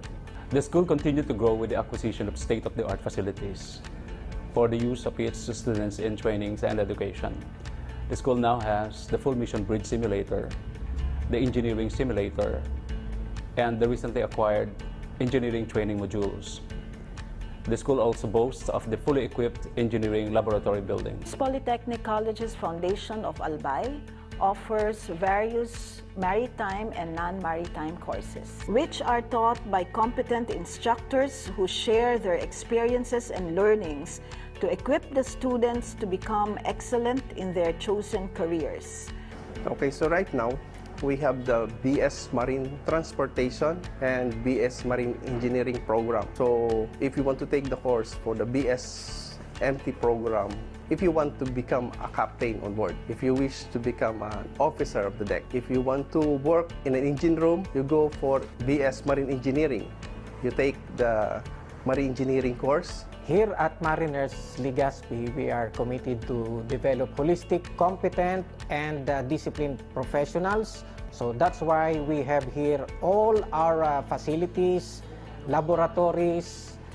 So here we have full mission bridge simulator. Now it would help the students become professionals because here we are teaching these cadets as if they are already in real scenario, what they are supposed to expect on board ship. We have it here. Choose Mariners Polytechnic College's foundation because I know that this school will help us, the students, to be one of the most competitive and efficient professionals someday, not only here in the maritime industry but also in business. My gender does not affect my performance because women is as efficient as men. I started as a cadet. I am an alumnus of Mariners Legazpi, and I started as a cadet and being a junior officer, and right now as a master mariner. I've been on board on different vessels. So this is the reason why where I am right now and who I am right now. It's because of the Mariners Polytechnic College's Foundation Legazpi, where I started. My message for those dreaming to also take our career is that Mariners can guide you to become a successful future chief engineer with regards with the facilities, trainings, technical skills, also with the instructor nowadays. I can recommend that you're in good hands. Mariners also offers non-maritime courses, which includes the HM, Hospitality Management, the HRM, Hotel and Restaurant Management. We have the CA, Customs Administration, and the Mech Ed or Mechanical Engineering. We have now the Bachelor of Science in Hospitality Management, wherein most of the subjects that we had before in HRM are now given here in this new curriculum. Okay, and of course, this would be not only that it would tell something about culinary, but also about tourism. This would be the 5th year of mechanical engineering students. And so most of them really would like to have a first-hand information on how these different plants are being operated. Again, we also have several passers, not only passers, but we have placers. We have 4-placer and 6-placer, the very recent custom brokers licensure examination, board examination. So these custom administration students, so they will be custom brokers. They'll be working in ports, not only in ports, but they can also work in offices. Mariners Legazpi also offers senior high school with the following programs. The program offerings of our school are along academic track, the sports track, and the technical vocational livelihood track. Under the academic track, we have the strands of science, technology, engineering, and mathematics, or the STEM, general academic strand, or the GAS. We have maritime pre-baccalaureate, and the ABM, or the Accounting, Business, and Management. And we also have, for our facilities, we have state-of-the-art facilities, we have the swimming pool, we have computer laboratories. Mariners Polytechnic Colleges Foundation, Albay Incorporated, Legazpi City, is a recognized marina training center and assessment center in Legazpi City. Actually, Mariners Polytechnic Colleges Foundation Training Center is the only accredited training center and assessment center in Albay Province. The highlights and importance of this training. Basic training consists of the fire prevention, firefighting. Specifically, at the end of the training course, the trainees must, number 1, minimize the risk of fire and maintain a state of readiness and respond to emergency situations involving fire. Make it a point that every cadet has a slot for their shipboard training program, and they are being monitored and assessed after verify their sea service experience, and we gather as much as objective evidence in order to verify that their sea service has been as productive as possible of the future that has been laid out for them. We in the shipboard training has already laid out the foundation. We have courted several shipping companies. In fact, we have already 30+ companies in which we have memorandum of agreement with. So that is the very reason why students should already enroll in Mariners, because of the security, as they say. Because Mariners would like to make sure that when students or when cadets graduate from our institution, they are already what we call job fit or job ready and life ready. Actually, some of my students have been on board vessels for so many years, and they are now all officers. During my time, the discipline, the training that I have in the school, it really helped me a lot in developing my personality, the abilities, the skills that I have. And I've used that when, of course, after I graduate and when I decided to work abroad. Then now in my teaching profession, it helped me a lot. Aside from education and training, the school also assists graduates in finding jobs through our various linkages, such as shipping, manning, and land-based companies. Come and experience the Mariners brand of education and training in maritime and business.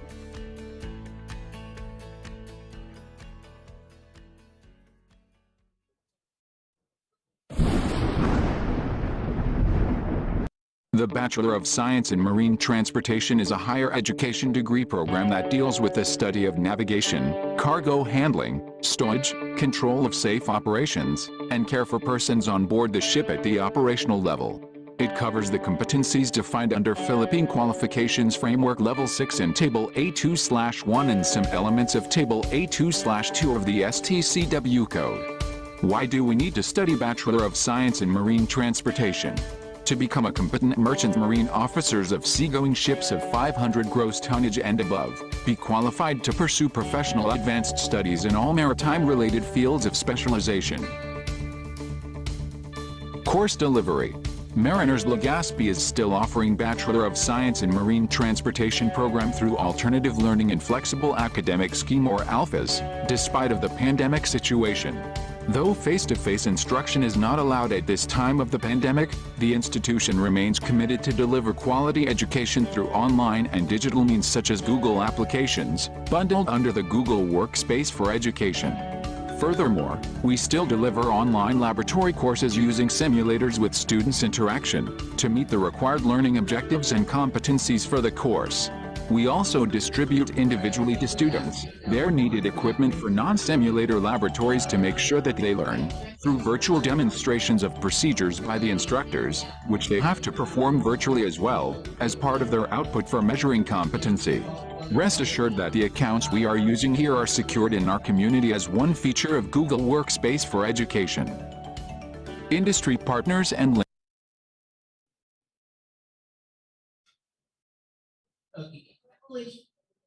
An evaluation form will be distributed to you by our guidance facilitator. So time nyo na para makasalamuha si Ma'am Ruby. Ma'am Ruby, ayan. So hindi nyo gugustuhin na during your face-to-face, makausap nyo siya. Ibig sabihin niya, pinapatawag kayo sa guidance. Or dahil baka may violation kayo. So thank you very much, Ma'am Ruby.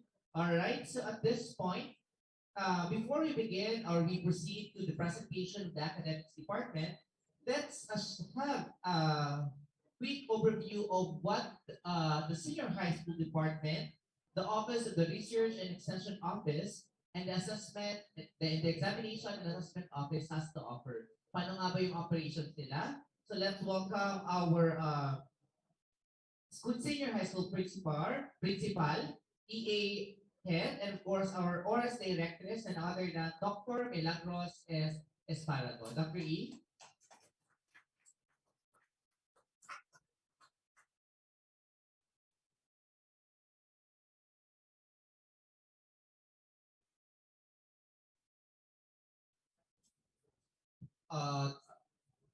Okay po. Sir, well, ipapresent pa ni Dr. E yung kanyang assessment and ORAS. Okay, are you still awake? Very much, no? After having your lunch.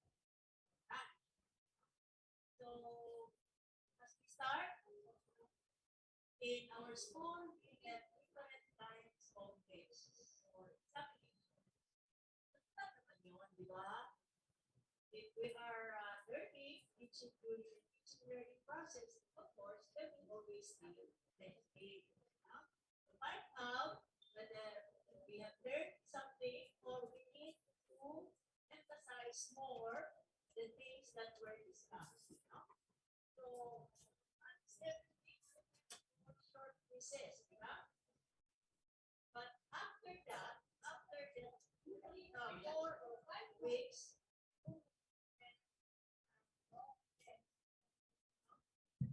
having your long test. Kaya, meron tayong tinatawag ng examination and assessment. So, of course, alam natin, ang assessment or examination is to find out what we have learned. And to find out whether all the things that taught by the teacher were mastered or not. Natural naman, magkakamali tayo, diba? So, every now and then, if there are 5 questions, the teacher will ask how many got number 1, number 2, number 3, 4, and 5. So kung ang number 1 is the most difficult, of course, i-review ng teacher yan. So that you will remember and you will know how to answer that particular question.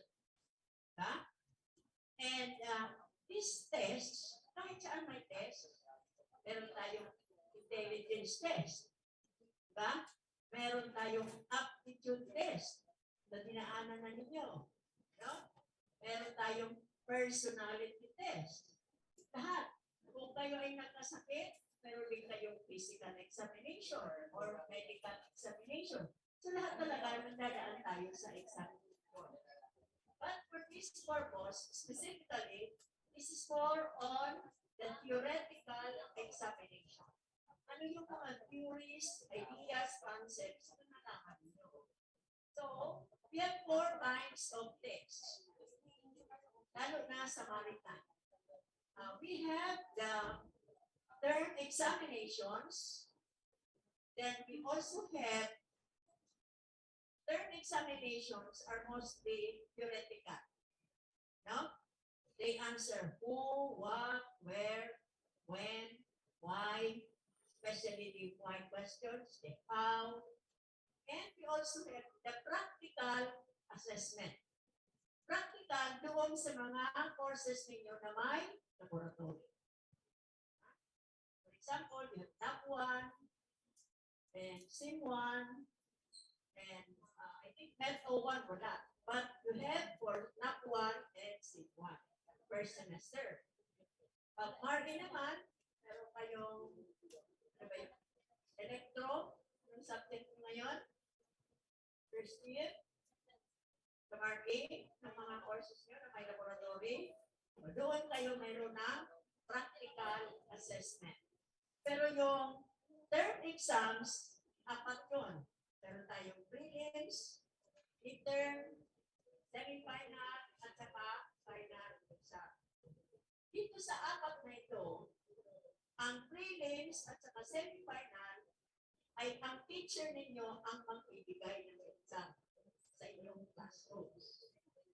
Pero yung midterm at saka final, it will be a general examination.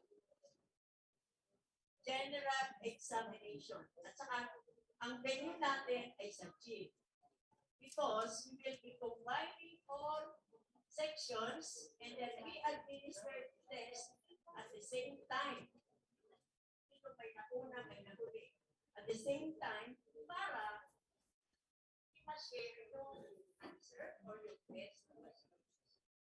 But be sure, we have some guidelines. Number 1 is honesty.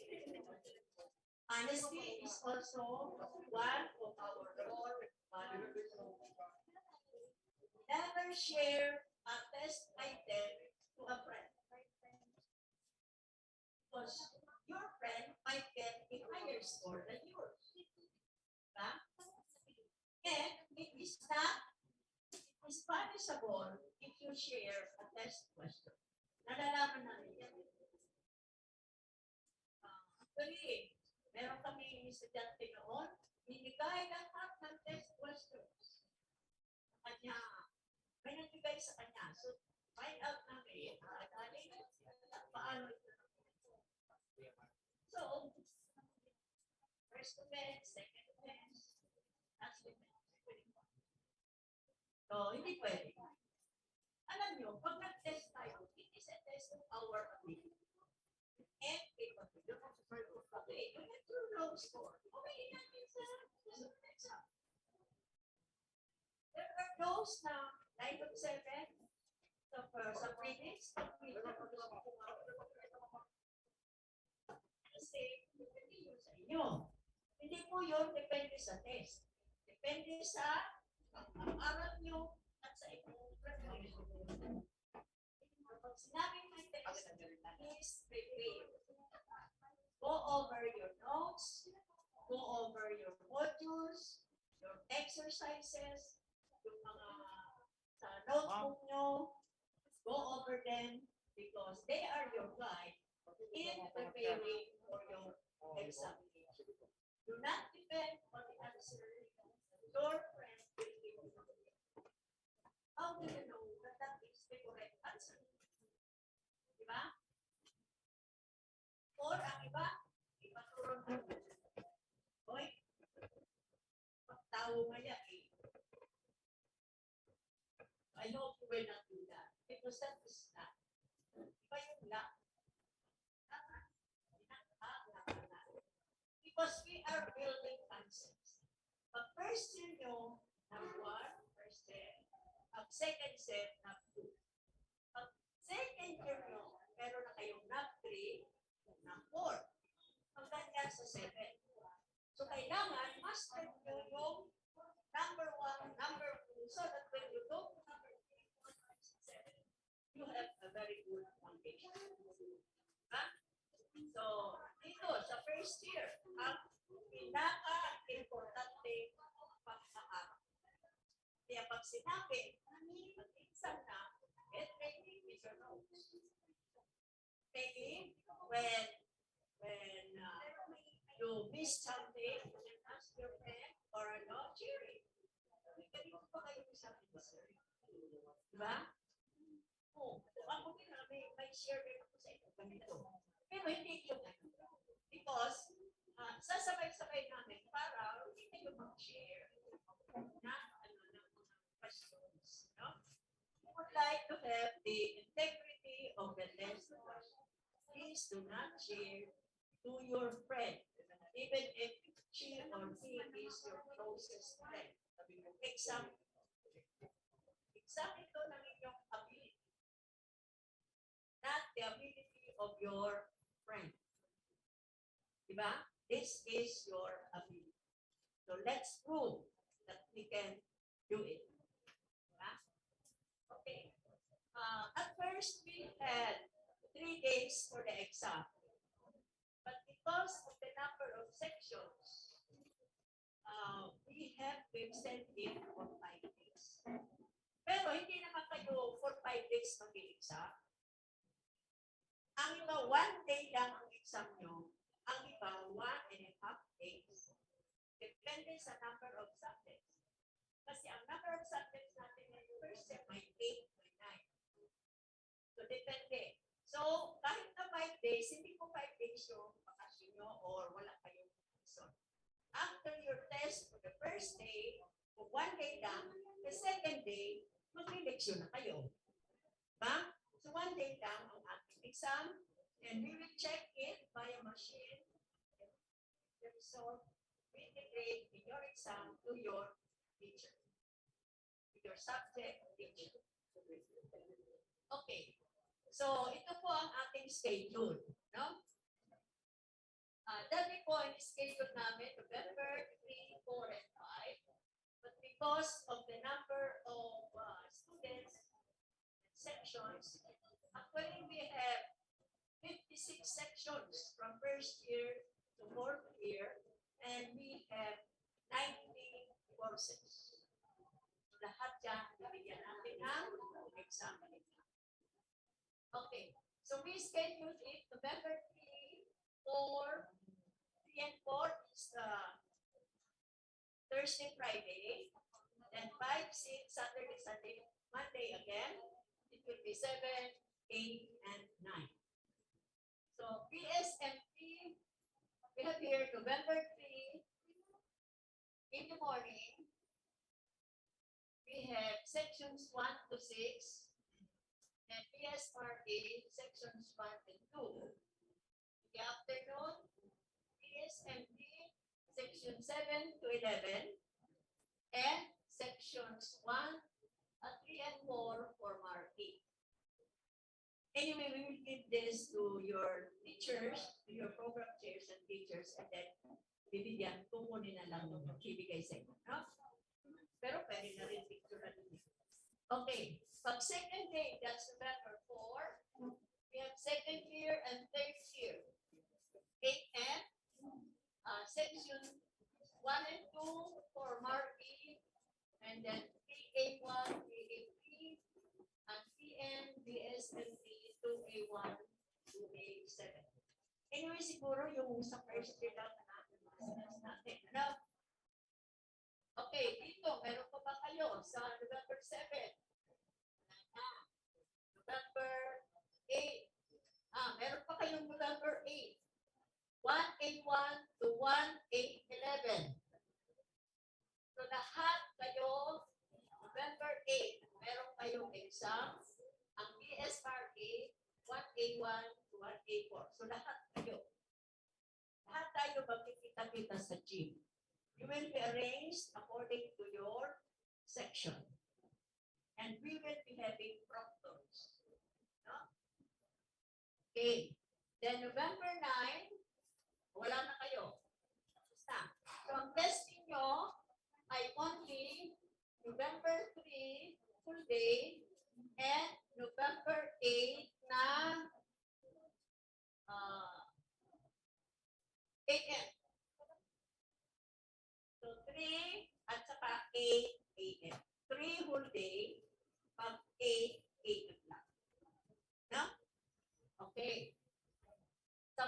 exam, we will give you another schedule. Ito sa midterm departmental examination. Lahat tayo magkikita-kita. Then, we also have practical assessment. Ito po sa lahat ng courses na may laboratory. Practical assessment, isa-isa kayo i-exam. Kung mapaandar na yung machine. Kung meron ng 10 steps doon, may 2 o 3 steps kayong hindi makuha, hindi pa ninyo master yung competency. Mag-re-receive kayo doon lang sa 2 hindi ninyo makuha. Para lagyan doon na you are very confident. No? So, pag may mali kayong hindi pwedeng ipasa kasi late na yan. Kasi ang requirement ng Marina is comply. Meaning, if you are confident, you comply with all the competencies. Okay. That is for practical assessment. Pag third year ninyo, also exit exam. Kasi lalabas na kayo, tapos na kayong first year, second year, third year. Pag third year ninyo, exit exam. Mahaba yun, lahat ng courses ninyo, yan ang text. From NAP 1 to NAP 7. No? Exit. Ngayon, after that, kailangan ito sa ninyo yan, on board for 1 year. Pag nabit ninyo, meron naman kayong i-take na comprehensive examination. Yun po ay examination ng mga competencies na nalaman before you can graduate. Okay? So, ang ganda. Kasi, that is also in preparation for your board exam para kayo ay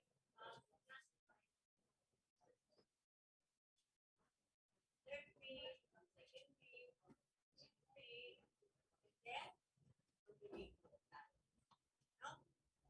Okay. So, yan po ang ating examination. So, for first year, November 3 and November 8 only. So, 1 day and 1.5 day. So 1.5 day. The rest, you will proceed with your classes. Huh? Although it is exam week, but you will have your classes after the activity. Then we will give you again another schedule for your final examination, which is also a departmental examination. So maganda yun para nakikita natin kung ano yung natin na master. No? So that is also a way to help you in your succeeding, what's this? In your succeeding career. Ang iba kasi mga estudyante, mga talagang mga proactive. Kung anong susunod nilang lesson, pinag-aaralan na pagtapos na sila ngayon. There are even students na kahit summer, pinag-aaralan na yung susunod na section. No? Wala naman sinabi na hindi kayo mag-aral dahil summer. Okay. Ha? At saka meron pa tayo ngayon sasagawa na bridging program for the after the prelims. Meron pa tayong sasagawa na bridging program. Ano ito?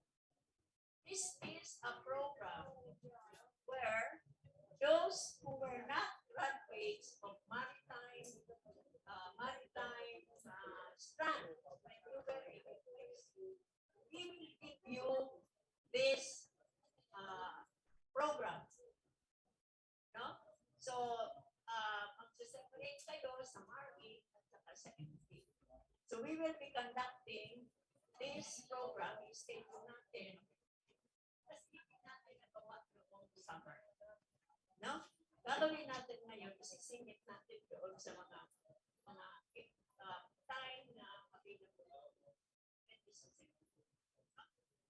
Kasi hindi naman start o hindi kayo graduate na maritime start when you were in high school. No? Kanina nakita ko pang ilang yung balik sa maritime start. We will help you kasi para naman may alam na kayo yung subjects. Okay? So, that is our activity for the examination and assessment office. And it depends unless natin dyan, meron kayong test questions, meron kayong answer sheet. Yung answer sheet na 1 page, doon lang kayo mag-ano. Saka, idadaan natin yan sa machine for checking. No? Hindi na kami mag-isa-isa. Kasi ilang kayong first year at kami 500 na. Hindi namin matatapos na. No? Okay. So yun po ang sa assessment and examination office. Ngayon, meron pa kami isang office. Research and extension. Ang research natin dito sa Mariners, ino-offer second year, second set, and first set. No? So, although kung nasa high school nyo, meron na kayo na mga test, di ba? Nagka na kayo sa research, with practical research kayo 1 and 2. Diba? That is already a very good preparation for your actual research in the college. So you will be in groups, and then you will have your topics, you will select your topic, and then first sem, one sem kayo, chapters 1, 2, and 3, then another sem for chapters 4 and 5. No? Para makabuo tayo ng research. And then we get the result of the research kung ano ang magagawa natin doon sa findings nyo at saka sa recommendations. No? So, you know, ang maritime, that are mainly researchers in maritime. I have been reading in the academia, ang daming researchers doon. And they are very interesting. No? So, you can use that for your references. And anyway, our library will be helping you in your related literature. Diba? Nag-research din kayo, related literature sa high school nyo. Diba? Because of your practical research 1 and 2. So, meron na kayong background. So, research is very interesting. Diba? Okay. You know, when I was a teacher, in every barangay that I was assigned, I always look for or make a research of the origin of the name of the barangay. My first assignment, I was assigned in a barangay called Tublikon. Sino marunong kung ano ang ibig sabihin ng Tublikon? Ha? Tublikon. Ha? At Tublikon, so sabi nila, bakit mo tinatanong sa because I want to know the place where I am teaching.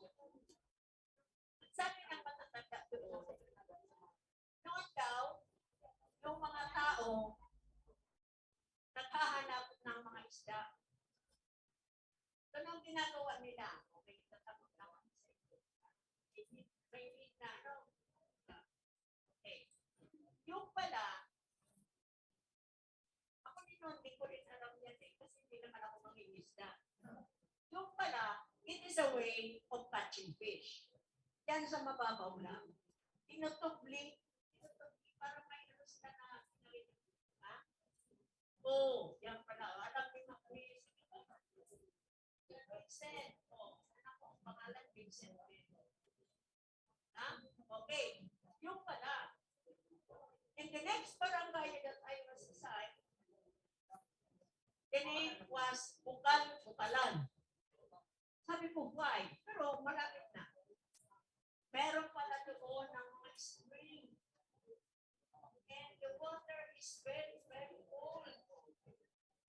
Under the tree, nandoon yung Bukalan Spring Resort. Because of the water that flows from the trees. Because of research. Ngayon, our, yung parang project noon, I think it was DTI, na one product per municipal. One town, one product. You heard about that? One town, one product. Ano ang product sa isang town? Nakamali, ano ang pinaka-product? Pinangat. Yeah. Because of research. And then yun, pag sinabing pinangat, kamali.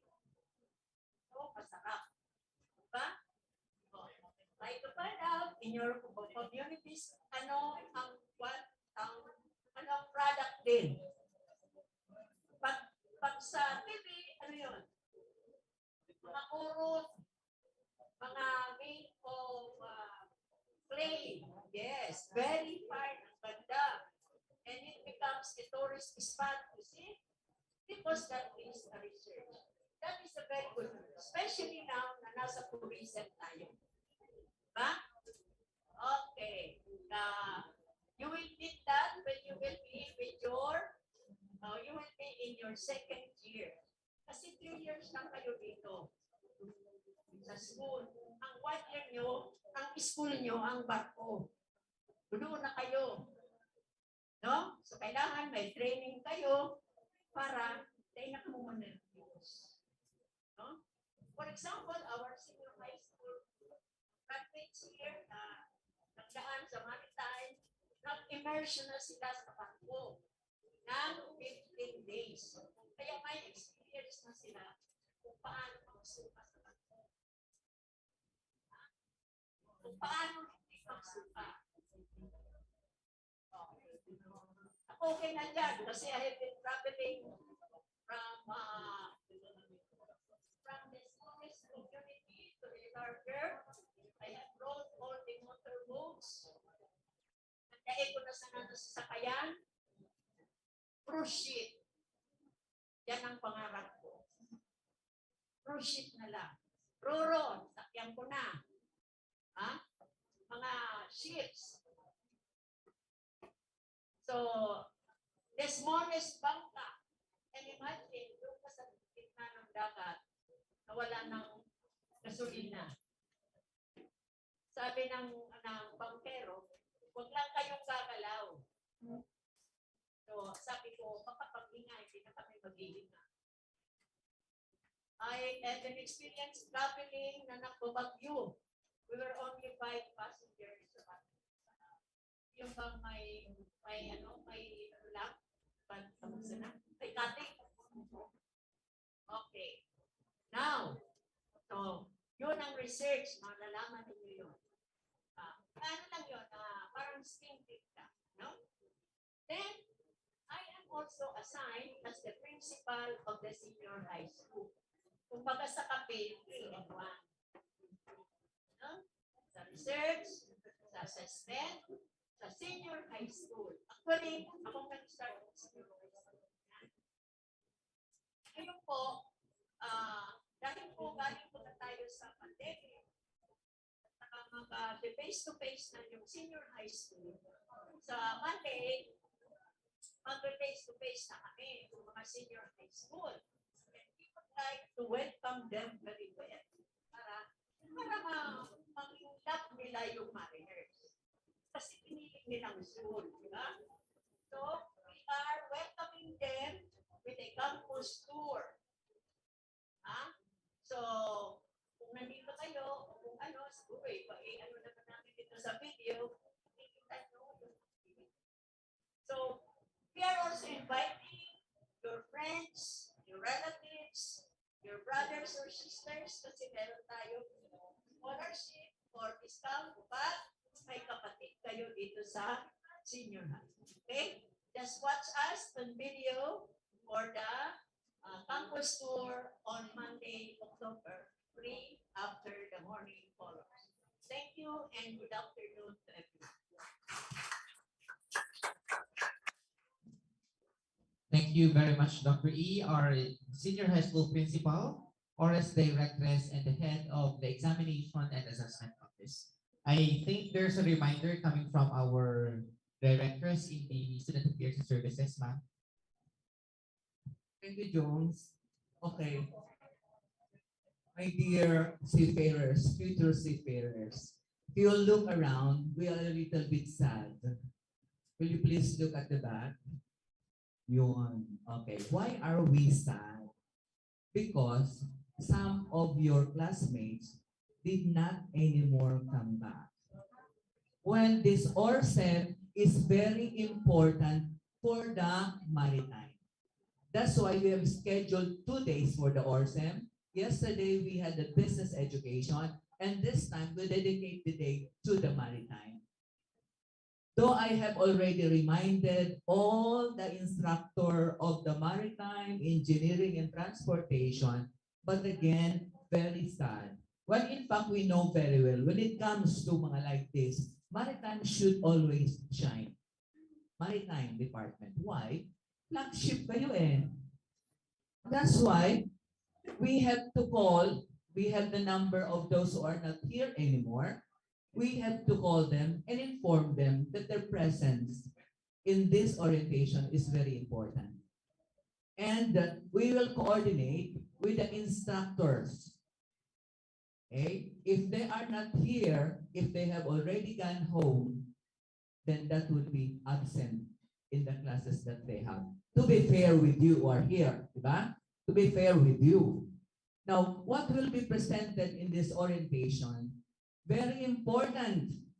You have to know the operation, the programs of the different, different courses that you have, the subjects that you have. You might have questions, and now is the right time that you answer, that you get an answer to the every questions you have, because your program chairs will be giving their talk on the specific, okay, department. So marami kayong dapat malaman. Okay, remember that you are student leaders.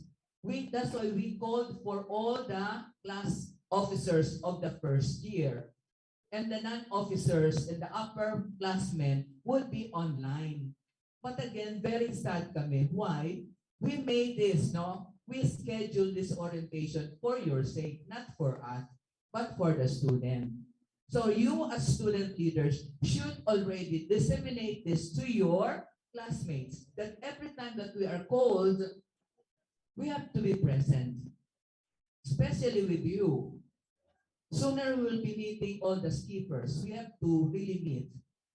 Since you are first year, if there are questions that are being asked, some of you are still hesitant to answer. But again, take note, student leaders must be aggressive in the sense that you have to be recognized. That's why you are chosen as leaders. So shine as leaders. So I don't know how are you going to help us. How are you going to disseminate to those who are not here anymore, telling them the importance of the Orsem? Downhearted in the sense that we have really scheduled, we have worked so hard, we prepared our point presentation, we prepared very hard what we would like to present to you. And here we are. Dismayadong tigit. Kadiit man lang na nag-attend. And how many are you? We have 11 section. 11 section of first year. And how many is that? If we have the class officers, 11 times 12. But we only have, I think, how many? Yan.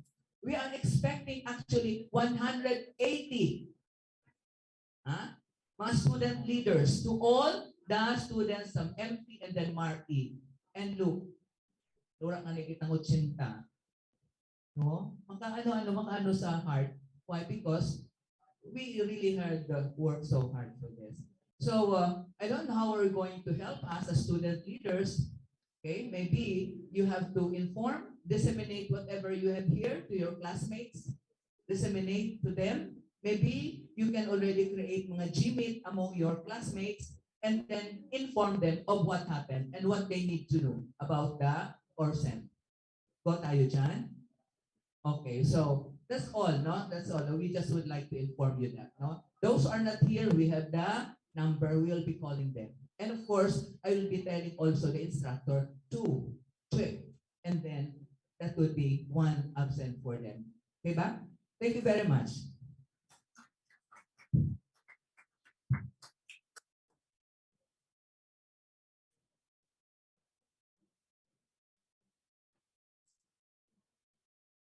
Okay, Jones. Okay, so we proceed to the next. We have already heard about the presentation ni Ma'am Mila. And now we go to the next number, Jones. Thank you, Ma'am Nitz. Now, let's now have the orientation on academics department. And to begin with, let's have the Vice President for Academic Affairs, Dr. Lila Onyate.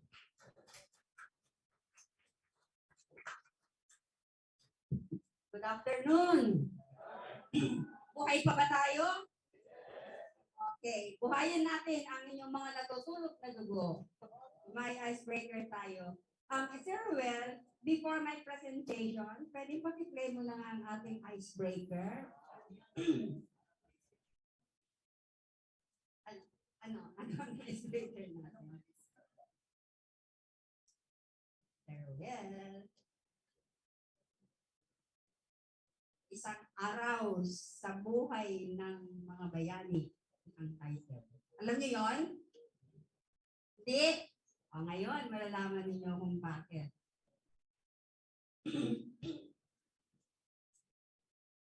Farewell, pati-play po. At kakanta na ako.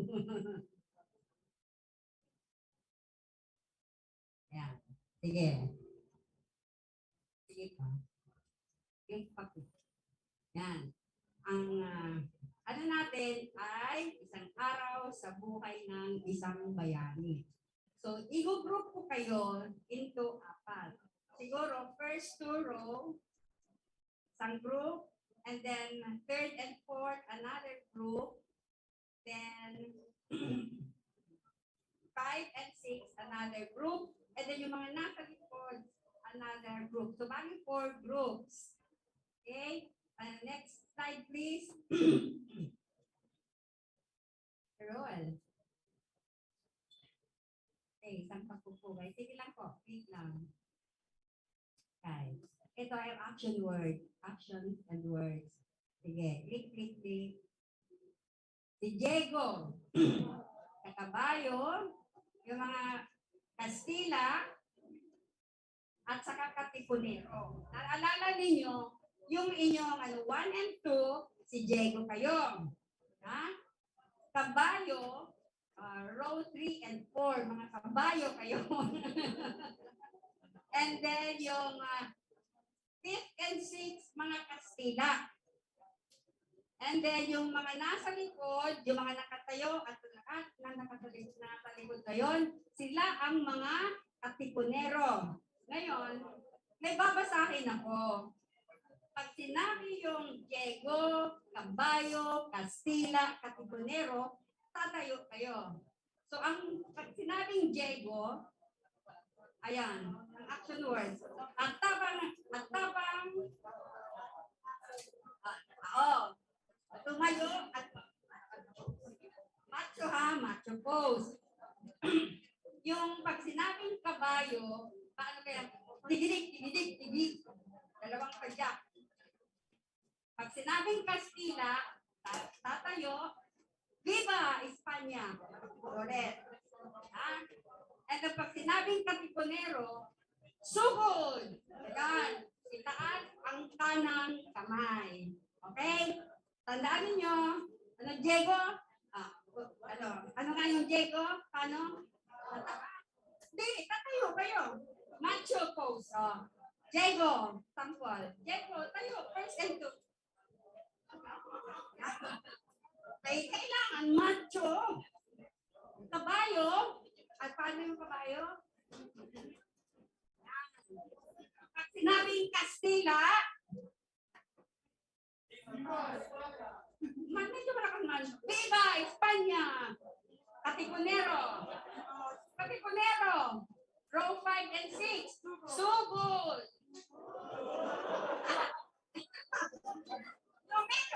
Yung malakas naman, yung may buhay. Binubuhay nga ang yung mga natutulog na mga. O ganun ah? Okay. So, yun lang ang dry run. Okay? Sige, please play the next slide. Sir Ruben. Tandaan.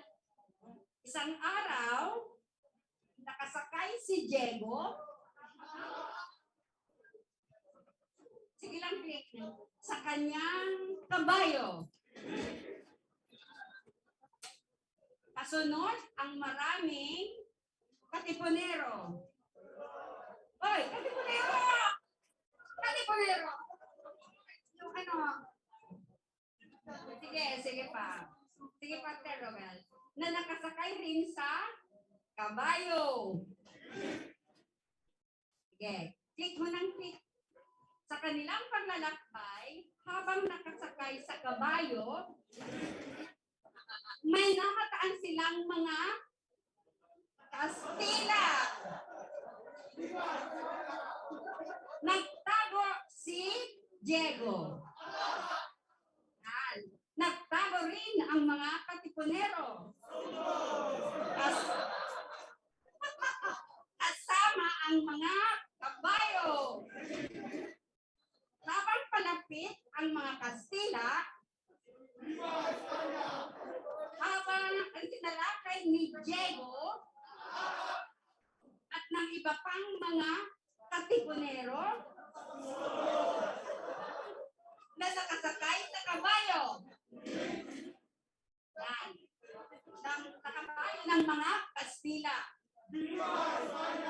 Okay. Maraming namatay na Kastila. Pero mas maraming nasawing katipunero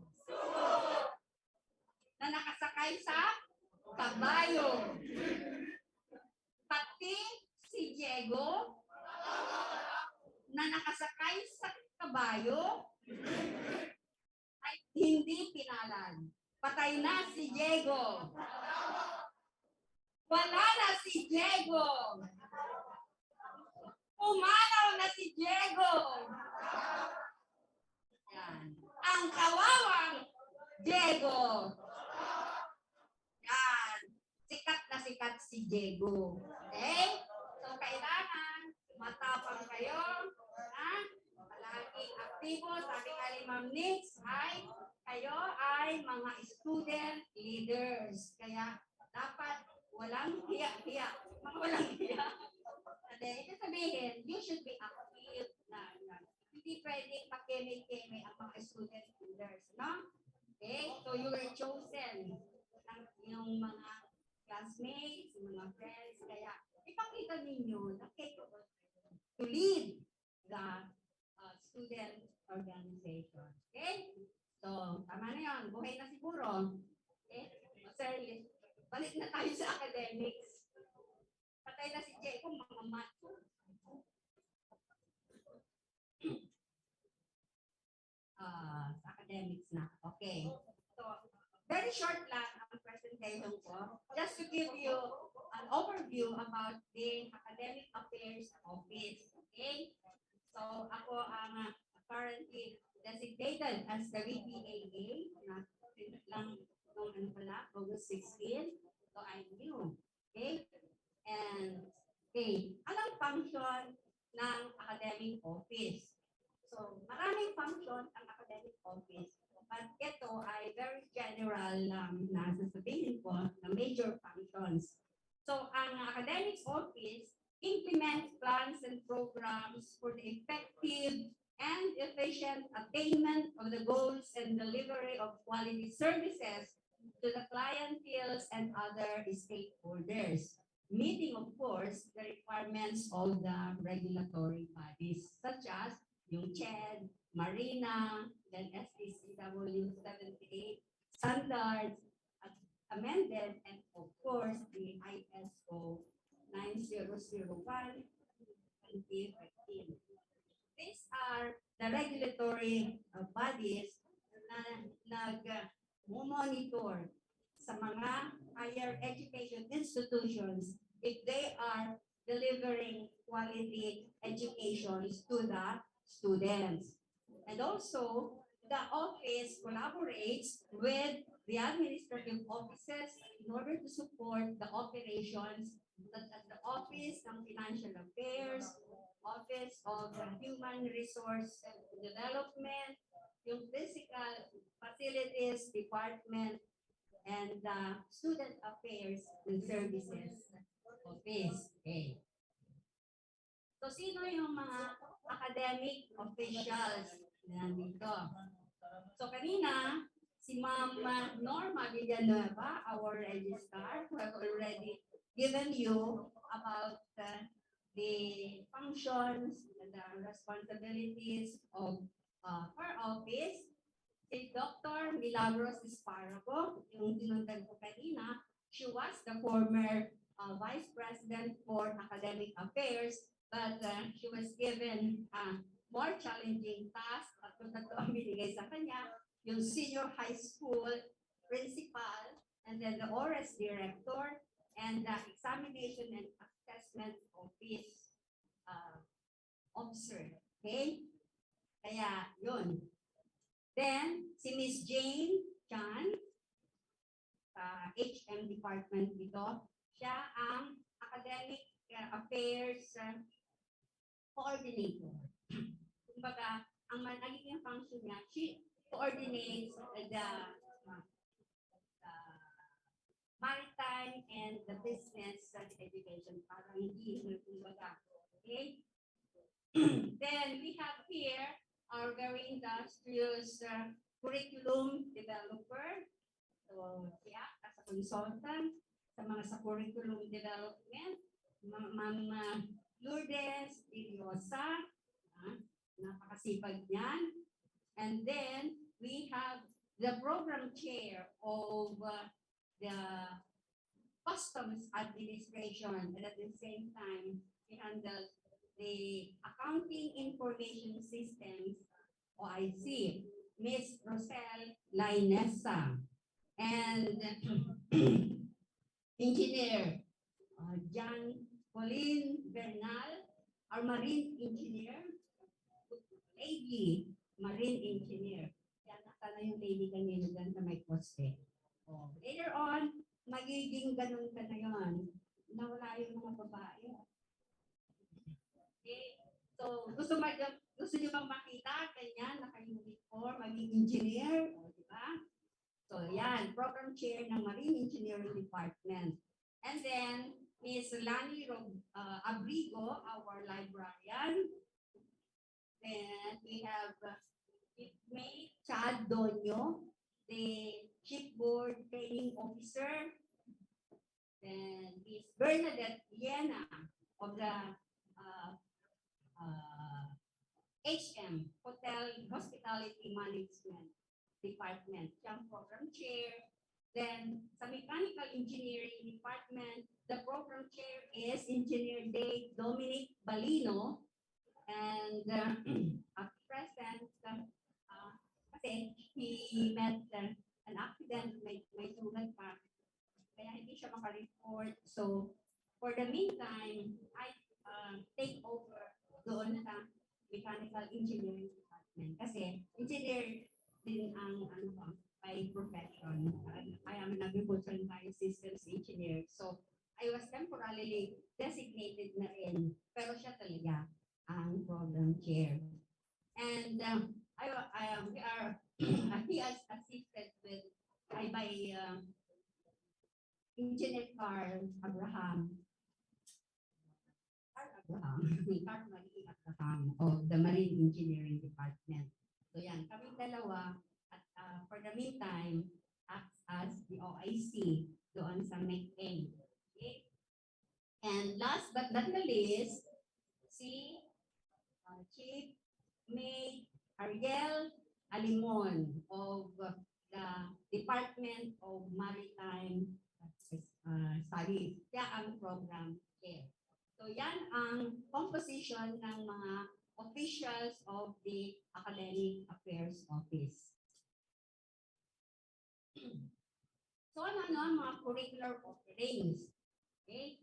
Siyempre, alam niyo yung course niyo, BSMT, and then BS Marquee, then 4-year BS Mechanical Engineering, nagbigay na sila ng about their program, or the overview of their program yesterday, together with the BS Customs Administration, and then the BS in Hospitality Management,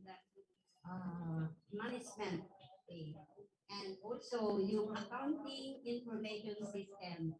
Okay. So this is the last day of this orientation seminar. And we also have this marina training courses, yung STCW training and training courses and basic training. Ito yung ginaganap sa annex building. Okay?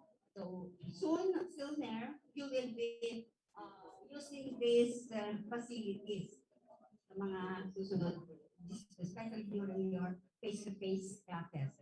And then we have the Mariners Care Program or the Mariners Leveling Up Program. So yung ito yung mga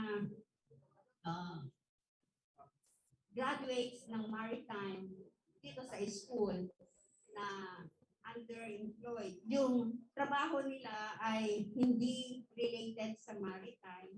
So they are given trainings para ma-upgrade, para makapasok sa shipping companies. So may mga programa ang school para doon. So may student welfare program din, which will be discussed pagdating doon sa student welfare and services. And then we have several linkages. When you reach, pagkatapos niyo yung CCI, yung classroom instruction niyo, so mag-undergo na ng OBT, on-board training. So ito yung mga linkages natin, mga industry partners. Marami yan. And the more will be coming. Kasi our president is being the president of Lima Field, marami siyang contacts and maraming partners na nasa international and domestic level. Okay? And of course, kasama na dito yung mga government, yung mga support services, yung CHED, yung Land Bank of the Philippines, yung, ano ba yan? Mga bangko.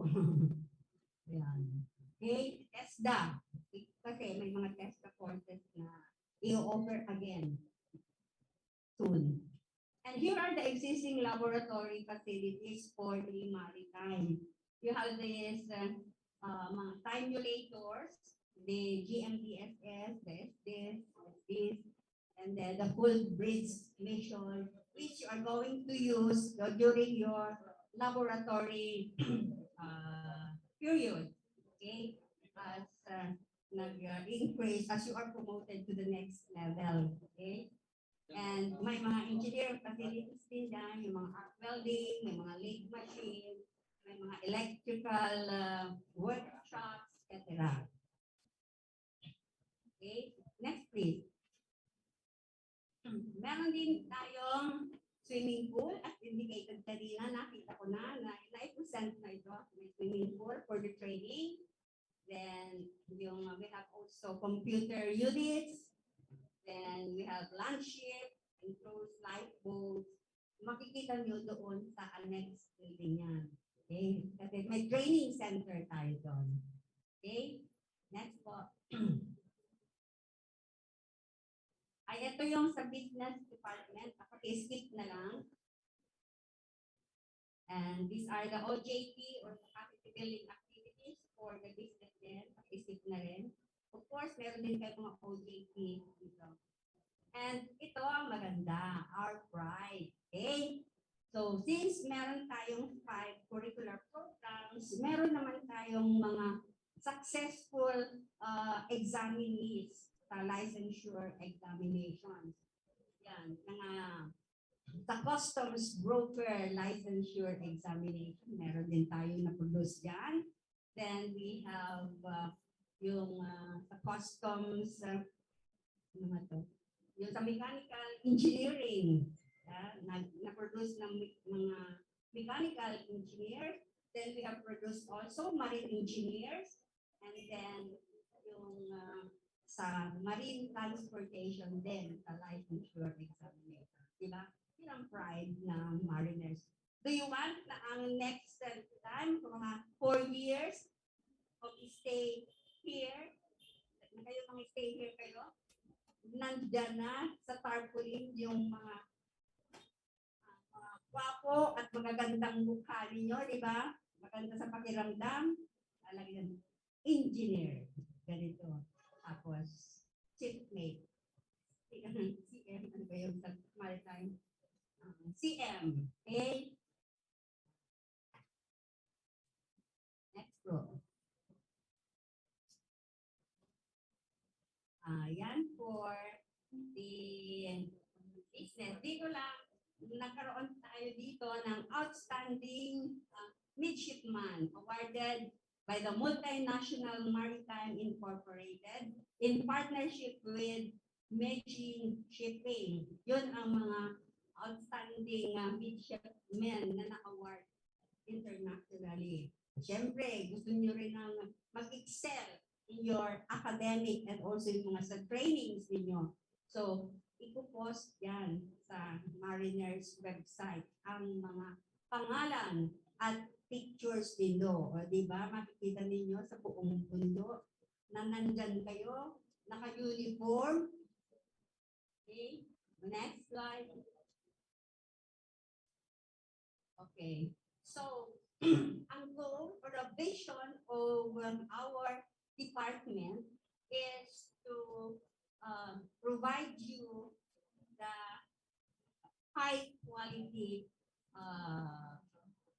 curricular programs, and of course, our quest for excellence ay talagang nakatatak na sa bawat isa, from the administration to the department officials, the instructors. And dapat kayo din, you should aim, or you should always aim for excellence in whatever you do.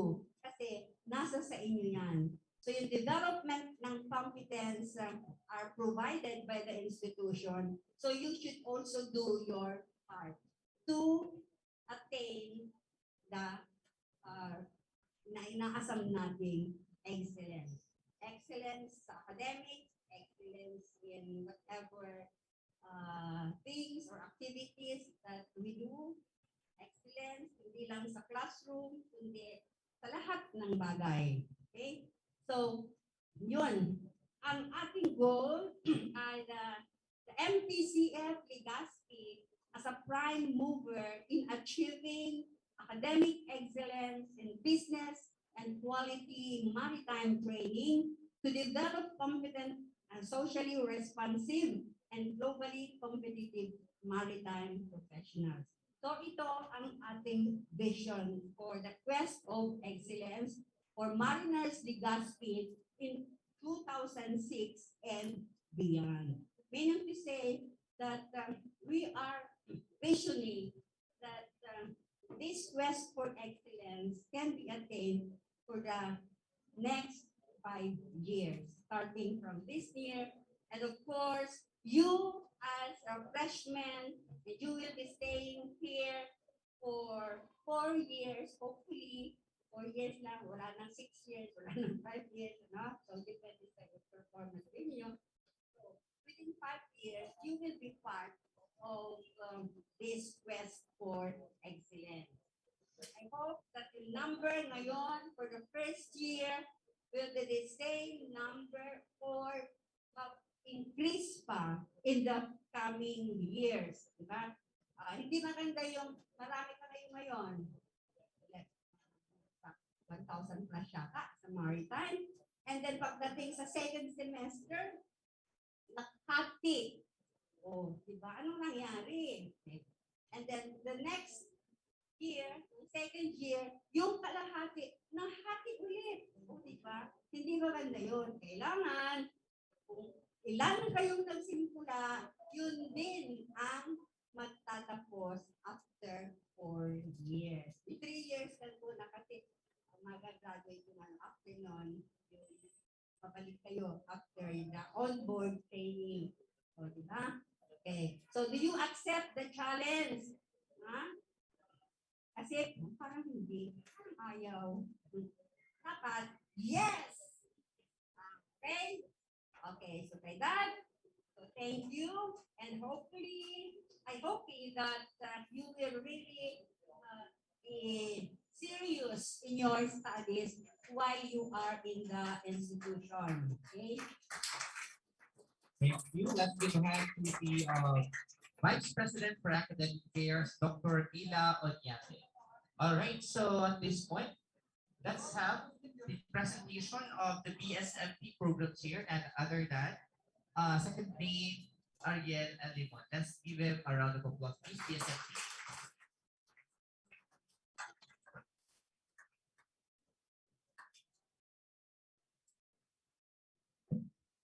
Good afternoon, everyone. Puro ka MP ito, may mati.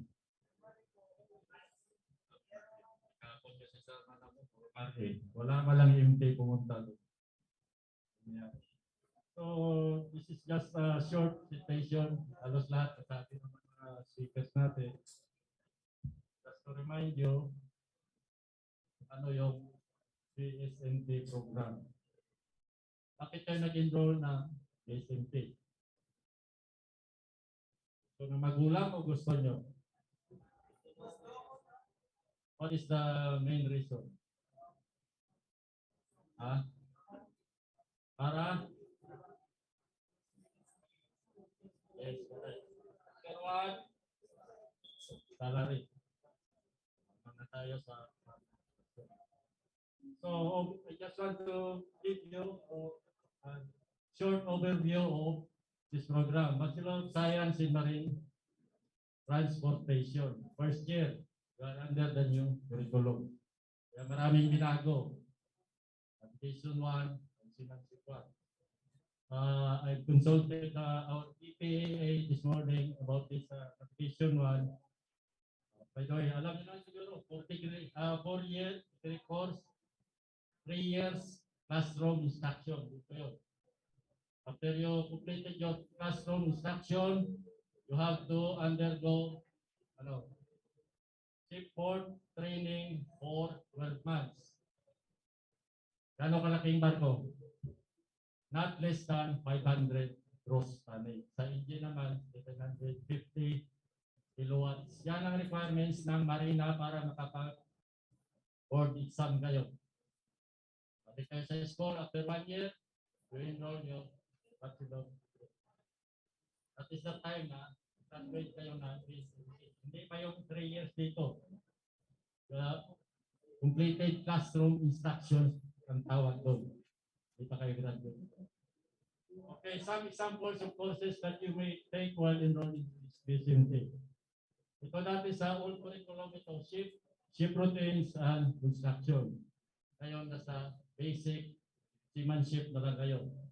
Pero may laboratory pa rin siya. Doon sa seamanship laboratory sa amin.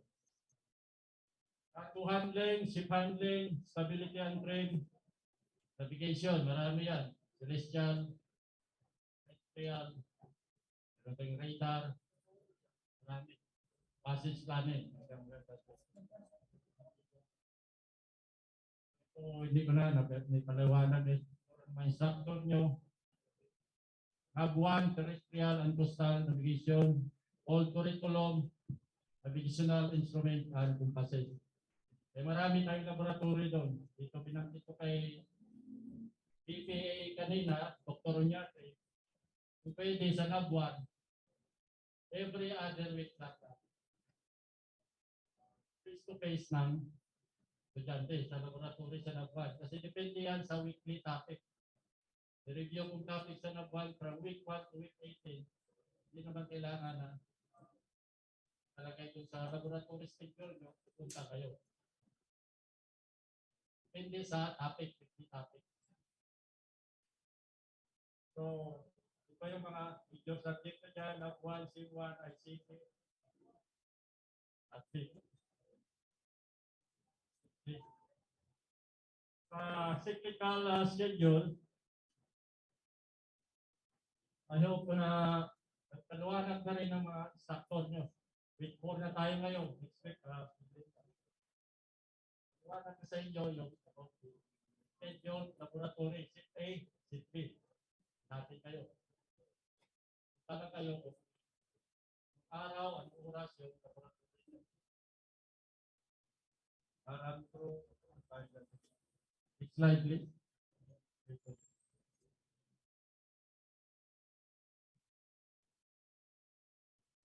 So, 50%. Kasi first year ngayon, ilang section na. 11 section na kayo. Sana yung section 10 is 68. Napunta sa akin section 11, isa pa lang. So, yung mga subject nyo, 27 units. First semester. Sa second year nyo, meron tayong mandatory training dito. The basic training.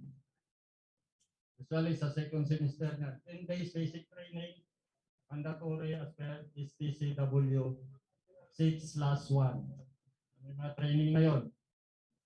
Firefighting, fire prevention, elementary first aid, personal survival technique, and personal safety and social responsibility. Kasama na yun sa curriculum nyo. Dati, pagka-graduate mo, saka mo kukunin.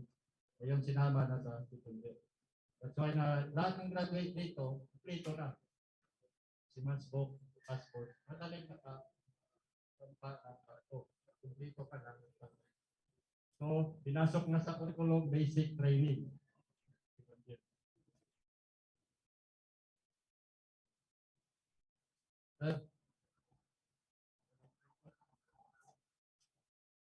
Next slide.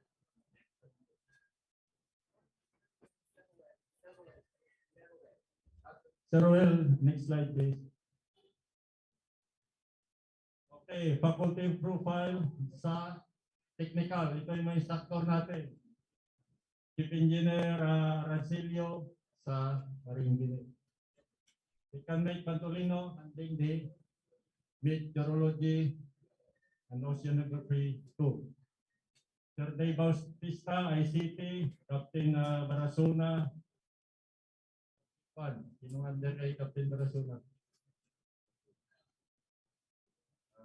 Second night, Bilen, new instructor. YC, Bermas, Captain Sedo. Halos karamihan dito mga active. Sige ng active. Masakay pa. Hindi tayo tawagin sila na aning agency nila, masakay sila. Retired last 2017. So these are the list of maritime instructors. Hindi active dito, you can make so many. So ito yung cyclical laboratory schedule nyo. May paliwanag ba sa inyo ito na instructor nyo? Nati tayo dyan, Sept A, Sept B. Pag 40 kayo per section, 20 sa Sept A, 20 sa Sept B. Ngayon, kung may mga conflict kayo sa arrangement na yan, advise nyo kagad ang instructor nyo para ma-adjust nila. Hanggang ngayon kasi, may nag-report na doon conflict para may lipat agad. Okay, next slide please. So yan na, hanggang section 11 yan. Sige sir, next lang.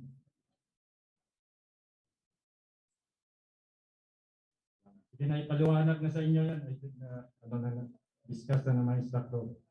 Sige sir, next please. Doon tayo sa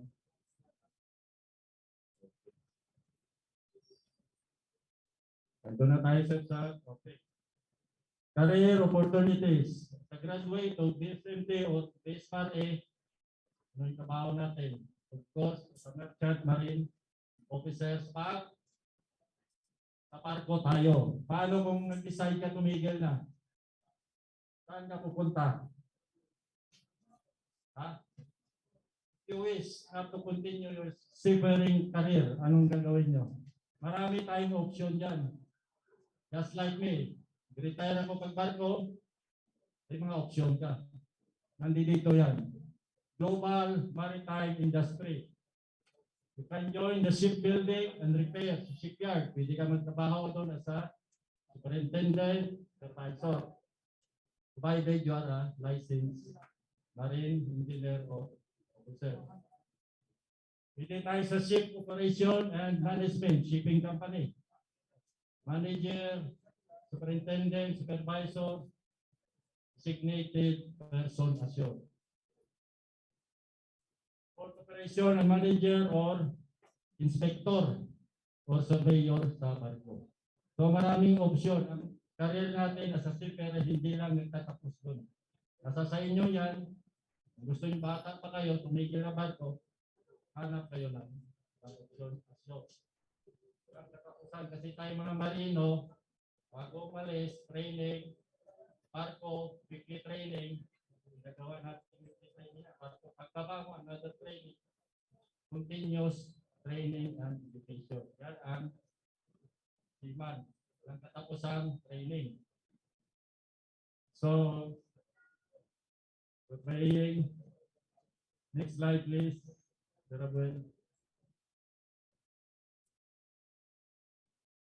Or you can join the Maritime Education and Training. Saan itong Maritime Education? Dito. Maritime Higher Education Institution. Sa mga maritime school, hindi ka magturo, instructor, partner head, team. Maritime Training Institution. Ano yon? Yung mga training center, daming training center yan. Dito sa Mariners, meron tayong training center offering basic training para sa mga first timer na kanya kukunin nyo yan 10 days continuous training.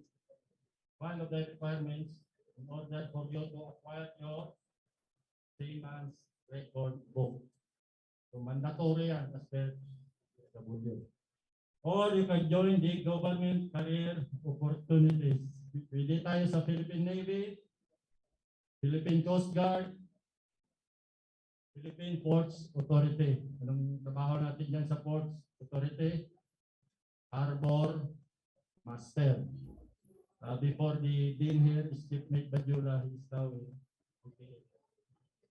Malaki rin tahog dyan. Or Harbor Pilot. Alam niyo yung pilot? Yan yung namamaneuver ng barko papasok sa port.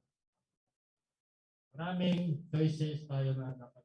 Or you can join the Marina, Maritime Industry Authority as a board of examiner, inspectors, or surveyor. So maraming option. Hindi lang tayo sa barko lang, on board ship. Again, if you wish to retire, pagod ka na sa barko, marami kang mapuntahan. Provided you are a licensed merchant marine officer. Mag-isa mo na kayo, huwag pumigil ang wala pang hawak na sinsya. Yan ang puhunan natin. Kasi kung ratings ka lang, wala rin.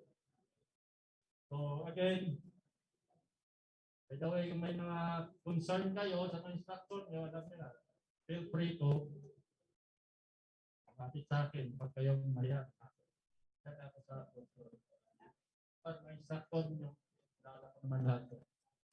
So again, thank you. Almost ano lang naman yun.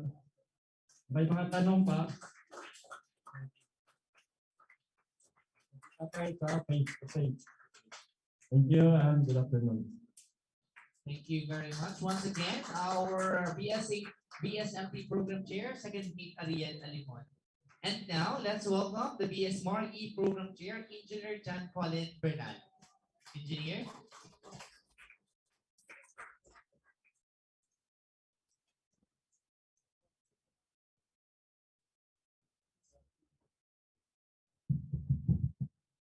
Attention on deck. Okay. So mukhang inaantok na tayo guys. Pag nadinig nyo yung katagang attention on deck, that means the speaker is gathering an attention from you. Okay? So pag sinabing attention on deck, lahat kayo tatayo. Okay? So, attention on deck. Yan. Dapat snappy. Within 1 to 2 seconds, dapat nakatayo na kayo. So, kailan ba ito ginagamit? Since guys, mag-face-to-face na, lalo na yung mga skipper, I believe most of you are skipper since you are all class officers from your respective classes. So, dapat kapag face-to-face na, halimbawa may papasok sa room nyo, for example, yung teacher nyo papasok pa lang, or may visitor kayo, yung skipper yung magsasabi ng attention on deck. And then kapag narinig nyo yon, lahat kayo tatayo in 1 to 2 seconds. Okay? And then yung skipper magsasalita. Hand, salute! Tapos, yun yung pagbibigay nyo ng respect and greetings sa professor or sa visitor na papasok sa classroom nyo. Okay? And then kapag nagsabi silang bumaba na, pwede na kayong umupo. Okay? So, ulitin natin. Upo muna.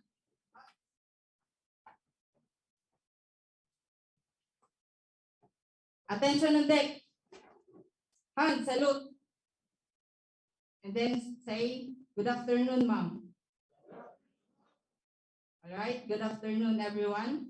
And thank you for joining our Orsem. We greatly appreciate your presence here.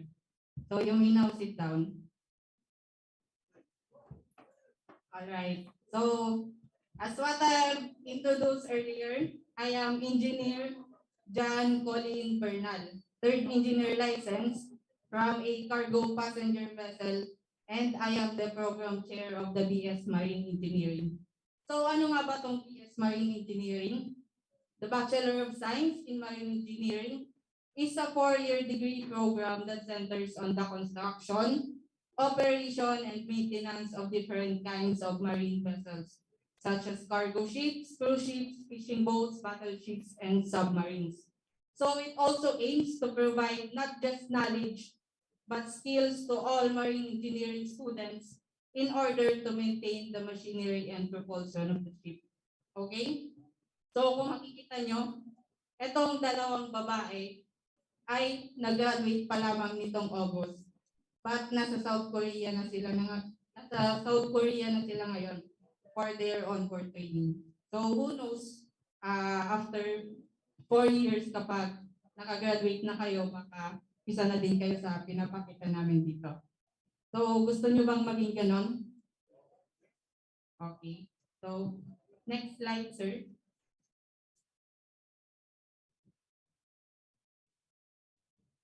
Thank you.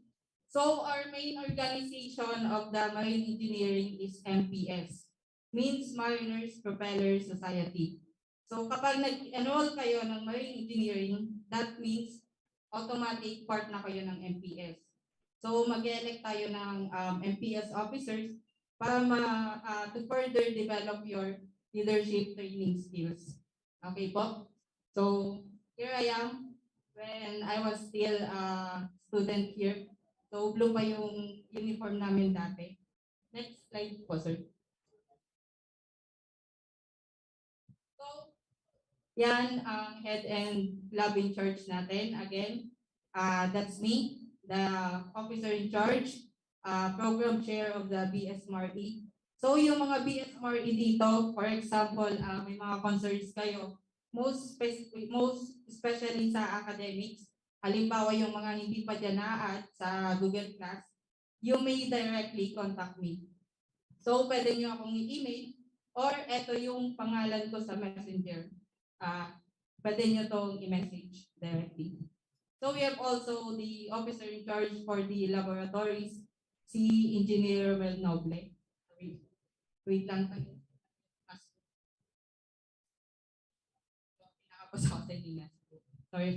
Sorry for that. So next slide po, sir.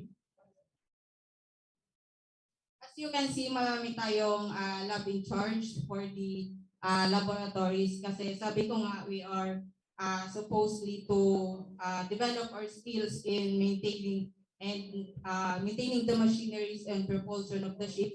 So meron tayong laboratory dun sa annex wherein meron tayong mga different kinds of machineries na matatagpuan sa barko. And then meron din tayong simulator sa 4th floor. So yung OIC naman dyan is si Engineer Jan Ramos. And of course, pagdating sa electrical and electronics module, nandito si Sir Michael Villanueva. So, give our hands are ever supporting lab in charge. So pagdating sa faculty members, these are your faculty members in Marine Engineering. Chief Engineer Rogelio Bronya, tinuturuan niya yung auxiliary machineries. Chief Engineer Roberto Arancillo. For Machine Shop 3, Engineer Carl Marie Abraham. Sa mga first year, siya yung nagtuturo sa inyo. And then Engineer John Arthur Cubita. So first year din, nag-handle ng physics and IChem. And also Engineer Jonald Ivan Maria for power plants team. So next. We also have the GEC instructors, Dr. Maria Daisy Bonagua, Miss Eileen Tuason, and of course, the star of the day, Mr. Jumar Pasmayor, Miss Sharina May Bahoy, and Miss Rowena Malvar. So yan yung mga instructors na nagtuturo sa marine engineering. Next slide po, sir. So ano nga ba yung mga subjects na i-offer for face-to-face? Lahat na po na subjects magkakaroon ng face-to-face starting midterm. So sa first year, these are your all subjects sa Marty and i-face-to-face na natin yan. Okay? Next slide po, sir. Second year, we have 8 subjects or courses. And sa third year, next slide po, sir. We have 10. So next, sir. Ayan guys. So kung makikita nyo yung mga design ko dyan ay pictures of different alumnus or alumni from mariners. And lahat sila nakapag-on board na. And I hope you get inspired with these pictures kasi who knows, after 4 years, baka ganito na din yung ipopost nyo sa Facebook nyo. Okay? So next po, sir. Here's the cyclical schedule for the laboratory or face-to-face starting midterm. So eto guys, makikita nyo week 6. And then makikita nyo yung section nyo. For example, sa Mark E1, A1, Set A, and Set B. So for ang ganito yung pagbasa nito. For example, you belong to the Mark E1, A1, Set A. Kapag Electro 1 yung subject nyo, papasok kayo ng Wednesday.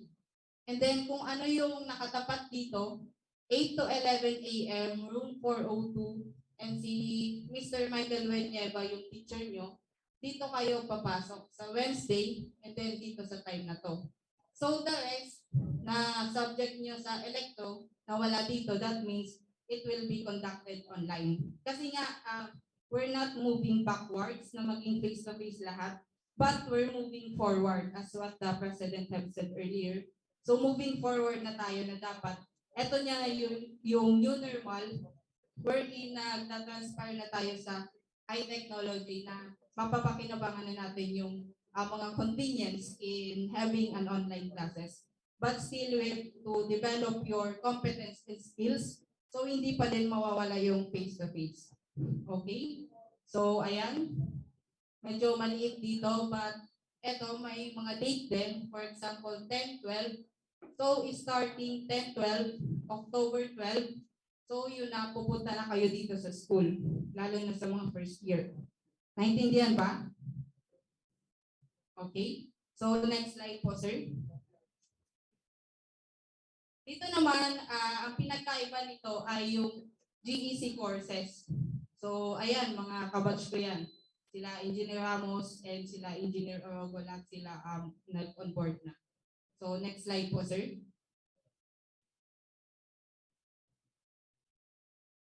Okay. So, anong pinagkaiba nito dun sa isang present ko? halos pareho lang sila ng itsura, di ba? Ang pinagkaiba nito, yun yung may mga laboratory, kung mapapansin nyo, may set A and may set B. While dito, ito yung mga pure lecture and paano nga ba ito if face-to-face. So kung makikita nyo, may nakalagay dito 1.5 hour lang or 1 hour lang. Kasi for example, yung pure lecture na subject nyo, walang lab, MWF. So yung MW, yun yung online. But pag Friday, pupunta kayo dito para mag face-to-face in order to measure your competence. And how do we measure your competence you've acquired? It is through assessment. So mag-assessment tayo. Assessment means sa cognitive assessment, which is sa pure lecture na subjects nyo, pwede tayong magkaroon ng short quiz, long quiz, demonstration, role play, graded recitation. So dun mami-measure yung competence nyo or yung knowledge nyo kung may natutunan ba kayo dito sa week na to na dapat nyong ma-acquire na knowledge. Okay? So, yun yung magiging face-to-face natin. Kaya make sure na kapag nasa online kayo, kahit pwede kayo makapag-multitask, pwede kayo makapag-mobile legends while listening to your instructor through online, make sure na naiintindihan nyo pa din sila. Dahil at the end of the week, magkakaroon tayo ng assessment in order to measure your competence. Naiintindihan ba? Okay, good. So, next slide po, sir. Okay, so these are the career opportunities. Sorry. So, gaya din ng sinabi ni Second Mate Alimon dati, kanina pala, so pwede kayong maging merchant marine, maging coast guard or navy, and of course, you can also pursue a career in academe like me. So, hindi lang pagbabarko yung pwede nyong makuha ang career dito. For example, nawalan kayo ng passion sa pagbarko, that means hindi yun reason para maging or ma-fail kayo sa tinatahak yung goal. So remember na dito sa tinahak yung maritime, madami pa rin tayong pwedeng maging trabaho and pwede tayong mag-excel doon. Okay? So last question na pwede nyong sa tingin kong naisip, saan po ba namin makikita yung diniscuss mong schedule? So, curious kayo kung saan nyo yung makikita. So, yung, yes, midshipman. Para tayong iniisip, ganun ba yung question mo? Okay. So, saan nyo ba yun makikita? Ang program chair, kasi yung program chair, yung department head, yung gumawa nun, in each department, i-share nila yun sa mga faculty instructor ninyo. And sila yung magpo-post sa Google Classroom ninyo. So before kayo mag-midterm, before mag-start ang week 6, mapopost na yung sa Google Class and may explain din sa iyo further, especially sa mga subjects na mga inaawakan nila. Kung anong day, anong time kayo papasok dito sa school. Okay? So remember my name, lalo na sa mga may concern. And I will be happy to address your concern. Kung may mga concern kayo, you may directly contact me sa messenger or sa email. Para lang naman yung mga email natin na G Suite na nag-end sa @marinerslegacy.edu.ph. Ang simula lang na initial ko doon is JC Bernal. So kung ano mga concerns yung mga gusto nyo ipaalam sa akin na makakatulong sa inyo, so don't hesitate to contact me. I'm always willing to help the students. Okay, so next slide po, sir. Again, freshmen and upperclassmen that are also listening via Zoom or via Facebook or YouTube, welcome aboard for this class semester. Thank you very much. Thank you very much, Engineer John Colin Bernal. And now, let's have, to give us an orientation on the academic policies, let's have our academic coordinator, Ms. Maria Jane Chan.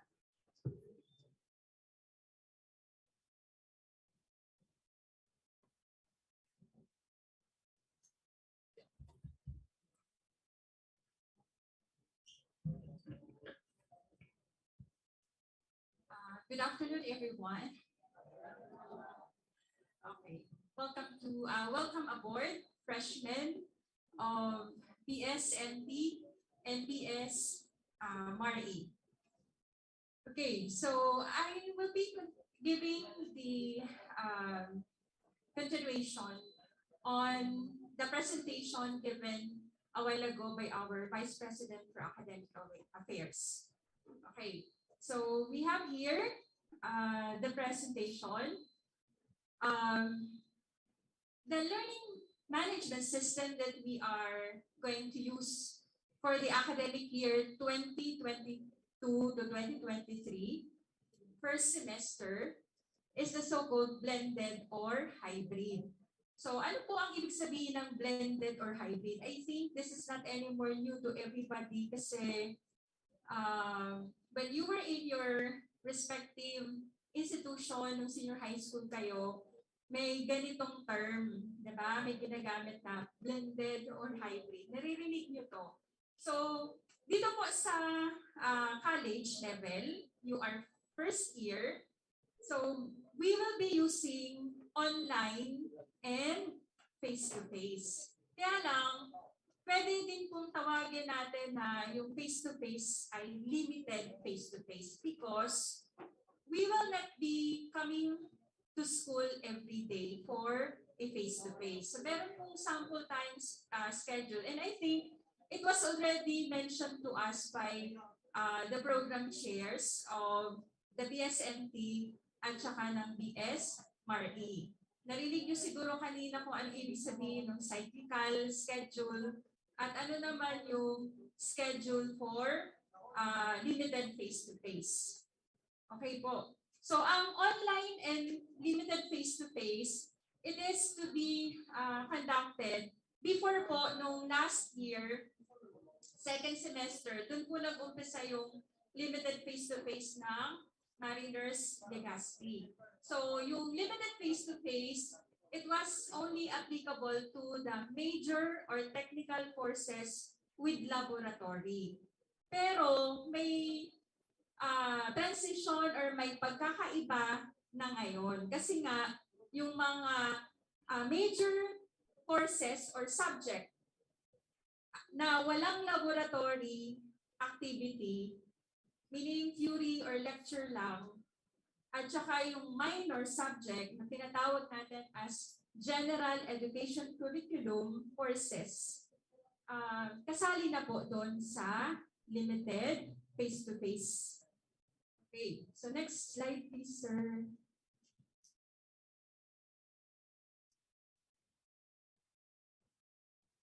Okay, saan galing yung ating blended or hybrid na learning management system? So the institution is following the guidelines or the guidance of the regulatory agency. These are the Commission on Higher Education and the Department of Education has shifted from the traditional face-to-face learning to flexible learning. By the way po, yung blended or hybrid, may other term din po yan na tinatawag natin siya as flexible. Sana hindi tayo malito doon sa tatlong word na flexible, hybrid, blended. Okay. So, dito po sa Mariners, may create na learning management system. Ito po yun na ALFAS. Okay, so ALFAS means the Alternative Flexible Academic Scheme. This is a learning modality was adopted by the institution starting 2019 to 2020, academic year 2019 to 2020 up to ngayon. Okay? So yung taon po ng 2019, yan po yung nasa peak or nasa grabe pa tayo ng sitwasyon ng pandemic. Okay. Next slide please. Okay, ito po yung sample ng cyclical schedule, and I believe it was fully explained to you ng respective program chairs. Okay, yung sa BSMT and sa BS Marine Engineering. So, i-reiterate ko po. Okay. So, ano yan, apologies po sa hindi masyadong malaki na graph. So yung nakikita nyo po na color peach, okay, color peach na nasa table, yan po yung subject na may laboratory activity. Okay. So ang cyclical, ibig sabihin, meron kasi pong guidelines ang CHED na those course or subject which requires a laboratory activity, we have to follow dividing the section or dividing the members of the class into 2 sets. So kahit po hindi pa nagpandemya, may ino-observe na po or sinusunod na kami Group 1 or Group 2, kaya lang tinatawag namin yun as Set A and Set B. So it should be composed of 20 to 25 students.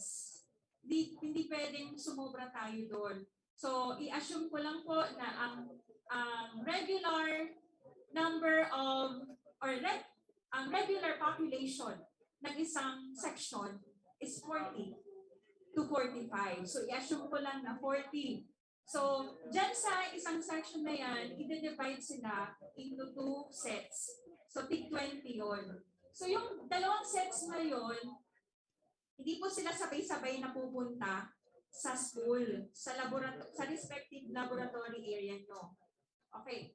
So may separate po na schedule ang Set A, example, 8 to 9. Wednesday, 8 to 9, yung Set A.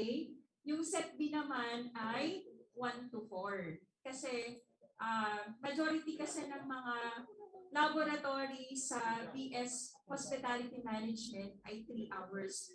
So sa BSMT and sa BSMRE, hindi pala 3 hours kayo. Meron kayong laboratory course na umaabot siya ng 6 hours. Okay? So, ano yun? Medyo, ano yan? Inuunti-unti kong intindihin ang maritime program ngayon. Kasi I used to be in the BS Hospitality Management, formerly known as BS HRM. Okay. Ngayon lang po ako na-assign na kumbaga, maging coordinator sa maritime and business courses or business program.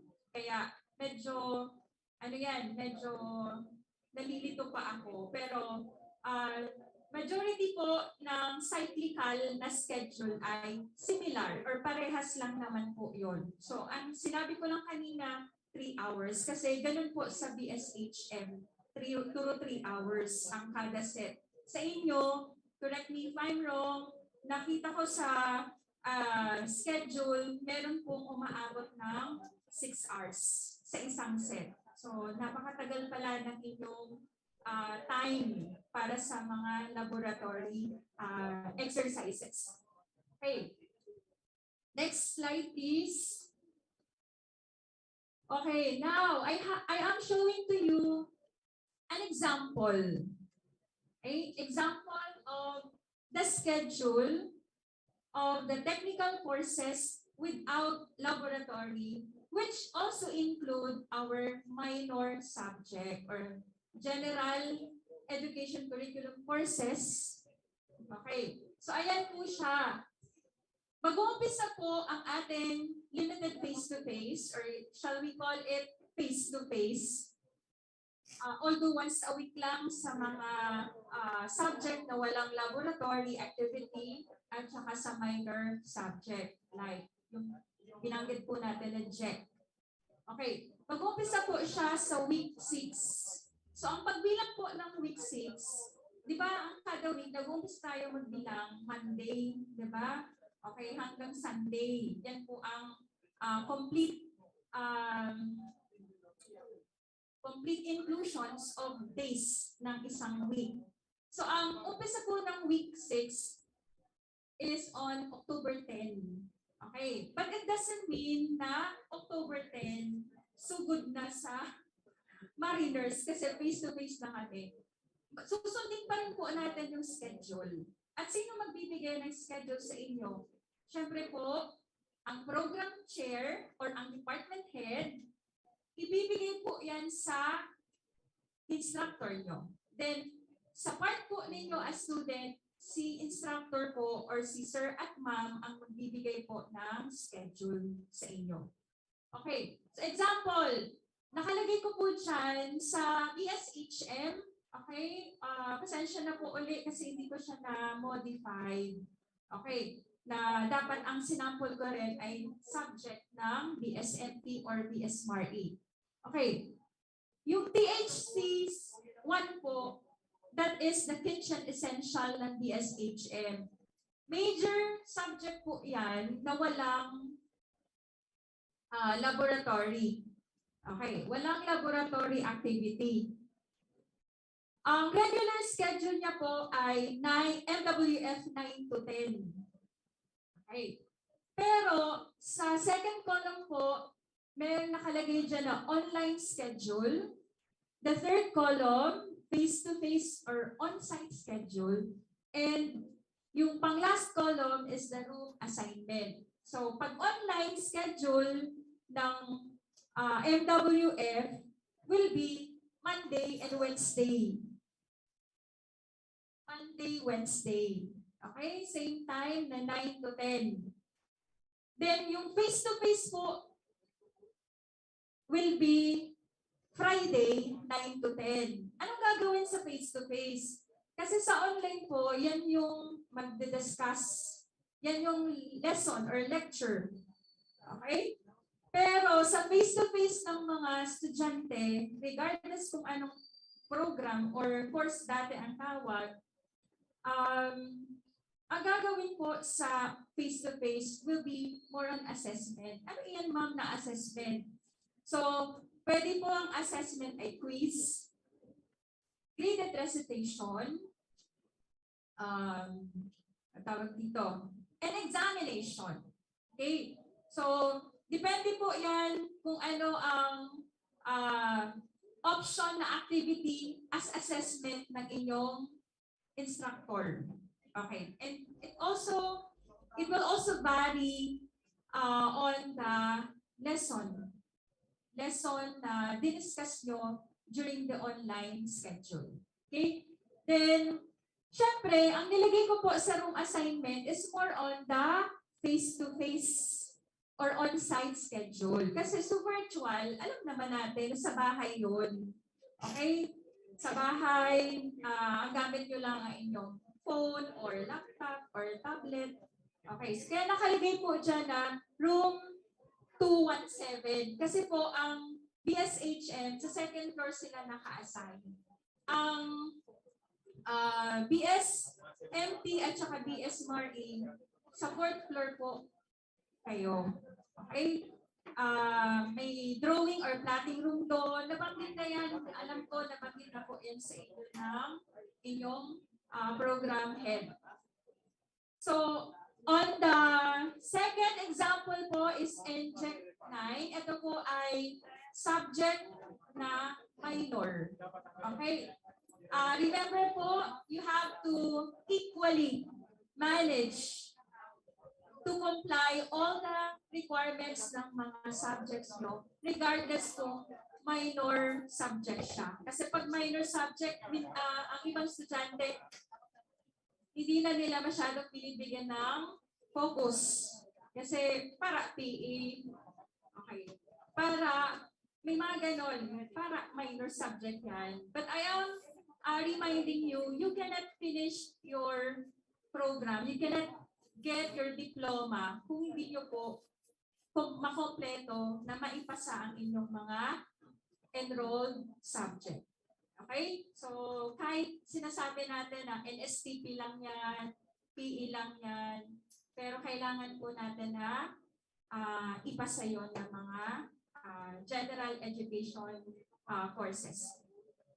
Okay. Next slide po. So, we have here the requirements for face-to-face classes. For faculty, or we call it also as instructor, and the staff of the respective offices, as well as the students or the trainees. Sino tong mga trainees? Sila po yung mga estudyante on their final year. Let's say, mag-intern or magpa-practicum, mag-on-the-job training. Okay, sa inyo, I think it is called as apprenticeship. Okay, so vaccinated and unvaccinated are allowed to join the face-to-face. Dati kasi maraming restriction na dapat vaccinated. So dumating tayo sa oras na pwede kahit hindi pa na vaccine ka. Okay, isa na lang po na example ang nanay ko, ayaw niya talaga magpa-vaccine. Okay, so buti na lang may ganito ng issuance na kahit hindi pa vaccinated, pwede nang pumasok sa mall. Di ba dati wala, no? May mga card na, vaccine card na chine-check. Okay, so sa school, lahat na po pwedeng i-welcome. Okay, next please. Okay, ito po yung mga sample ng facilities to be utilized by the for limited face-to-face classes. So sa part po ng BS in Marine Transportation students, ito po yung mga facilities na gagamitin.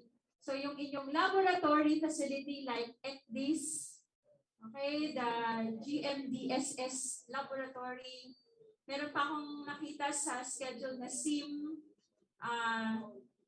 laboratory. Okay. Then, sa mga lecture, or rather, sa mga face-to-face for assessment, it will be in the third floor, yung sa room 318 up to 322, and that is also known as the plotting or drawing room. Then, yung assessment pa na gagamitin the room for the BSMT is located at the fourth floor, from room 407 up to 417. Okay, obvious naman na napakadami ng section ng first year, kaya madami din yung allotted na room facility for conducting assessment or face-to-face.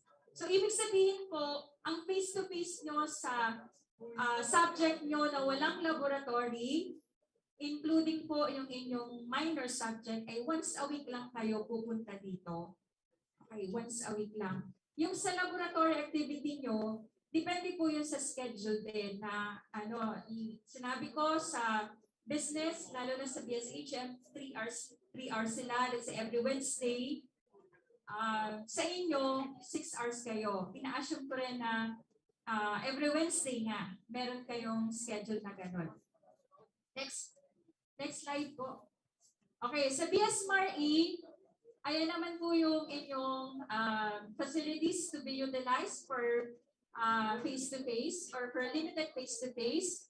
We have here room 401 up to 405. Then the engineering laboratory, the engine room, simulator, and others.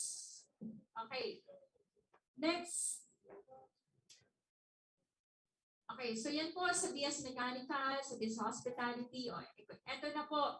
Yung sa grading system for courses without laboratory, ayan po ang breakdown ng inyong ng pag-compute ng inyong grades. Okay. So quiz is equivalent to 20% recitation, 20% exam, 40%, and other academic requirements, 20%. Ano tong other academic requirements? Example, nag-require yung instructor ninyo for a case analysis. Yung mga activity, okay, na pwedeng i-conduct online. Or pwede naman po doon sa face-to-face for the so-called assessment. Yan po ang other academic requirements. Another pa po na very light lang na example, under other academic requirements. Let's say, ni-require po ang isang section or lahat ng first year to attend a webinar which has in relation to your lesson. Okay. So yung webinar participation nyo, yan po ay bibigyan kayo ng grade or additional points of grade dyan sa other academic requirements. Take note, you cannot just say that you will pass the subject kung nag-exam ka lang. Okay? Hindi po pwede na sabihin na, ma'am, nag-exam man ako, nata ako 5. Okay, anong ibig sabihin ng 5? Ibig sabihin failed. Okay. So, hindi po yun ang dapat na maging focus natin. Dapat balance. So, dapat meron kang quizzes, meron kang recitation, meron kang exam, and merong other academic requirements. So, that is for subject without laboratory, such as yung binigay ko pong example kanina na merong room assignment. Next slide, please. Okay, ito naman po yung grading system for courses, or rather breakdown on how you will be, how your grade will be computed in the subject or courses with laboratory. So, di ba ang subject na may laboratory, may lecture pa rin? Diba? Bago kayo proceed doon sa actual or hands-on, may lecture muna. Kasi nga, that's really a requirement. Paano kayo magkakaintindihan kung walang instruction? So yung instruction, andun po yun sa lecture. Okay, so sa lecture, as is po, meron tayong quizzes, recitation, exam, other academic requirements. Kung ang naging computation po is 90, ang kukunin lang doon sa lecture na computation will be 40%. Ayan. Theory/lecture, 40%. Kung 90, hindi yun buo na grade mo 90. Kasi meron ka pang magiging grade sa laboratory activity na actual grade po ang andon. Okay. So, kunyari, sa laboratory or sa laboratory activity 1, yung grade mo 90 uli. Okay. So, yung 90 dun sa laboratory activity 1, kukuha lang po doon ng 60%.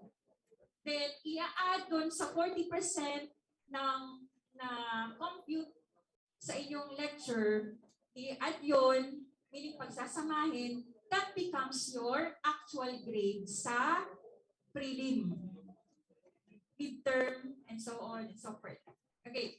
By the way po, before we proceed to the next slide, I would like you to remember that in any courses with laboratory or without or non-laboratory, major or minor, ang allowed lang po sa atin na absences is 9. Okay, 9 lang. But it doesn't mean na i-maximize na so 9 pala ang pwede. Hindi, or absentan ko na. Wag po. Kasi pwedeng gamitin natin yon if ever may mga unavoidable circumstances. Okay, yun po ang paggamit nun. Or ang pag-benefit ng allotment na 9 absences. Pag sumobra po tayo doon sa absences na 9, madadrop na po kayo. Okay? Kaya kahit online, may mga nadadrop po na estudyante. Kahit nag-turn in siya ng mga activity, pero hindi siya nagpa-participate sa online class, pwede pa rin po yun na madrop. Kasi hindi naman pwedeng asynchronous ka or offline ka, activity lang. Kailangan din na mag-participate tayo sa virtual or online class. Okay. Moving on to the next slide. Okay. Ito po yung applicable na grading system for the Maritime program. Okay. Tinatawag po namin to as zero-based or the new grading system. So the highest possible or the highest grade that you should have, okay, especially dun sa mga nag-aim to receive an academic award or academic recognition during graduation. Okay, so ang highest po is 1.0, which means yung naririnig siguro nyo na flat 1. Okay, flat 1 ngaya ang or flat 1 yung yung grade ko. So 1 means 99 to 100 po yung equivalent niya. Okay. Or yung numeric value. Next, we have 1.1, which is equivalent to 97 to 98, 1.2, okay, and so on and so forth. Pero po, I am just reminding everybody that the highest grade na dapat na hanggang saan lang ba pwede para ma-achieve ko yung pinaka-highest academic award. Okay. Hindi pa po ako masyadong particular kung anong tawag doon. Kasi sa business program, magna cum laude. So sa maritime po, hindi ako pwede magsabi dito kasi hindi ko pa alam kung ano yung highest academic recognition. Okay. So sa zero-based po or new grading system, dapat ang grade po natin ay hanggang 1.8. Yan yung pinakamababang grade nyo dapat. Okay? That is equivalent to, ilan ba yan?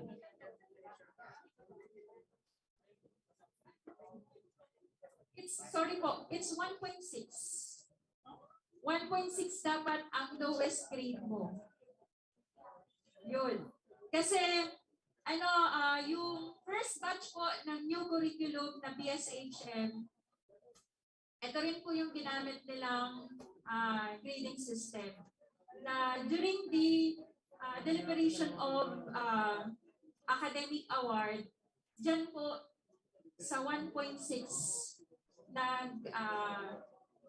isa sa policies ng pagbigay ng academic award. Hanggang 1.6 lang po yung kanilang lowest rating. Okay? So sa college, ang 75 dito sa zero base is 3.0. Okay. 3.0. Tres. Okay. Pag conditional, 4.0. Pero nagbibigay lang po ang school ng conditional or 4.0 hanggang midterm. Pag semifinals at finals, hindi po yun allowed. Dapat grade talagang pasado or drop or bagsak. By the way, meron po tayong 4 na major exam. Prelim, midterm, semifinals, and finals. Kung senior high school kayo, di ba, first grading, second grading, third grading, and fourth grading. Okay. So sa college, prelim, midterm. Kailan ang prelim? Ngayon pong dadating na October. Okay. First week of October. Kailan naman ang midterm? Sa November. Kailan ang semifinals? December. Kailan ang finals? January. So yung final week po natin para makumpleto yung first semester ay hanggang January 14, 2023. Okay. Next slide, please. Okay, so ito po yung sa dating grading system na applicable lang po sa business program. Next. Okay, so ito po yun. Please pay attention. I'll be ending my presentation with a very inspiring quote coming from Malcolm, wherein education is the passport to the future for tomorrow, belongs to those who prepare for it today. So di ba lahat kayo, kaya nga maritime program kayo, nag-BSMP, nag-BSMRE, kahit pinipilit namin, mag-HM ka na. Di mo, ito kasi yung pangarap ko. Okay. So yung pangarap yung maging successful seafarer, you have to start it right now. Okay? Hindi pwedeng tomorrow.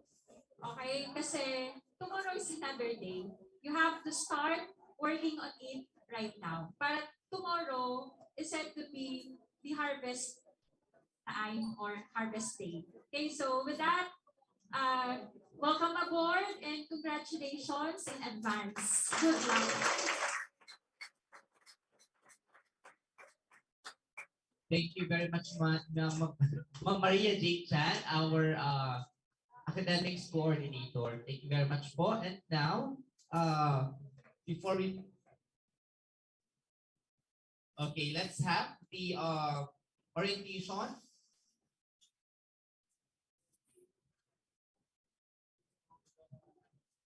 of the Student Affairs and Services Office, Ma'am Ninita P. Baldon, our SAS Directress.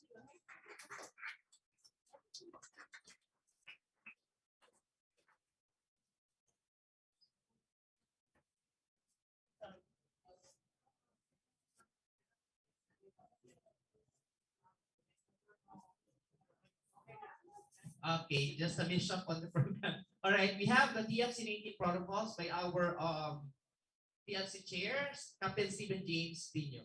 Let's give him a round of applause, please.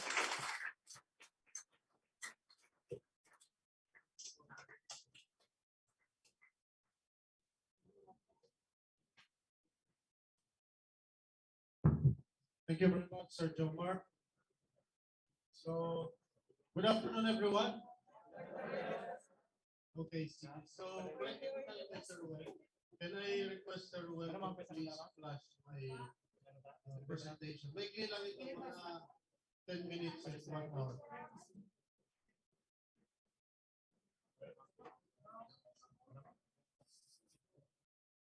Next, so hinihintay natin yung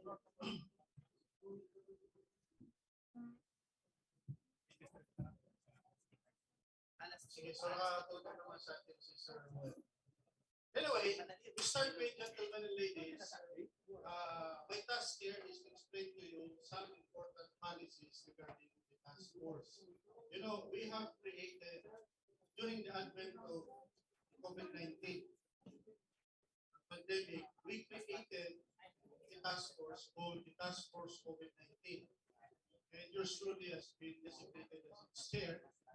The very focus of that task force is to ensure the safety of everyone within our community all throughout the duration of the pandemic, especially now that we are calibratedly starting to return to normal. We have to be thankful, of course, that little by little things are getting better. Before, you cannot come or you cannot enter the premises of the school if you are not fully vaccinated. That means you will have to show your vaccination card. Without that, even if you have been vaccinated already, such any proof that you have been vaccinated, you will not be allowed by the guard. It's good that recent memorandum circulars that we have received from the Commission on Higher Education, of course, basing its decision from the declaration of the President of the Republic of the Philippines, vaccination card is no longer required. So you can now come with or with your without your vaccination cards. Nevertheless, what is the implication? We from the Task Force COVID-19, we still strongly encourage everyone, faculty members, staff, and students alike, to avail of the vaccination. Those who have not been vaccinated yet, please have yourselves vaccinated. Those who have not availed of the booster shots, then please register at the medical clinic. At any time, the City Health Office is just waiting for us to schedule another on-site vaccination. You see, if we have been hearing a lot about vaccines, no, there were a lot of proliferating fake news during the height of the pandemic. For example, people who have been vaccinated will die within 2 years, will turn into zombies, and many others. Mind you, my dear friends, had it not been for more than 90% of the population who availed themselves of the vaccination, we would not have been enjoying the relatively peaceful life that we are enjoying now. It's because of them. So if you have parents, you have relatives who have been so stubborn, trying to believe all those conspiracy theories and many others, then tell them you have to thank us who have availed of the vaccination. Because the virus would have not experienced or would have not died down. Its potency would not have died down if we did not attain the herd immunity. That means majority of the population has been vaccinated. So it's actually thanks to us. So then again, I still encourage everyone, especially those who have not received their booster shots, to register at the medical clinic. So that so long as Sir Kim, we are able to reach around 40 to 50 individuals, then we will call immediately the city health office for us to conduct on-site vaccination. You don't need to go to queue anywhere. Just write your name there, register, and we will have our vaccination. Another thing, for example, I have removed my face mask, but you have to pardon me because whenever I speak, I cannot do it really when I have my mask on. But nonetheless, that is partly allowable now. Before, we cannot do that. And I have also to tell you that there is also a memorandum circular released by the Commission on Higher Education, making it voluntary for us to wear face masks if we are outside. If we are outside, especially in a loosely populated area, you can choose to wear your face mask, or you can still choose to not to wear your face mask. Nonetheless, whenever there is no extreme need for removing your face mask, for example, you are not a speaker, or things like those, we still encourage everyone, wherever we are, to wear the face mask. Okay? So, now, here comes our presentation. It's all about actually the on-site learning safety protocols. So we have to follow this in order for us to be able to continuously fight the pandemic through following the policies that we have set through the Task Force COVID-19 so that everyone will be guided. Yes, sir. Please scroll up. Thank you. So, our presentation actually will, I will just summarize things, hindi ko na i-discuss isa-isa. For example, we're talking about personal safety practices. What do you mean by personal safety practices? When you say personal safety practices, these are the things that we are responsible for ourselves. We don't need to be reminded by it. For example, upon rising from your bed in the morning, immediately you try to find out your temperature, check your temperature, see what you feel at that very moment, and find out if you are fit to go out. If you feel dizzy, especially if you feel feverish, if you have colds, you have sore throat, we advise you not to come to school anymore. Just inform your instructor that you will not be coming to school because you are having these symptoms. You see, the virus is an invisible enemy. Okay? It's an invisible enemy. So we don't really know whether we have already contacted the virus or not.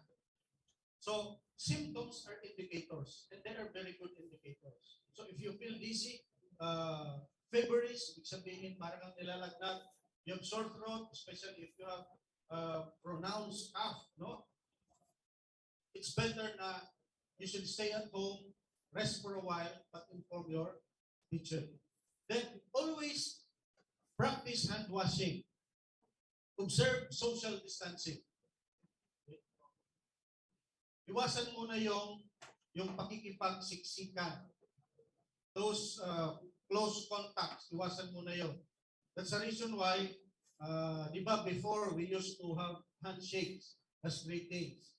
Ngayon, ano na ang ginagawa natin. Inaalaw na lang ay fist bump. Fist bump. Kaya elbow. Ha? So, yan. Wear face mask at all times. So, mention ko na kanina na there is already a pronouncement that this can be voluntary depending on the situation. But in closed spaces like this, in a classroom setting, for example, or in an office, it is still mandatory for us to wear face mask. So I have just asked permission from you because I will be speaking.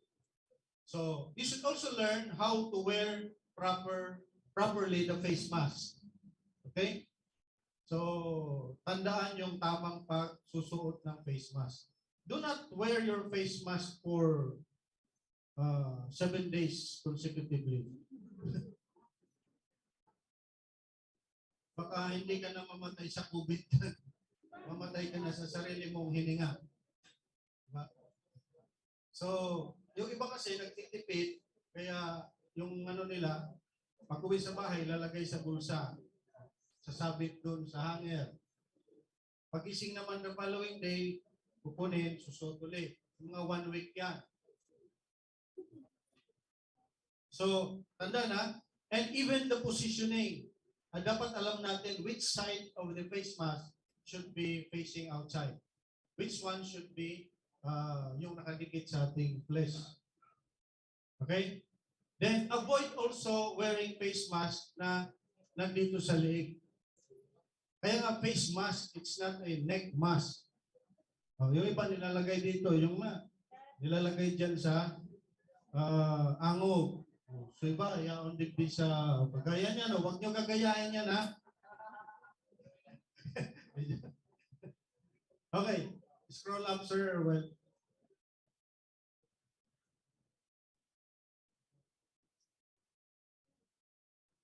sige, so, ito naman. Now, kapag nandito na tayo sa school, we should follow some protocols on where to dispose of your used face mask. We encourage you to bring with you what we call personal healthcare kits. Personal healthcare kits. Who among you here bring with them personal healthcare kit? Ganito yan, yung personal healthcare kit, parang small pouch, or kung meron kang bag, meron kang isang pulsa dyan sa bag, na ang laman yan ay face mask, extra face mask, alcohol, then yung tawag dyan, thermometer. Ang dadalhin yung thermometer, yung digital na ha, huwag yung anal thermometer. Ano yun? Kasi ba sa baby, di ba, merong anal, merong oral. Gagamitin nyo na yung digital.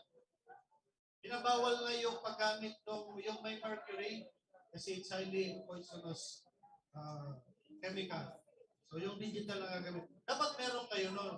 Dapat meron din kayo as much as possible ng a few pieces of biogesic, yung mga pang paracetamol, panlaban sa kalintura. Moreover, it doesn't mean na wala tayo niyan dito sa clinic. We have that. We have a lot dito sa clinic. So, pag nandito na kayo sa school, there's no problem. You can avail, you can just go to the clinic and immediately you will be given proper medical attention. But since may mga time na you are in transit, sabihin, nagbabiyahe ka, galing sa bahay, papunta dito, or galing dito, papunta sa bahay, nakaramdam ka na para kang nanghihina, may kinakalintura, you can immediately take some medicine. O dahil tabi ipagbulsa yan naman muna, ibon na tabi ko burulsa ninyo. Okay, so yan. Then, of course, meron tayong pinapatupad na daily health declaration form. Have you been instructed about this? The one that you have to do online? Hindi pa? Okay. Sir Jones, ina-apply pa natin yung online. Okay, so for the meantime siguro, gagawin pa rin natin yung health declaration. Siguro kung hindi pa na-activate uli yung online, you will have to do it manually pagpasok nyo dito. So, mas maganda na i-check nyo yung temperature nyo para alam nyo na kagad yung temperature nyo. By the way, huwag nyo aawayin yung gwardiya. Pagdating dyan sa guard, pag sinek yung temperature nyo at mataas ang inyong temperature, for example, you register about 37.5, pataas, or more than above 37.5, 37.6 pataas, papapupuin kayo doon sa isang resting area.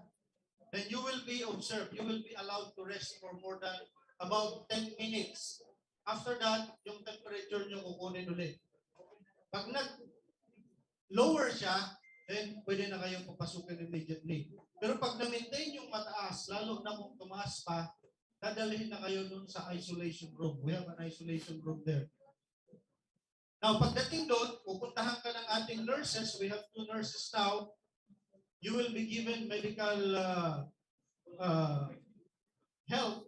Then tatawagan yung magulang nyo, then you will be allowed to go home. Magsasabi lang yung magulang nyo kung you will be picked up or you will be allowed to go on your own. Okay? So, tandaan nyo na. And even while during the duration of the class, you are having a class, then suddenly you feel uncomfortable, you feel feverish, or suddenly yung isang kaklase nyo biglang inatake ng ubo na hindi na mapigilan, tuloy-tuloy na. So, meron din tayong procedure para dyan. In the same way, i-extract siya doon sa room, dadalhin siya sa isolation room natin, bibigyan ng medical attention, then you will be allowed to go home. Now,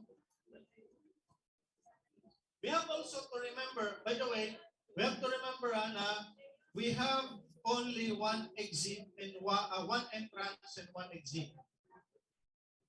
Okay? So isang beses ka lang papasok before your class. Then after your class, that's the time na lalabas ka.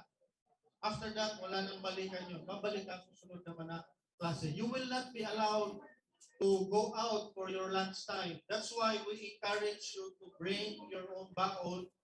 If not, yung canteen naman natin, they will be preparing food pero hindi pa kayo bibigyan, hindi tayo doon maglalagay ng, alam niyo yun, mga pinggan na hinuhugasan. Kaya magdala kayo, halimbawa sa bag nyo, magdala kayo ng sarili nyong utensils. Okay? Dala kayo ng sarili nyong utensils, kutsara, tenedor. We also encourage you to bring your own tumbler. Alam niyo yung tumbler? Yung aqua plus.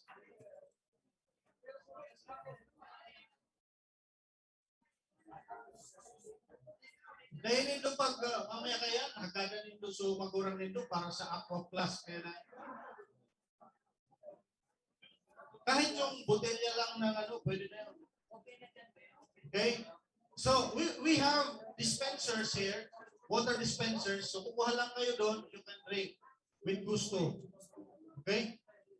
Huwag kayong, I discourage you to rely on the bottled drinks sa canteen. You know why? Dapat tumulong din tayo sa environmental protection campaign natin. Kasi the more that you buy single-use plastics, lalong dumadami yung basura natin. So bumili na lang kayo ng tumbler so that you can refill it anytime through our dispensers. Okay? So bring your own utensils, bring your own gagamitin nyo sa pagkain. Kung kinakailangan, mayroong possibility, then magbaon kayo. If not, I said, the canteen will provide. You can buy food there, but you have to have your own utensil. Okay. Be mindful of the foot traffic. Ano ibig sabihin nito? You have seen, even in our stairways, merong mga arrows, di ba? So you follow the arrow. Okay? You follow the arrow. Pero mag-ingat ka lang kasi baka sa kapapalo mo, pagpasok mo, diretso ka sa exit.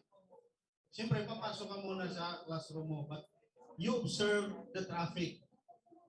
Yung iniiwasan natin dito yung pagsasalubong, yung crisscrossing ng ng pedestrians. That's why we should follow the foot traffic na tinatawag. Observe protocols while in the prayer room. Okay. Dito pala sa kabila, meron tayong prayer room.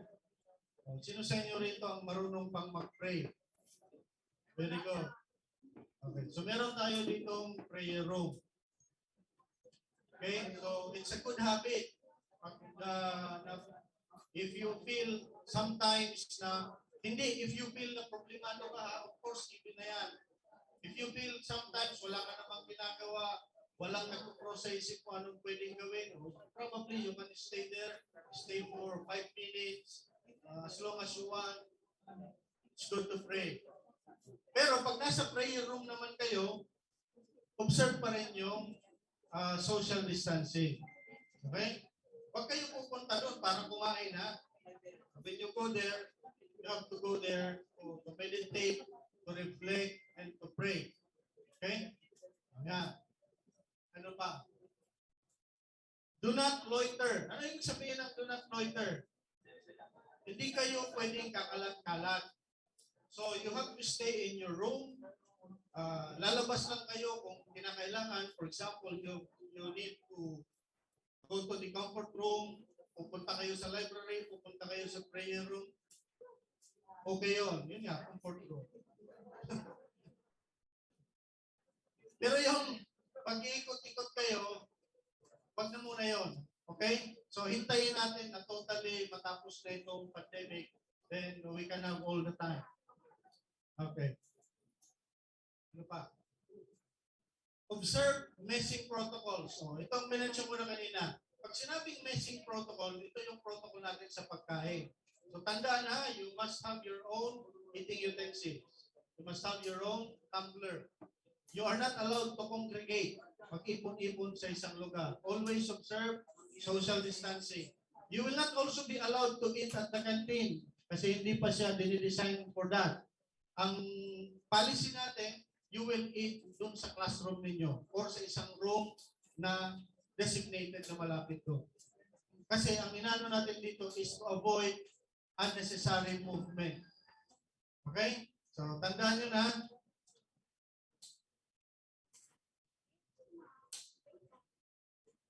okay. Another thing is we have to comply with the maximum capacity of facilities. Each room has been designed to accommodate a number of people. So hindi pwedeng pagsamasamahin sa isang room ang napakalaking number ng mga tao na cramp na kayo dyan. So palaging huwag kakalimutan nyo. Report when not feeling well. Sabi ko na nga kanina, right after, upon rising from your bed, immediately you feel yourself. Okay ba ako? Kumusta ba ang pakiramdam ko? Then you check your temperature. Now, at the moment na nandun na kayo sa classroom, if in any way, in any way, na ma-feel nyo na para kayong merong fever, nakalintura, immediately mag-inform kayo sa instructor nyo. Kuha? Na.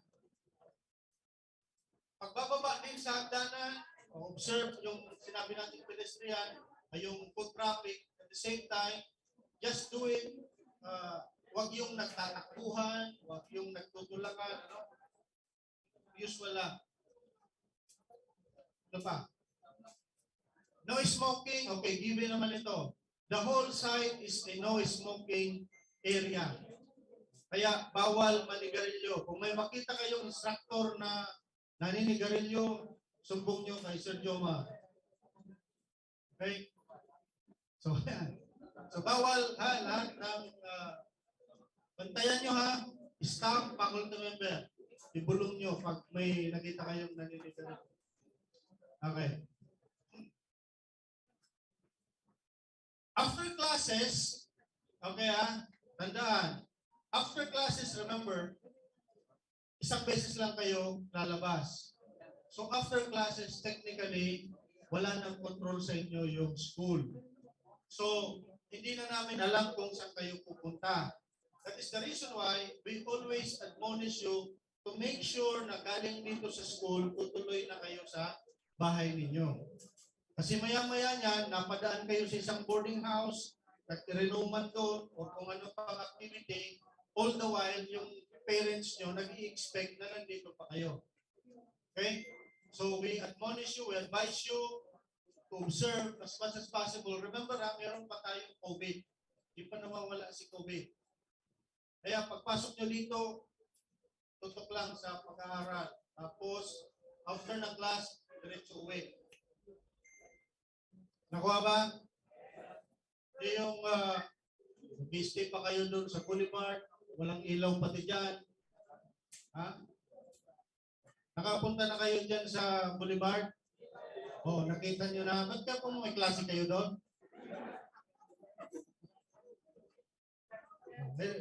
Yes, jogging. That's a good place for jogging. Okay. Sige. Ano pa? Okay. Just to tell you, no, you can mention this to your parents. The Task Force COVID-19 is continuously having what we call active surveillance. Ano ibig sabihin ng active surveillance? The Task Force COVID-19 is continuously monitoring the pandemic situation, the COVID pandemic situation. That is the reason why, if you will notice, every time we have morning callers every Monday, somebody from the Task Force COVID-19 would make an announcement, would make some reminder, even some update regarding the COVID situation in Albay. Okay? For example, this coming Monday, if you attend the morning callers, whether via Zoom or via Zoom, most likely, you will observe that somebody has to speak and to update you as to the current pandemic situation. How is Albay, how is the city faring as far as its pandemic response is concerned? Are we having a surge in the cases? I'm happy to inform you that during the last few days of our monitoring, there are only very few new cases, COVID cases, all over Albay. So no longer just citywide, but all over Albay. So I think I haven't checked the latest, but 2 to 3 days ago, the figures would go like 6 cases in one day, 7 in another day, then probably 9 in another day. Unlike before, you talk about Legazpi City only, there were times when 37 for Legazpi City only for one day. Okay? Now, we are registering such numbers, 6 per day for the whole of the province of Albay. So isn't it nice? So what does that mean? Ibig sabihin, we are continuously improving, but still we need the cooperation of everyone so that we will be able to sustain it. It's also good to note that most of those who have been infected are no longer manifesting extreme or severe symptoms. Most of those detected to have been infected recently, positive sila sa COVID, pero hindi na sila nakaka-experience ng mga grabing sintomas. So this is a good indicator. Okay? Now, as you come to the site, sabi nga natin, you will no longer be asked whether you have your vaccination card or not, but you have still to check your temperature, fill up the health declaration form, and we have areas there in case you need to rest. Meron tayong triage area, meron tayong isolation room. Ang isolation room, before, we were imagining it to extreme cases. Now, it's still there, but we no longer see some extreme cases. So pag dinala ka dun sa isolation room, ibig sabihin nun na malala yung kalagayan mo. Okay? So nandun na siya, before, intended talaga namin yun sa some extreme cases. Pero now, given the situation na na-observe natin, it's very far that we will be having extreme cases. Hoping na masustain natin ito. But nonetheless, our procedure still calls for it that if you need to be separated temporarily before you are sent home or before you are picked up by your parents, you will have to stay there. Okay? But don't worry, you won't be alone. You will be accompanied by our nurses. Okay. Scroll up, sir.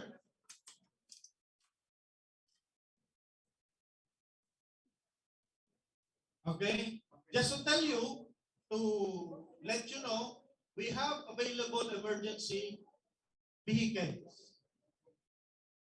Okay? We have available emergency vehicles. So, worst comes to worst, halimbawa man, magkaroon ng talagang extreme case, whether COVID or not. Halimbawa, somebody suffers a stroke, huwag naman, somebody, anything worse than COVID that we can imagine, meron tayong emergency vehicle na nakaabang palagi. So, lahat yan nakaplan na.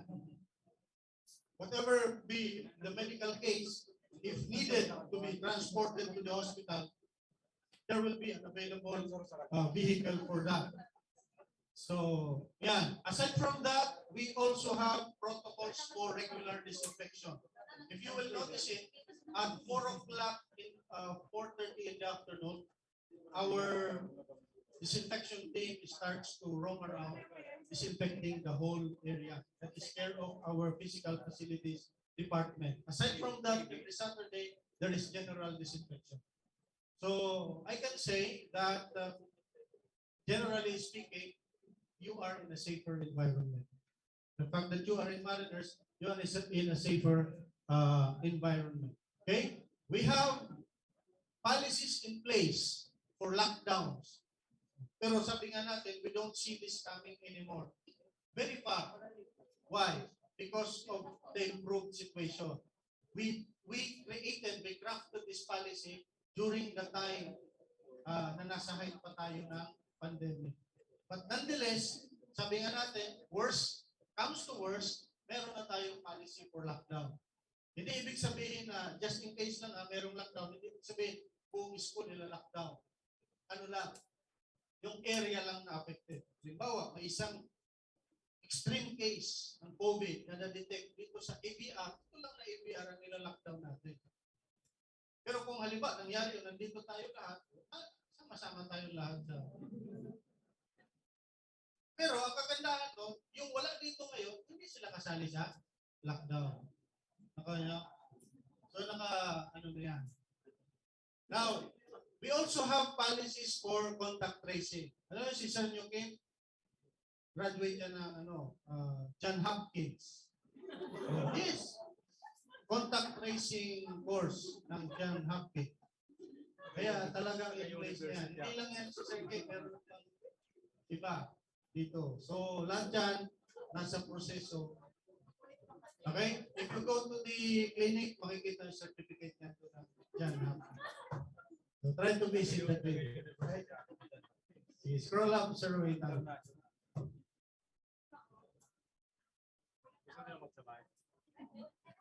Now, another thing. Halimbawa, nagkaroon talaga ng case. Say, sabihin pa natin na COVID positive, pero expected na natin na no longer severe ang mga cases here. You will be monitored daily. Okay? Araw-araw tatawagan ka, kukumustahin ka, whatever medical needs that you will be needing, advices, bibigyan ka. Okay, so every day, yun ang ibig sabihin natin, monitoring natin. Kaya lahat na yan naka-in place. Okay? So yan. What else? Okay, we also have here simulation drills. We did the drills already before pa kayo dumating. Before pa tayo nagsimula na magpapasok ng estudyante, we already had drills. Ano ibig sabihin? Have you experienced earthquake drills? Okay. So, nagkaroon na rin tayo ng COVID case drills. Halimbawa, merong nag-manifest ng symptom, kunwari sa isang lugar, paano ang pag-report niyan? Paano ang pag-extract? Saan dadaan dito? So, ginawa na natin yun. So, hindi na natin kailangan ulit-ulitin, but the point is, ang lahat ng ating policy had been tested already by an actual drill. Kaya, in case man merong mangyaring ganun na situation, we know exactly what to do. Right? So again, I am telling you, kanina, Since you are in Mariners, you are in safer hands.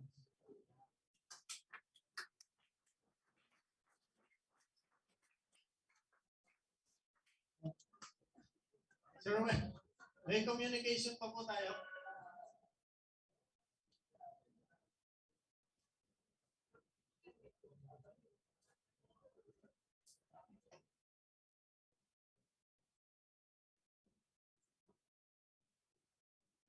Sa communication.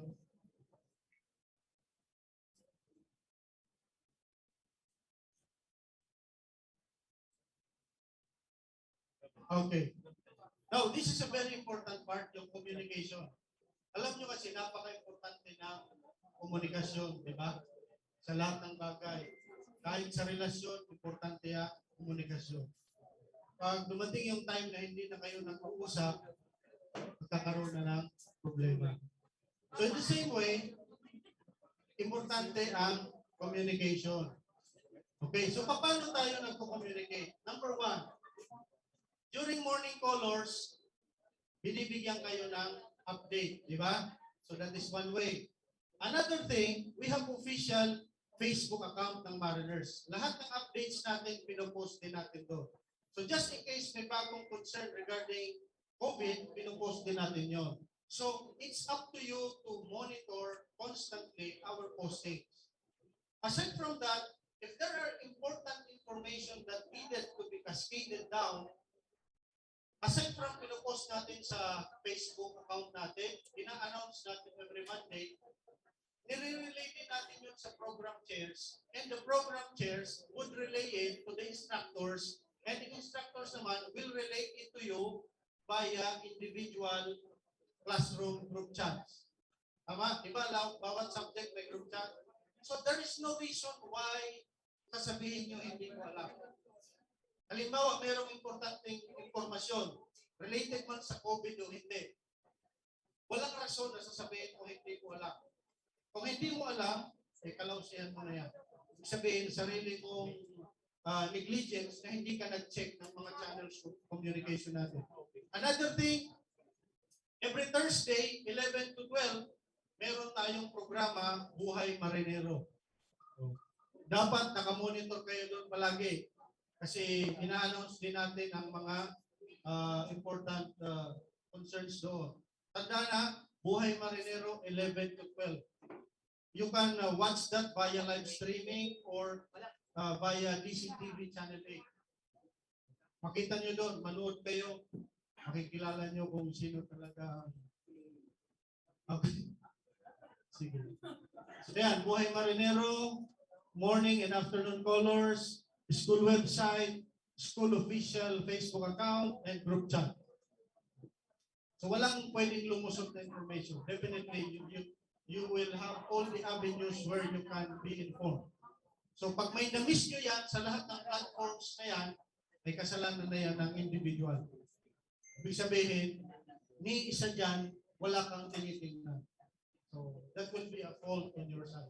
So again, I would like to acknowledge and to admonish everyone, always monitor all our communication platforms so that you will know exactly if there are important information, there are important updates or instructions that you need to observe or to follow. Okay? Nakuha ba? Do you have any question? Very good. Okay, so maraming salamat sa inyong lahat. Thank you, Captain Steven James Sr. for the TFC protocols and of course for sharing with us the Marketing and Relations Office. All right, so at this point, let's welcome our SAS directors, Ma'am Nilita Pipalbon, for the SAS office and scholarships.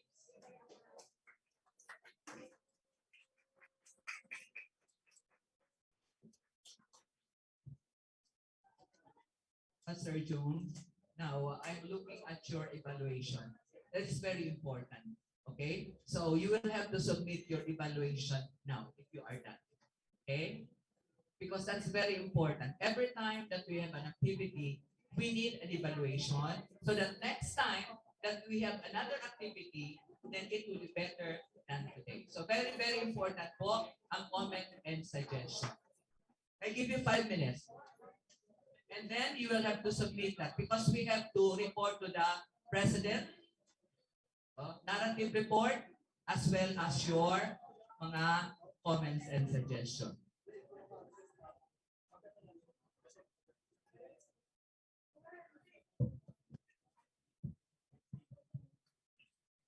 If less than 5 minutes okay na sa inyo, then we can proceed with the last portion or last part of our Orsem, which is very, very important. Why? Because it concerns about you. Okay. Oftentimes, you hear SAS, S-A-S. What's the meaning of SAS? Anybody? Anybody? Raise your hand. Do not answer in chorus. Yeah. Okay. I told you, I challenge student leaders. Raise your hand and answer my question. What's the meaning of SAS? Brian, where are you? Are you still here? Brian, what's the meaning? No, okay. So you're not Brian. Okay, you please stand. What's the meaning of SAS? SAS. Okay, very good. So Student Affairs and Services. Okay. So yung gusto ko mga student leaders always ready to answer. No? Because again, I will reiterate that you are student leaders. Okay? All right. So we have the Student Affairs and Services Department. Now, based from the Article 5, okay, Section 10 of CMO number 9, series of 2013, states there, Student Affairs and Services are the services and programs regular of higher education institution that are concerned with academic support experiences of students to attain holistic student development. So take note of that. Our aim is for you to be developed holistically. And SAS office is one of, shall we say, academic support activities that you will have so that whatever potentials you have will be enhanced through the different activities that the SAS office will be giving to us. Okay, so it says here, Student Affairs and Services, look at the academic support services. These are now the student welfare, student development, and we have the institutional program and services. So we have 3 services, okay? 3 areas of services ang SAS. Take note, we have student development, another, student welfare, another, institutional service program and services. Okay, next slide, sir. Okay, so these are now the capsule, or shall we say, the totality of the services of SAS. We have the student development, institutional programs and services, and we have the student welfare services. And of course, I'll be presenting first to you the organizational chart, okay? The organizational chart of SAS. Of course, we have the president, okay, the top management. And then we have the SAS director, okay, of course, it's me. We have a team, so it's composed of the SAS director and composed of the coordinator. For our development coordinator, we have Sir Jomar Basmayor. Is Jones around? Lumabas, si Jones po ang ating coordinator of the student development and student welfare services. And we also have our medical dental, Sir Kim Paraiso. Okay, Sir Kim is over there. Then we have the second nurse that we have, si Ma'am Tricia Andes. Ma'am Tricia Navas. Then we have the new guidance facilitator, Ma'am Christine. Will you please stand? And then we have Ruby. Miss Ruby, are you there? Okay, yeah. Wow, I love mariners. Kaya talaga, even with yesterday, when I called on Ruby and Christine, they're all very happy. Parang I love mariners talaga. Okay, so you know you will be inspired, especially if you will be called to the office of the guidance. Okay. If ever Okay, of course, we have our SAS assistant.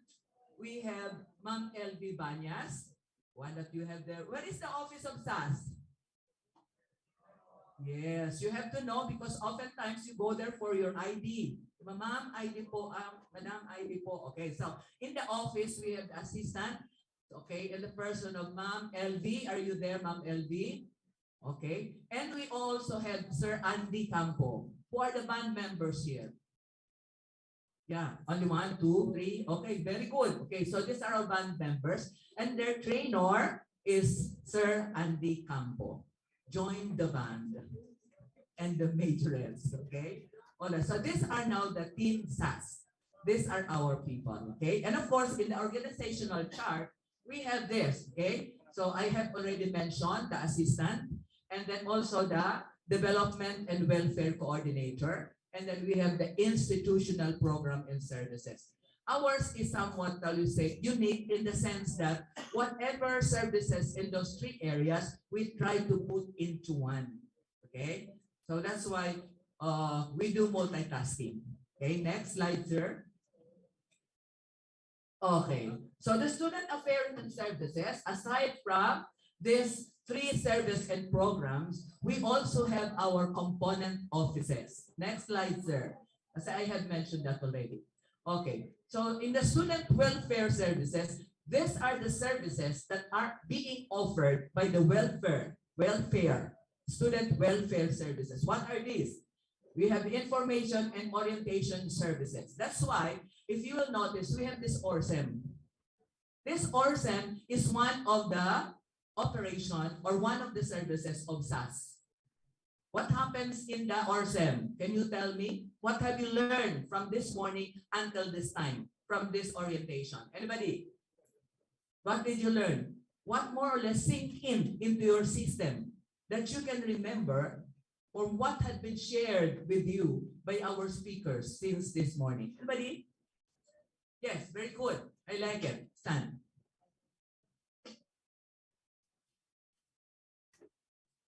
Okay, number 1, I learned and because we are introduced to the different faculty members of your program. Very good. Next, what else? What other things can you more or less say, this is one important thing that I got from this morning session? Buddy? Is John still around? I always call on John Lloyd. You know John Lloyd Kalubad? Okay. Ano siya? Mar-E. 3rd year. Why? Because every time that I call on him, immediately, there's the spirit of volunteerism. I would text, John, wala po kami magpe-pray, opening prayer sa morning caller. And then immediately, he would come. So, since you are only 1st year, that's the spirit that I would like you to get. The willingness, the volunteerism is there. That once you are called, go. Because we are student leaders. Di ba? We should be looked up by our classmates. Okay? Anybody? Must have at least 2. One from the morning session, another one from the afternoon session. One. Yes? Yes, thank you very much. Kayong mga lalaki, kayo talaga, Yeah. Ma'am, I realized po that mariners do really care po talaga sa kanilang student po.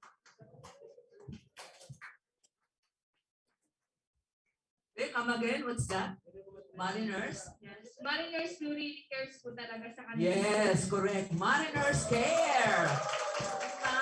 Okay. Why? Why do you say that mariner cares? Mas dun pa lang sa pag-orient sa amin, Orsem, it really realized those students na you are willing to do this kind of activities just to clarify something important, activities like that po sa amin. And yung lalo na po yung tinakal po ni Sir about po sa health protocols, because kailangan po talaga yung mga kasi nasa pandemic pa rin po tayo. Definitely. Thank you very much. Please come natin yung pinaka-latest na talk ni Captain Dino really sink in. Because that is really the reality. The health protocols that we really need to know and we have to imbibe into our system kasi kailangan natin ngayon yan. Okay? One more from the side. Ano pa? So yung afternoon session, I would like to get yung morning session, particularly yung first part. Kasi that is our goal. That is our destination. Ano yon? What was given by our BPA, Sir Con? Yes. Oh, give the microphone to him.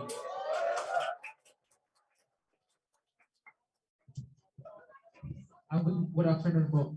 Yes. I will say po one of the most important thing po is the rules and regulation po na nirin po sa amin ngayon and also in the morning po. It was very important po sa amin as a student na ipakita po namin yung kaya po namin as a student po na may pakita po namin na kaya po namin ito and thank you po sa faculty members ng Mariners na for this type of event na nakakatulong po sa amin para po ma-orient po kami kung ano po yung mga dapat gawin. Correct. Very good. Thank you very much.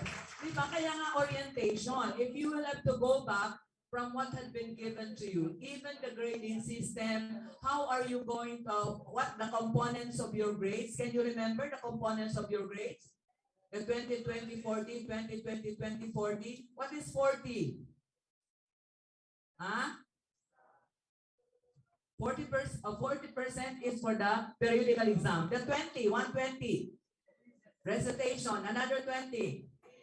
And the last, the academic requirements. So for those who are aiming to be cum laude, magna cum laude, or just simply honor student, at the start of your year, you already must have that in your mind that I will be an honor student, so I have to maintain what grade?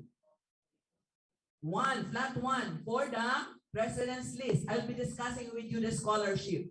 Scholarship wherein you'll have to enjoy your tuition fee discounts. Okay, so for example, for president's list, this is 1.2 above. So 1.2 and flat 1, yeah, president's list. That is 100% tuition fee discount.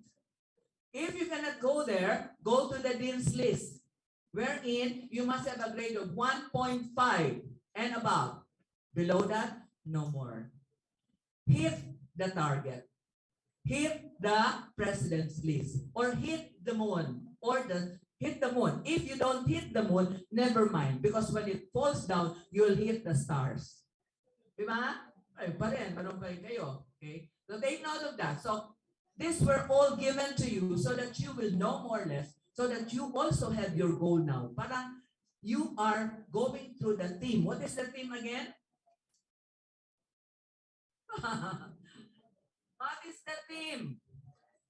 A step in the right direction. Will you please repeat that? A step. Very good. And what is our tagline? Very good. Okay, we go to the next. The guidance and counseling. This would be explained by our two beautiful guidance coordinator. And the career and job placement also would be taken up also by the guidance counselor. And we have the student handbook development. As much as possible, we are trying to revise and update the different sections and articles in the student handbook because there are updates. Okay, and of course it goes a long way. We cannot just do it in 1 or 2 weeks or even a month because we really have to find out what are the sections that we have to amend and what we have to change and what do we have to add, what do we have to remove. Okay, now the economic enterprise development, we'll try to do that, no, because that's also one of the services ng SAS. This is to, if I remember it right, I was interviewing some students from PU because they were selling a hamburger in one of the stalls there. Sabi ko, how much is your hamburger? What's this? I mean, ma'am, this is one of our project in the course that we have, entrepreneurship.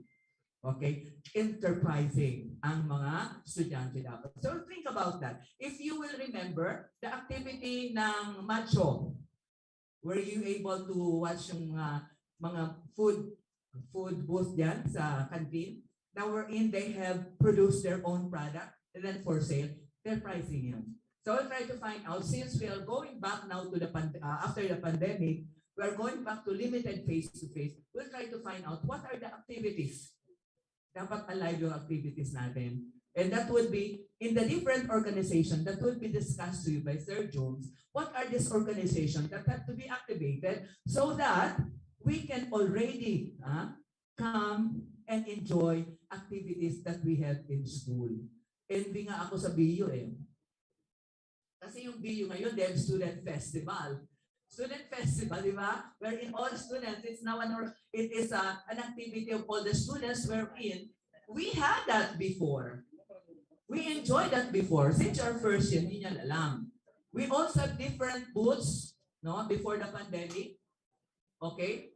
We have the different booths of the different organization. And it's really even the lantern, and even the Christmas decoration and Christmas trees contest were conducted by the organization of yung mga before the pandemic. Okay? Next slide, sir. Ayan. Yes. Then we go to the student development services. This will still be under Sir Jones. More or less, he would be able to expound on this. So we have student activities, your activities. So we said that now that we are, okay, in the limited face-to-face, what are the activities that we really have to do? And this would happen once our organizations will be activated. Okay? Yan, organization. And of course, since you're student leaders, it's very necessary that we have the leadership training. That also will plan. Before the pandemic, we have the leadership camp, wherein it's not only the Mariners Legazpi, but the 3 schools that we have. Anong mga schools yun? Kanaman, Naga, and Legazpi. So come, kaya nga come. And it is 1 or 2 days, I think. We'll try to plan on that. Hopefully, when we really have these activities na pwedeng conducted face-to-face, then we can also have it. Then we have the student council. Student council, we have the organization that is headed by the student council. We call it COM. COM. What's the meaning of COM? COM. Anybody? What's the meaning of COM? Capital letter O-M-O-C-O-M. Yes. Good. Shout it out. Course of Midshipman. The highest, the supreme organization. Okay, the supreme, pinaka-top na yun. If you go to your high school, yung student council organization, di ba? Yung pinaka-top. Okay, and that we are already preparing for that. Actually, there were already applicants, mga applications. Now, we would like to organize. There are 2 parties already, the sale and the liberato. I think some of the skippers here were invited, skippers, ba? They were invited to be one of the officers. Now, you will ask me, why, madam, what's the importance of joining those organizations? Very important po. Once that you are elected as officers in this organization, particularly yung COM, you will enjoy it. Okay? Sana ma-activate na yon, sana mangyari na yon. So after the filing of application, we'll have to validate if the requirements are okay, so that we can already schedule the campaign, because it has to undergo process. After the campaign, we have the forum. After the forum, wherein they'll have to present their platform of governance. Then we have the election, and this will happen on October. Okay. So next we have the student discipline. This would be elaborated further by our discipline officer, Mr. Glenn. And student publication is my first love. Okay, student publication with my 38 years in St. Agnes. This is what I love. Okay. So those who among you here were staffers during your high school years? Good. Hired. Photojourn. Layout artists. Cartoonists. We need you. Why? We only have 3 survivors in the collegian. We call our school publication the collegian. Tatlo na lang po sila because almost all graduated already. So we really have to, okay, we really to invite, I got already 3 in this Orsem orientation that we have. I got already 3. One is a photojournalism student. Another one, layout artist. And then the other one, sports writer. Sabi ko, wow, yung mga key things na dapat mangyari. So those who are interested for the publication, we have the office of the collegian at the 3rd floor. Don't be ashamed. Don't be afraid. If you have the passion, we have training for that. And again, if you become a staffer of the collegian, you are scholars. And when you're scholars, you enjoy tuition fee discount. Yon. Not only that, you can also travel now that we are in the face-to-face. If you win in the division, you go to the regional. If you win in the regional, you go to the national. Which means to say, you can travel from the top to the bottom of the Philippines. Yan ang ating photojournalism. Si Joey, graduate na siya. Ha? Graduate na nanonoy, not yet? Okay. Ikaw, ayun, you take over Joey. Kasi mga graduate na. But very good. He has already on practice na siya. Okay. Next slide, sir. Okay, this institutional services and program. Some of this were taken out from this and been, though we are, shall we say, we give that to the student development and student services. Yung admission, okay? Then we have the scholarship. I will be discussing that after this. And then we have, what's the next? Food services, the canteen, which has been mentioned already by Sir Captain Dino, is under the SAS. And then we have the, what's the next? Safety and security. If you'll notice, that also being taken up by our discipline officer, Sister Glenn. Then we have the, ano nga yan ba? Pagibasa? Okay, residential services. As much as possible, if we can, yes, we should really accredit, no, the boarding houses where you are renting now. We have accredited boarding houses along Rawis. You cannot just go anywhere, especially in this time. Diba? Lalo ng mga babae natin. You don't know the surroundings, okay? And you don't know Rawis. So you have to choose. Maybe you can, we can check on that, your boarding houses. And maybe you can ask us, ma'am, is this boarding house okay ba? Please do that. Para you are safe in the boarding houses that you go. Next, you have your multi-faith services. Wherein, of course, here we know we have different religions, but we have our Creator. So we have our campus ministry. Yung campus ministry natin will take charge of, makikita nyo, we have Holy Mass, yung mga Holy Mass conducted. So we have once a month ng Holy Mass. That's one thing that I really appreciate very well dito sa Mariner, especially when I came. Why? Because we just have here, sabi ni Sir Captain Dino, we have the chapel here, di ba? So it's very good, no? When I was teaching English, Maritime English, no, mga these first few years, one thing that I ask my student, okay, I begin with a prayer and I end with a prayer. And then I try to integrate in there what's the importance of prayer. Sabi ko, since you will be future seafarers, do not wait for the time that you are in the middle of the sea, that you lie down and pray. That you kneel down and pray. Diba? Because sometimes if you are in a turmoil, you are in the middle of the sea, that's the time that you call on all the saints to save you. Make prayer as part of your, okay? Don't forget that. And of course, we have next. What's next na? Okay, student service. Next, we have, will you please read? Mabasa.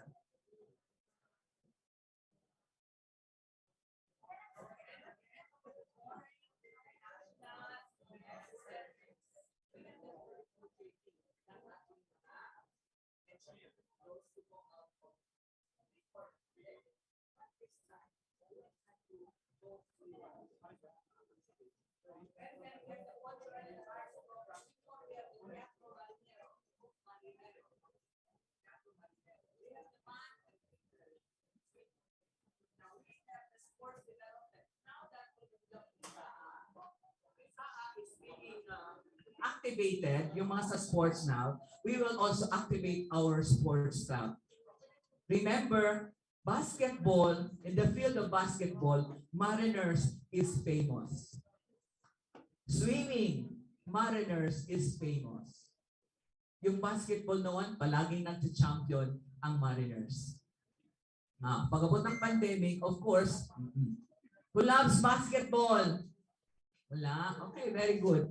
O, swimming, meron tayong swimming pool. Kapunta na kayo doon? Okay. Next, we have community involvement program. Now, this being taken care of by the ORES. Yung ORES kasi they have extension services. They have three areas. We have Rawis, Buhatan, Maslog Ata, wherein they do extension services. Okay? Next slide, sir.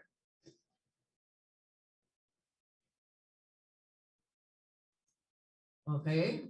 All right. Now, these are the different components or offices components of the SAS. We have the guidance office.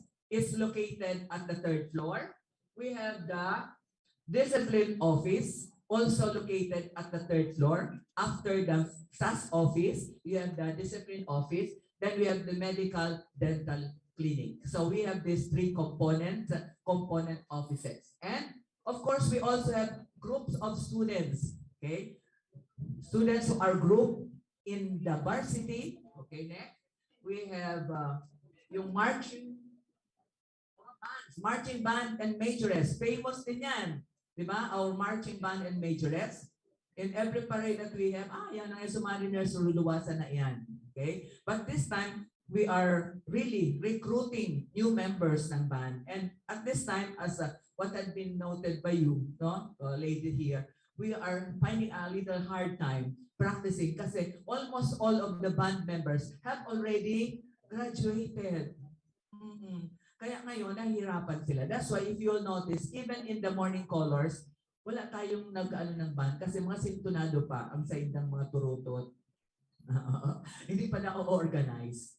Okay, but there are already plenty of invitation in mga fiesta, Santo Domingo, Tabaco, now Ginbatan, and also Legazpi, Daraga. So they really have to do di ba? Yung mga ano nyo dyan, overtime of practicing. Okay?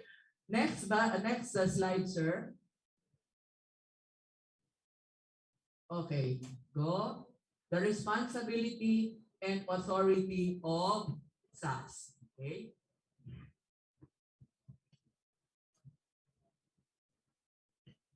Okay, sir. The responsibility of SAS, please. Let's go back to the slide.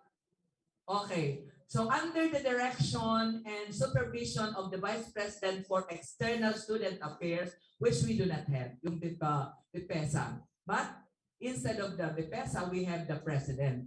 The Director of Student Affairs and Services carries an overall responsibility for a wide range of services and functions, supporting the educational, social, cultural, and recreational needs of the student. What's the function of the director?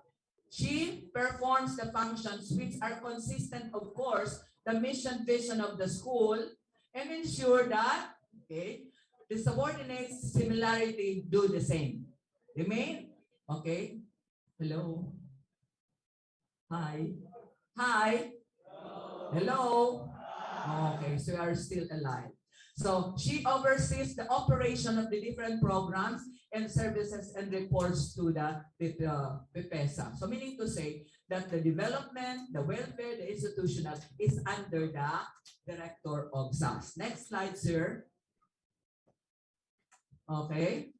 Now, these are now the authority of the director of the student affairs. First, of course, we have to approve all on-campus activities initiated by any of the organization have to pass through the SAS, to the director of SAS for approval. If okay, signed, noted, signed, go with whatever you plan, whatever activities you plan for your organization. Next, sir, we also have not only the on-campus activities, but the publication, whatever information that would be sent out to the student it should be noted by the director of SAS. By sign permi ang SAS. May post baga dyan. For example, you have the uniform, then signed by the director. Next, we have requests for the collection of membership. So for any collection that the organization will have, it should be approved and noted by the director of the student affairs. Then we have requests for collection. For example, in your organization, you intend to have a project or whatever is that, whatever you plan to do, it has to be approved by the director of the SAS and then forwarded to the president for approval, final approval. Next. Okay, so the SAS director also has the authority to recommend. So whatever projects, whatever activities that the organization would give me, I will have to recommend that to the management for approval. Kung okay sa kanila, kung approve, go. You have to go with the activity that we have.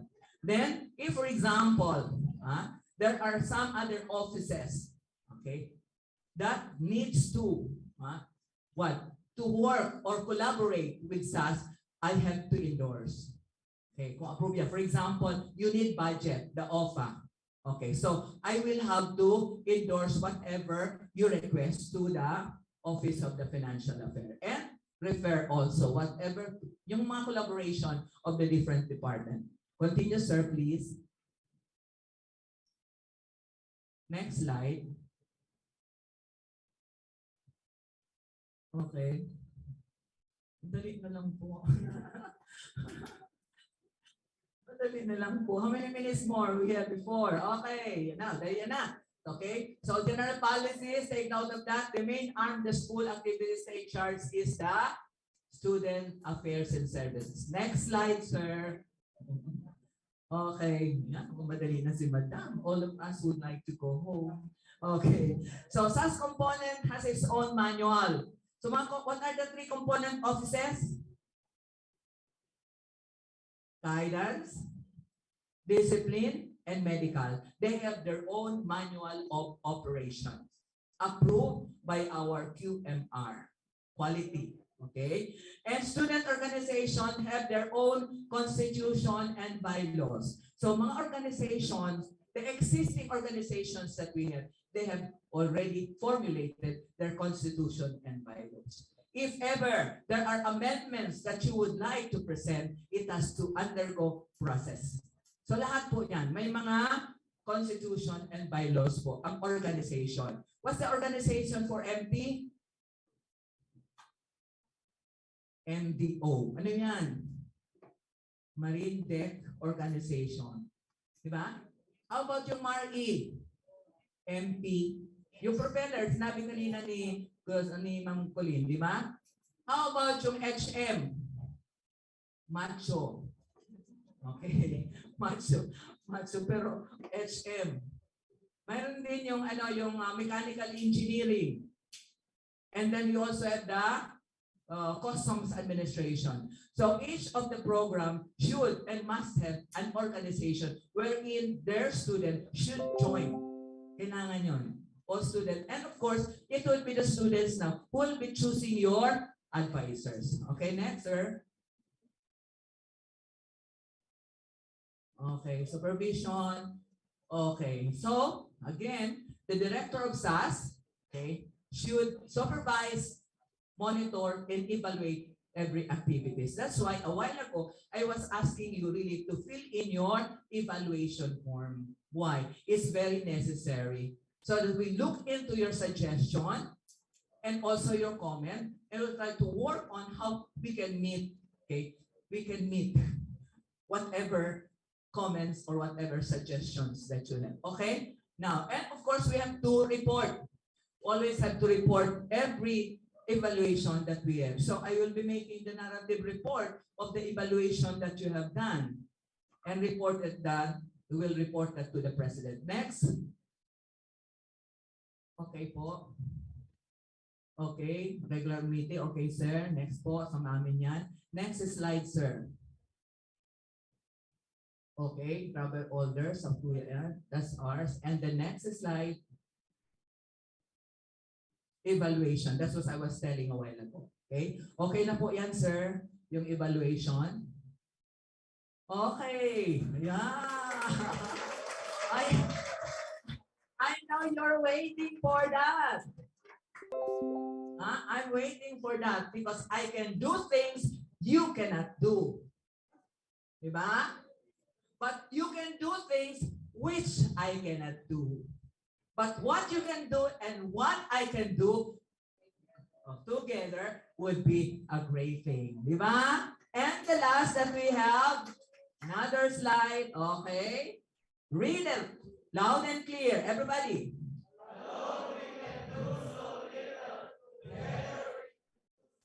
Correct. Okay, as student leaders, you have to know that. Huwag magsusolo because it would not be as big if we have. Okay. And the next, of course, if we do that, success. If this would be teamwork, then we have success. And the last slide, sir, is thank you very much. Hindi pa po tapos yun. Kumawa naman yung last.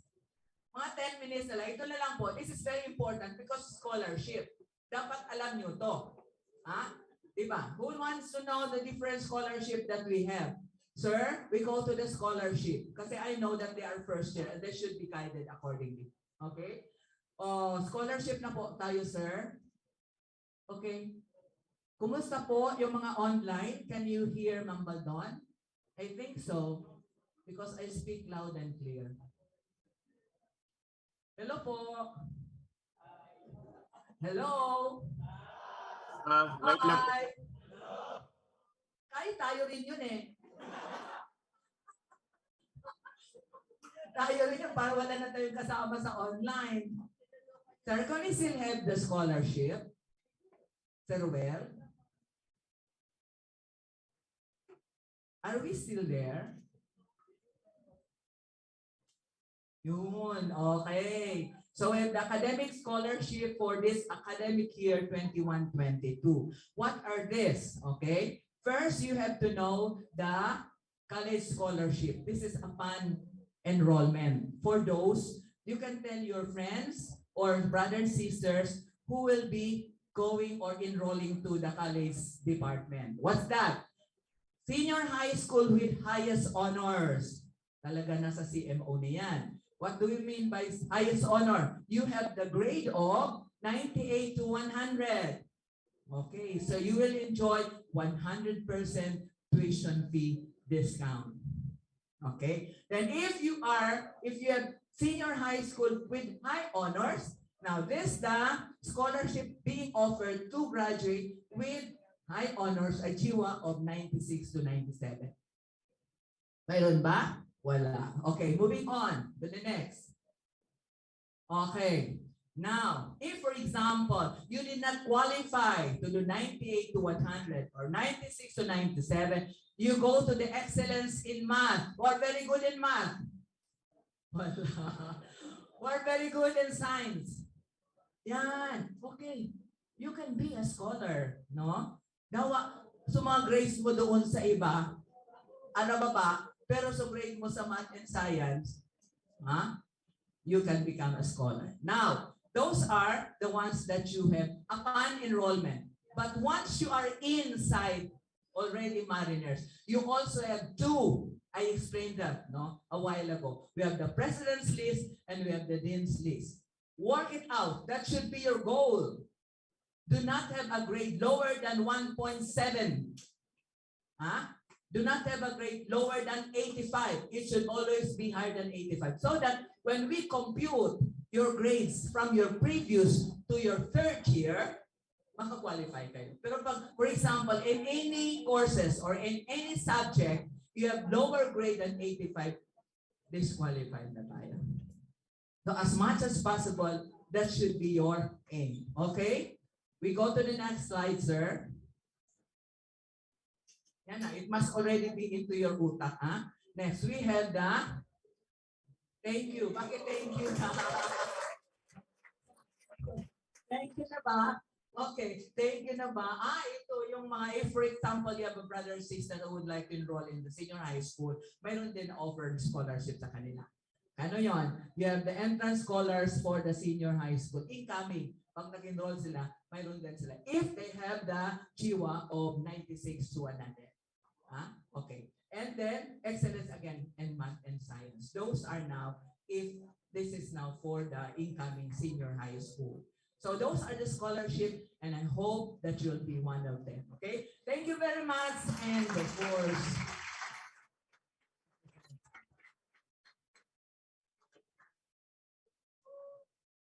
thank you very much, Ma. Time check, it's 4:48, so we only have 12 minutes to discuss some of the topics. And now, to give us orientation on their services, let's have the presentation of the guidance office. We have Ms. Ruby Maybia and Ms. Christine May Monreal.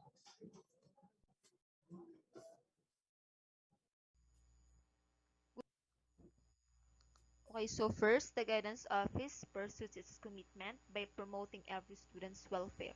It provides relevant and student-friendly services that respond to the various academic and non-academic needs of the students. So, in an educational context, guidance is seen as the sum total of helping services, purposefully created and contrived to facilitate or show the way for realizing optimum human growth and development of all learners. So, karamihan ang naiisip kapag narinig ang word na guidance is merong kasalanan or bibigyan ng punishment. Somehow, yes, merong kasalanan, pero we will not give you punishment, but rather we will guide you and assist you in your problems or concerns. So, don't hesitate to visit our office because you are welcome here. And we are willing to listen and assist or help you in your problems. So, the guidance services includes all systematic and organized procedures and facilities in assisting individuals in developing life skills needed in formulating goals, making plans and choices, adjustment and interpreting and coping with life situations. Okay, so these are the guidance and testing services. First, the appraisal, counseling, information, admission, testing, and referrals or follow-up. Okay, first, the appraisal. The guidance office keeps a cumulative record of students which gives personal data and personality profiles of their interests, likes and dislikes, and other relevant information on each student for guidance and counseling purpose and obtaining a complete picture of the individual. The goal is to obtain baseline data for understanding a student's growth experience. So ito yung student profile, which is gathering of student information through psychological tests and use of non-psychometric devices. So here is the baseline data, yung school automate. Ito yung ginagamit natin ngayon. So it is important kasi dito nakalagay yung personal data nyo, yung mga records nyo, yung background of your family. Kaya kayo meron ito or nag-profiling kayo because magagamit to in case of emergency din. Like, if may nangyari sa inyo dito sa school, pwede namin ma-check yung school automate nyo para makita yung contact ng parents or guardian nyo. Through this, it is easy to contact or reach your parents to inform them on what happened to you. And next, the counseling. It is considered as the heart and soul of the guidance services. This service aims to assist students in gaining deeper self-understanding and awareness of one's problem and the effective use of decision process by formulating alternatives and projecting consequences of each that allow us guide for future decision and makes provision for further meetings if necessary. So, it is designed to help persons in difficulties, particularly in three areas, which are the academic, career, and personal or social. So, in the next slide, we will discuss this, the academic and career and personal or social.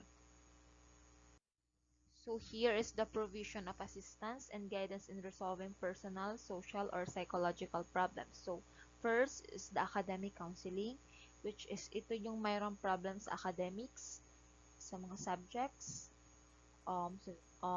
sa loob ng classroom, wherein yung guidance assist in preparing the student for learning beyond the confines of the classroom.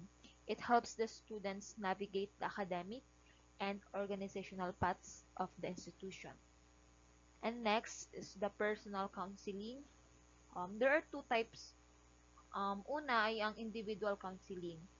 So every individual can talk in confidence about a range of issues such as difficulties with academic work, career plans, and personal or social issues like problem at home, difficulties in relationships, anxiety, or stress to a counselor. And second is the group counseling. This is the two or more persons availing the assistance of a counselor. And the last, the career counseling, which is done to help individuals use the tools, strategies, and confidence needed to understand the current situation and future directions. It allows students to recognize and take advantage of the opportunities in life while at the same time minimizing the negative effects of uncertainty and unexpected events. So in short, career planning provides the tools, techniques, and attitudes for the individual to be proactive, creative, and flexible in the face of changing demands and circumstances. And next, the information. So this program provides educational, occupational, and personal or social information to the students. This service consists of information dissemination to students and parents about different guidance activities, guidance services, vocational opportunities, and personal growth.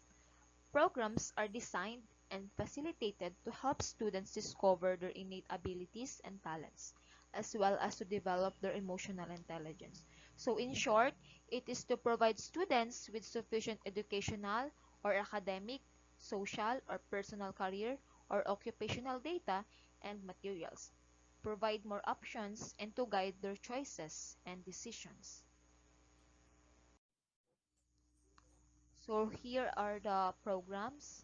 First is the Orsem or the Orientation Seminar, the Special Orsem, Parents Assembly, Republic Act Orientation, which is in partnership or coordination with Discipline Office, and last, the Mental Health.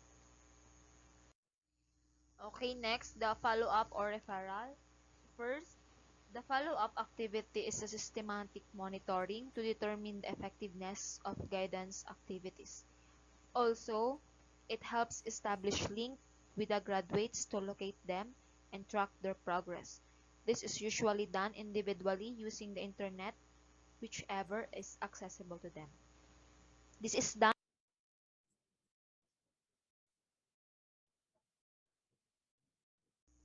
Okay, so again, good afternoon, everyone, and also welcome to the new students. I will discuss the admission requirements and process.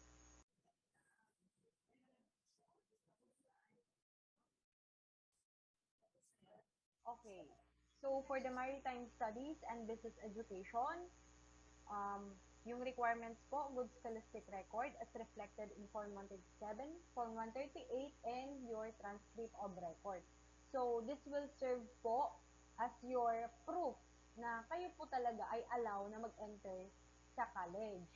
And, ito po yung card nyo na isusubmit sa amin. And of course, this is signed by your principal from your previous school.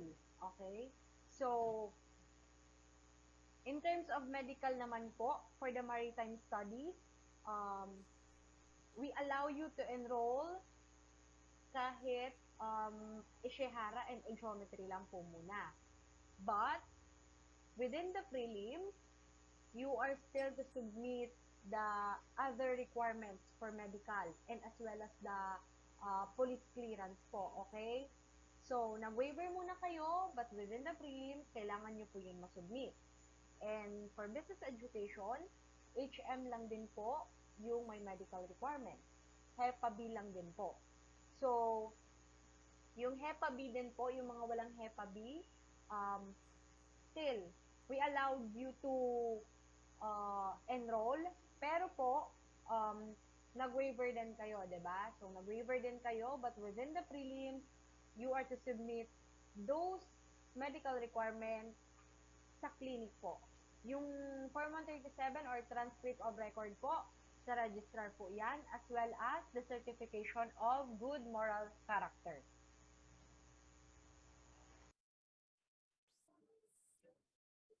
So, other requirements po, both maritime studies and business education, kailangan po yung PSA, NSO, or yung birth certificate nyo. So, original copy po ang hinihingi namin. Hindi po kami nag-accept ng Xerox copy. And yung sa police clearance po, kailangan din po to for the maritime students lang po ito, with no serious criminal record po.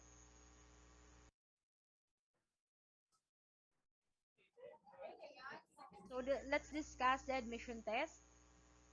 New student must undergo the admission test, which comprise of the following examination. Achievement test. Ito po yung MCAT. MCAT is divided into 3 subjects: math, English, and science. And each subject po is composed of 50 items.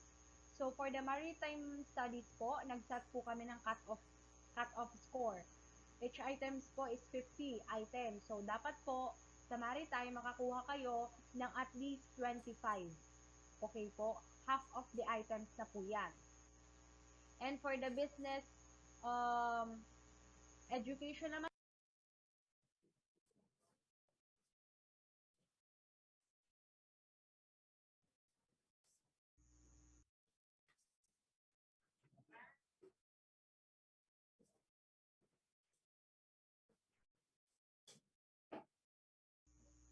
so another test po is yung IQ test. All incoming maritime students are required to submit IQ aptitude and personality test to be submitted before the preliminary examination. So, there are students po na nakapag-take na ng IQ test, and there are students naman po na hindi pa rin po nakakapag-take ng IQ test. So, within the prelims within the prelims po, dapat makapag-submit po kayo ng IQ test kasi kailangan po namin yung result. For those who already took the IQ test and did not reach at least 85% of the result, you are to undergo po intervention program. So,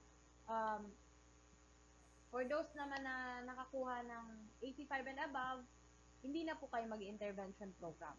And Okay, so next, the retention and promotion of the maritime programs, the BSMT and BSMRE. So, first, the academic delinquency. So, meaning, no failing grade in any course except NSTP. Okay, tandaan na dapat wala kayong failing grade sa anumang course except lamang sa NSTP. And if the student incurred a failing grade on the last semester enrolled not exceeds in 3 courses, students can be admitted but under probation for the semester. So, kapag yung student na failed, kunwari sa isang subject or dalawa or tatlo, admitted kayo pero under probation. However, if the student incurred again, okay, na failed ulit in the semester which he is under probation, he shall not be accepted for enrollment in the next semester of a particular academic year. Kunwari, under probation na yung student kasi may na-fail siyang subject. Lalo na under probation siya, hindi na siya ma-accept for the enrollment. Okay? So, no serious offense committed which may result to expulsion and exclusion.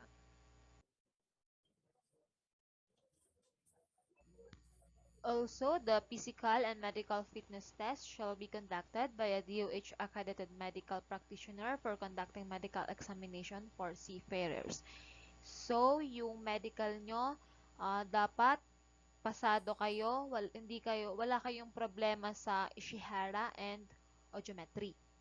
And without sickness or disease that would prevent the student to handle the pressures of schoolwork, or his continued presence thereat would be deleterious to other members of the academic community. So this according to JCMMC number 1, series 2019, section 43.3.2. Okay, so here are the procedure of admission retention. First, yung student pupunta muna sa registrar for checking of enrollment requirements, assessment of academic performance, and issuance of procedure checklist for all students. After that, punta kayong guidance for the psychological test and for counseling. Then, pagkatapos nyo dyan, ready na to enroll, babalik kayo sa registrar.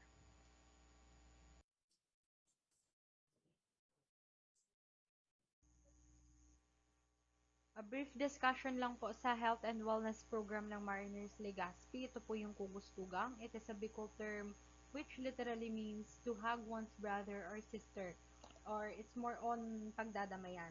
It aims to provide a learning and social support network to all members of the Mariners community.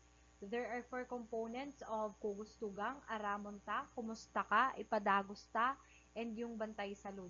So sa Aramonta, it provides psychosocial trainings or seminars in partnership with the MPOT. And yung Kamusta Ka, na under din siya sa services ng guidance office na na-discuss po kanina ni Ma'am Ruby, one of the guidance facilitator. And yun po. Matatagpuan nyo po yung kugustugang sa website po ng Mariners Legazpi. Yun lang. Thank you very much.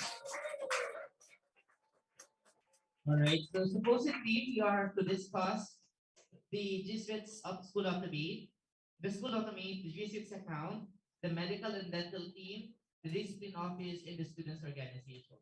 So here's what we're going to do for the benefit of time, and most of you will be coming from to the first district of Albay and Balan Point Time Sasakyan. We'll be sending to your respective emails the presentations of the respective departments. Okay, so temporarily we will be closing our program this afternoon. Again, the presentation of the discipline office, medical and dental, G-Suites, School Automate, and school student organizations will be forwarded on your respective G-Suites account. Ma'am Baldon.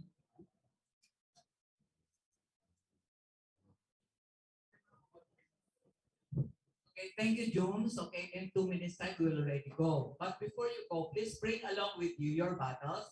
There should be no bottles or trash that would be left here, only the chairs. Please, and when you go out, we have there the trash bin. You can put them there para hindi tayo masabog. Okay?